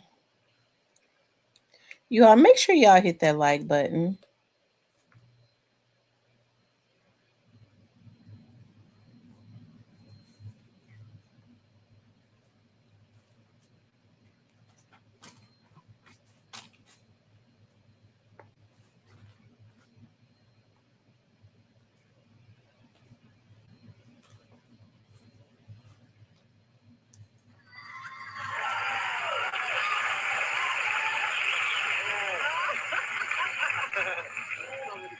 Oh, you look fly in those. Put those on. You look fly. Oh, yeah.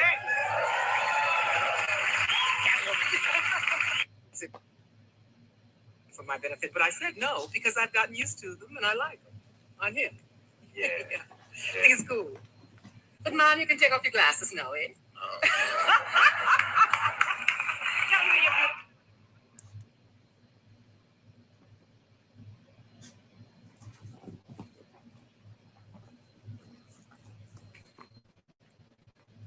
Yeah, hit the like button.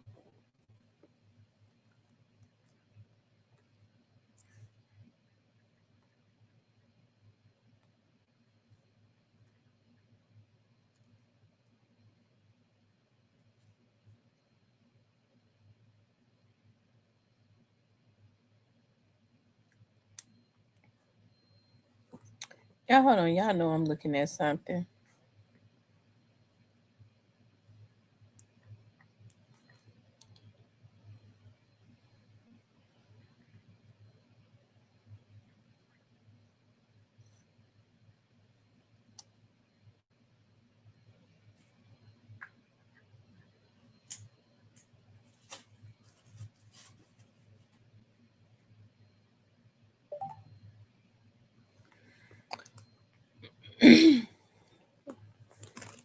He says, "All here and all gloves are a must." Y'all, it's so cold outside. It's ridiculous. It is. It's ridiculously cold.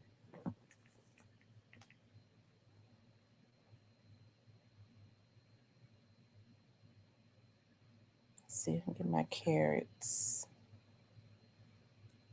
Carrots.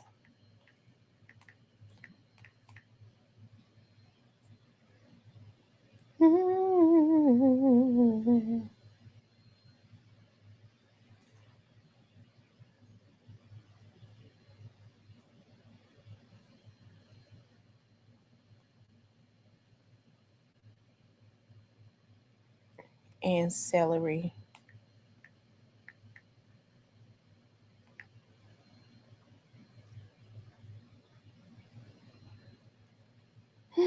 Oh my God, celery is so expensive these days.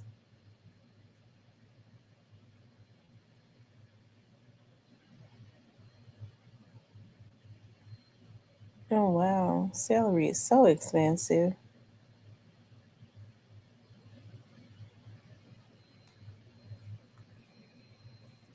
Cilantro. I am out of fresh cilantro and avocado. I need an avocado too.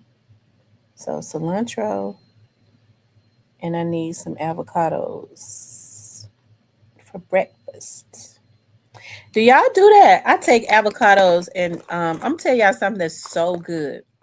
So what I do is I boil like 3 eggs, right? And then I take the egg and I mash it up, and then I cut open the avocado, take the avocado out and chop it up, and then I season it with salt and pepper. And if you want to, a little crushed pepper. I don't really, just a sprinkle of salt, not a lot. I don't like salt like that. And then I wrap it up. I put a mayo on it. Put a little bit of mayo on it, and then I mix it together and I take it and put it in. I love that iceberg lettuce. No, that romaine lettuce. I'm sorry. And I take it and put it in the lettuce and roll it up, and that's what I eat for breakfast. And it's so good. It's healthy and it's good.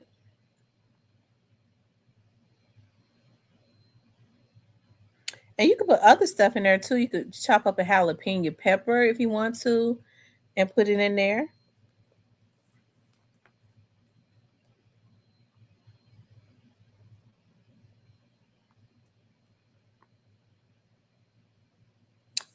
Put onions and stuff in there if you want to. Mix it all together and put it in that lettuce wrap and roll it up, and it is so good.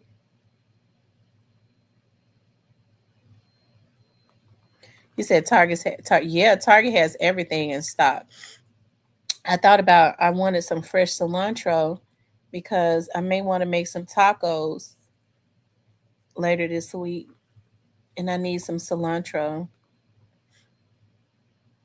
Um, I already got some lime. I just need a few avocados. Hmm, 3 avocados would 4. I'll take 4 avocados. How about that?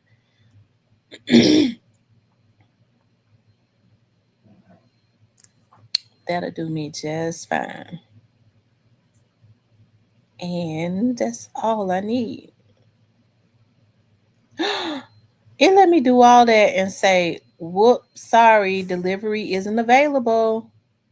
Oh my God. For Target. Why did it say that? Yeah, I'm gonna have to walk to the Italian market. I'm gonna have to wrap up real good and walk to the Italian market to get my puppy some dog food.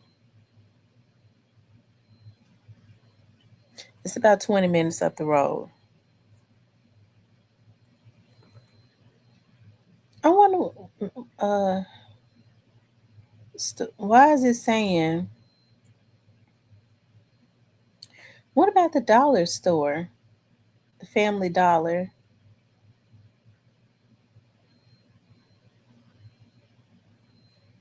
I'm just gonna, cans of dog food. Dog food.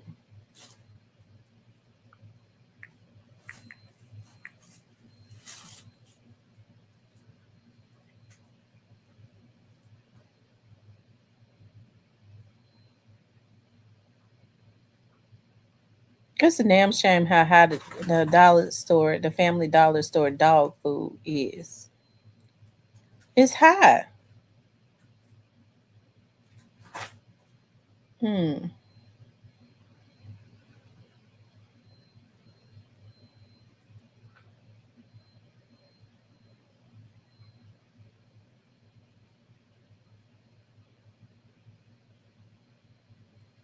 I'll get 4 cans of the real big one. But shit, that costs just as much as a case.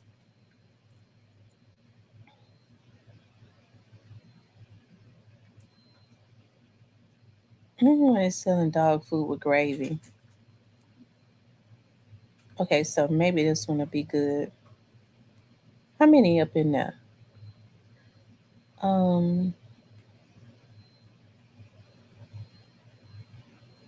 That was 6. I'll take it. I'm desperate now. I'll take anything. Let me delete that.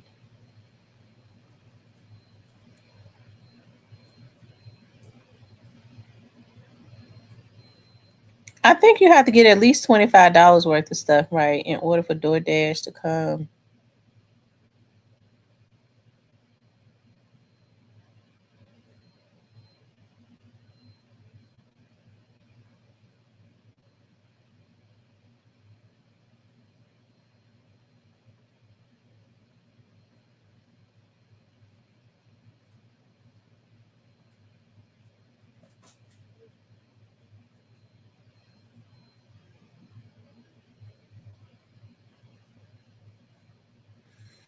Um, yeah, so let me see.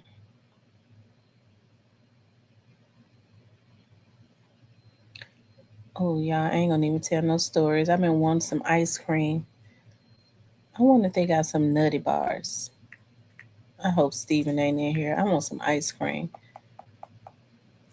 I could cheat this one time. I wonder if they got black walnut. That's my favorite. Um, Nutty bars, ice cream bars, ice cream. Now I just lost 10 pounds, and I'm now trying to eat some ice cream.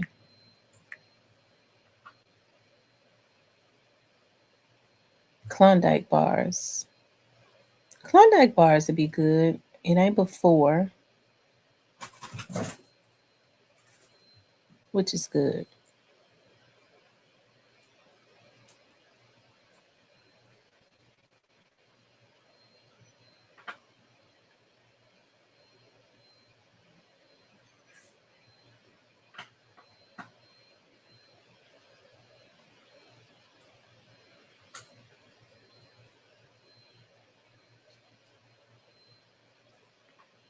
Mm. Yeah, how do those Klondike Reese's bars taste? Are they too sweet? I can't eat none when it's real sweet. I don't like no real sweet stuff. I can't eat it. I throw it away. Are those Klondike bars too sweet? Those Reese's bars, because that's all I see is the ones that. Because I don't. Reese's Pieces are okay, but sometimes they can be too sweet. Walmart delivery is the best. You know what? We don't have Walmart delivery in our area. I wish we did, but we don't have it.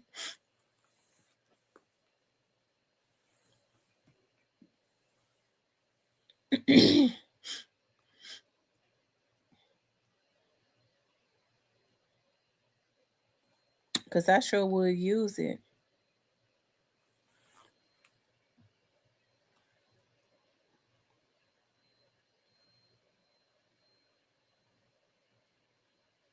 And they got that Brewers Campfire S'mores. I know that's too sweet. I can't eat that.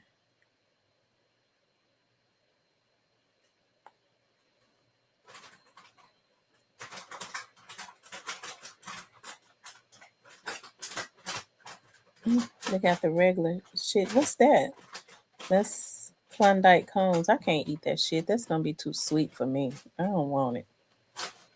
Um, why they don't have nothing regular?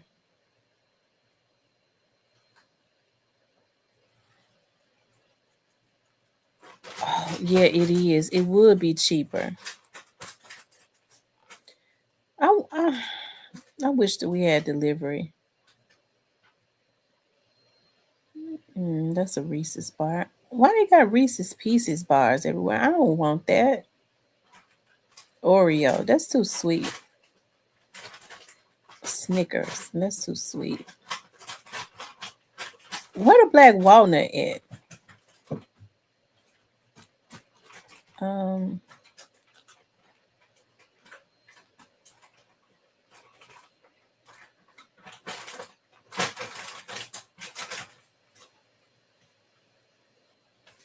Magnum cookie dust ice cream. It's like they want people to like develop diabetes or something. Why all this so? They make it so sweet. I didn't have to add stuff. I just want regular. What's this right here? Is it regular? I don't like the crunch, but I'm gonna have to get it. It's regular. I gotta request it.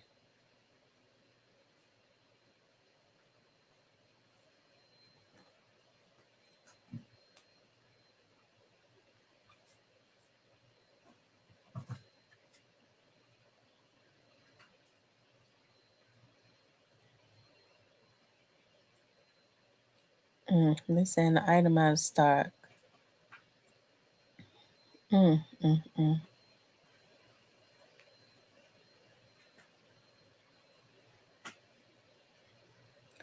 Lord, it just ain't meant for me to have no ice cream. That's all that is. I don't need it. Peanut butter ice cream bar. I don't want no damn peanut butter bar.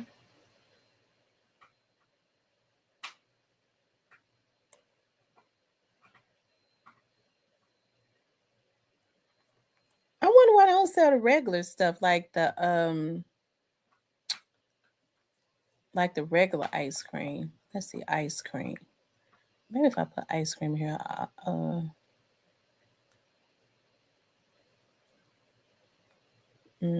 everything chocolate chip cookie. I don't want no chocolate chip cookie. It's too sweet. Oh, well, Lord, maybe you're trying to tell me something. I ain't gonna buy nothing. I know I'm not gonna eat.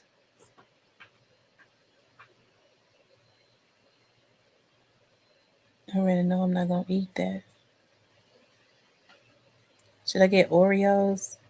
Maybe I should get Oreos and milk. A little thing of milk. That's what I'll do. Oreo cookie. Oreo and milk. I want the small Oreos. I don't like the big ones. Milk. Half gallon of milk. Lord, don't tell me the folks ain't got no milk. Everybody have milk. They ain't got no milk. I can't even eat the Oreos without milk. Lord Jesus. Let me take the Oreos out the basket. I don't want them.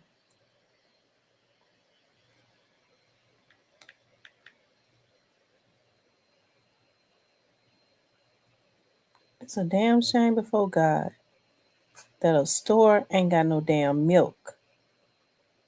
I don't want no damn chocolate milk. How they gonna sell cereal and ain't got no milk?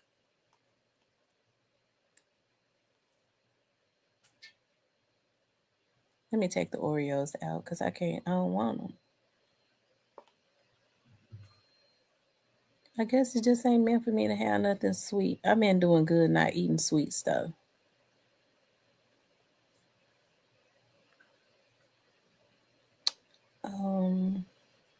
I thought the Family Dollar Store normally have milk.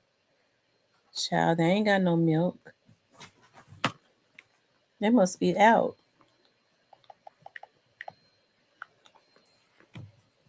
I know y'all be saying she is kooky as they come. They got chocolate milk. I don't want that. I don't want chocolate milk.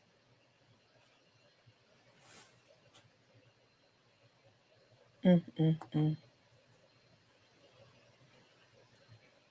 Maybe I should put whole milk. Let me put whole milk. I just don't want to believe the dollar store don't have no milk. Whole milk. Whole milk. Still didn't come up.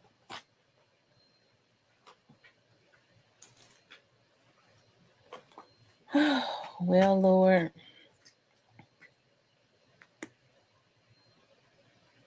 I guess you don't want me to have no Oreos.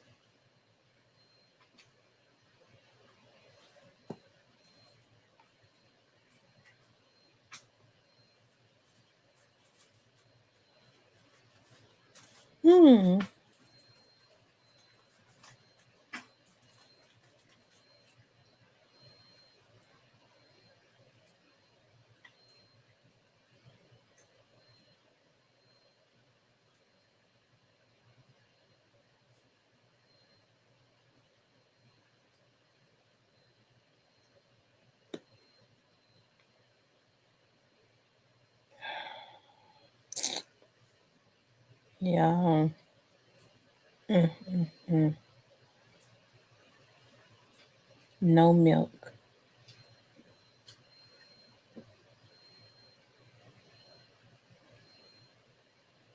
Mm.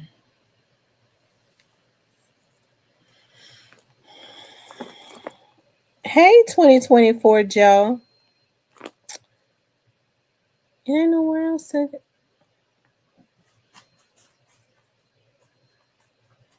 Shit. Mm-mm.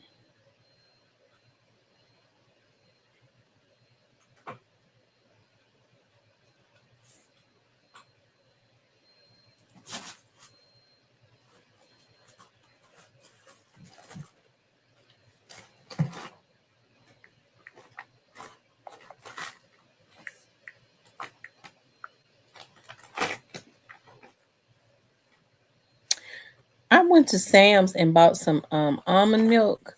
I put it in the freezer. Yeah, when I put it in the freezer and it unthawed, it was complete water. It was complete water, y'all. I said, ain't this a mess?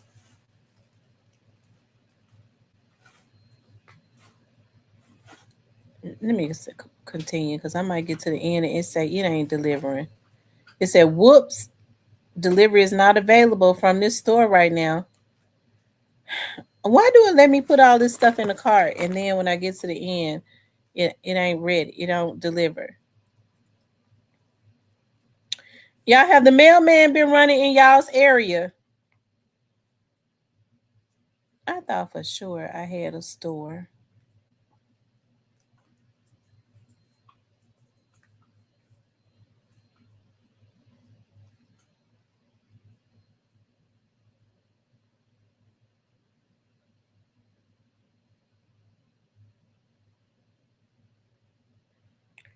I don't even want to be bothered. I'm gonna just boil my dog some chicken breast. I'm gonna boil it and chop it up. I ain't gonna even worry about it.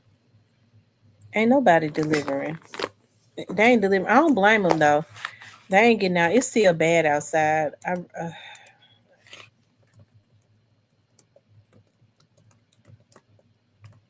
I really hate to do that because if I start boiling them chicken breasts, they gonna think I'm supposed to always boil them chicken breasts. They're not gonna want to eat their dog food.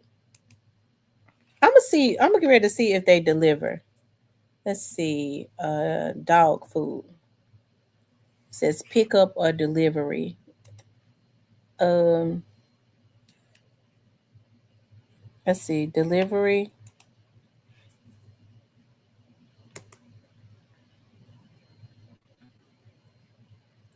Yep, it's not available. They're not. They don't deliver. It's not available. I don't know what I'm gonna do, y'all. I'm having a sugar attack. I, ain't nobody delivering. Ain't nobody doing DoorDash. I haven't seen the mailman.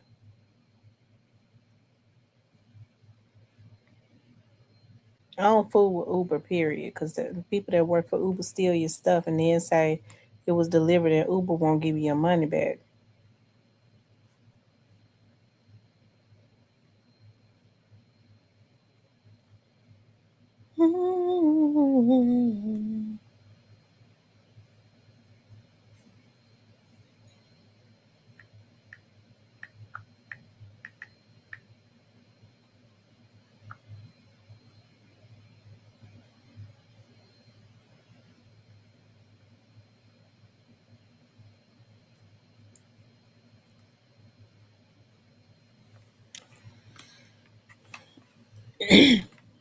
And they got all these stores up here that's supposedly delivering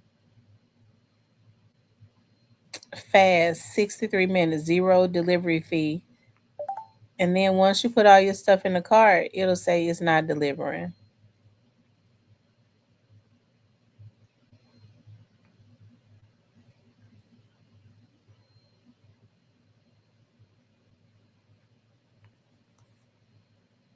Anyway, y'all, I'm getting ready to get off of here. I'm gonna get ready to get off of here. I appreciate y'all tuning in. I ain't mean to keep y'all on here while I try to look for somebody to deliver my dog some food. I appreciate y'all tuning in. Make sure y'all like, share, and subscribe, okay? I love you all. I'll talk to you later.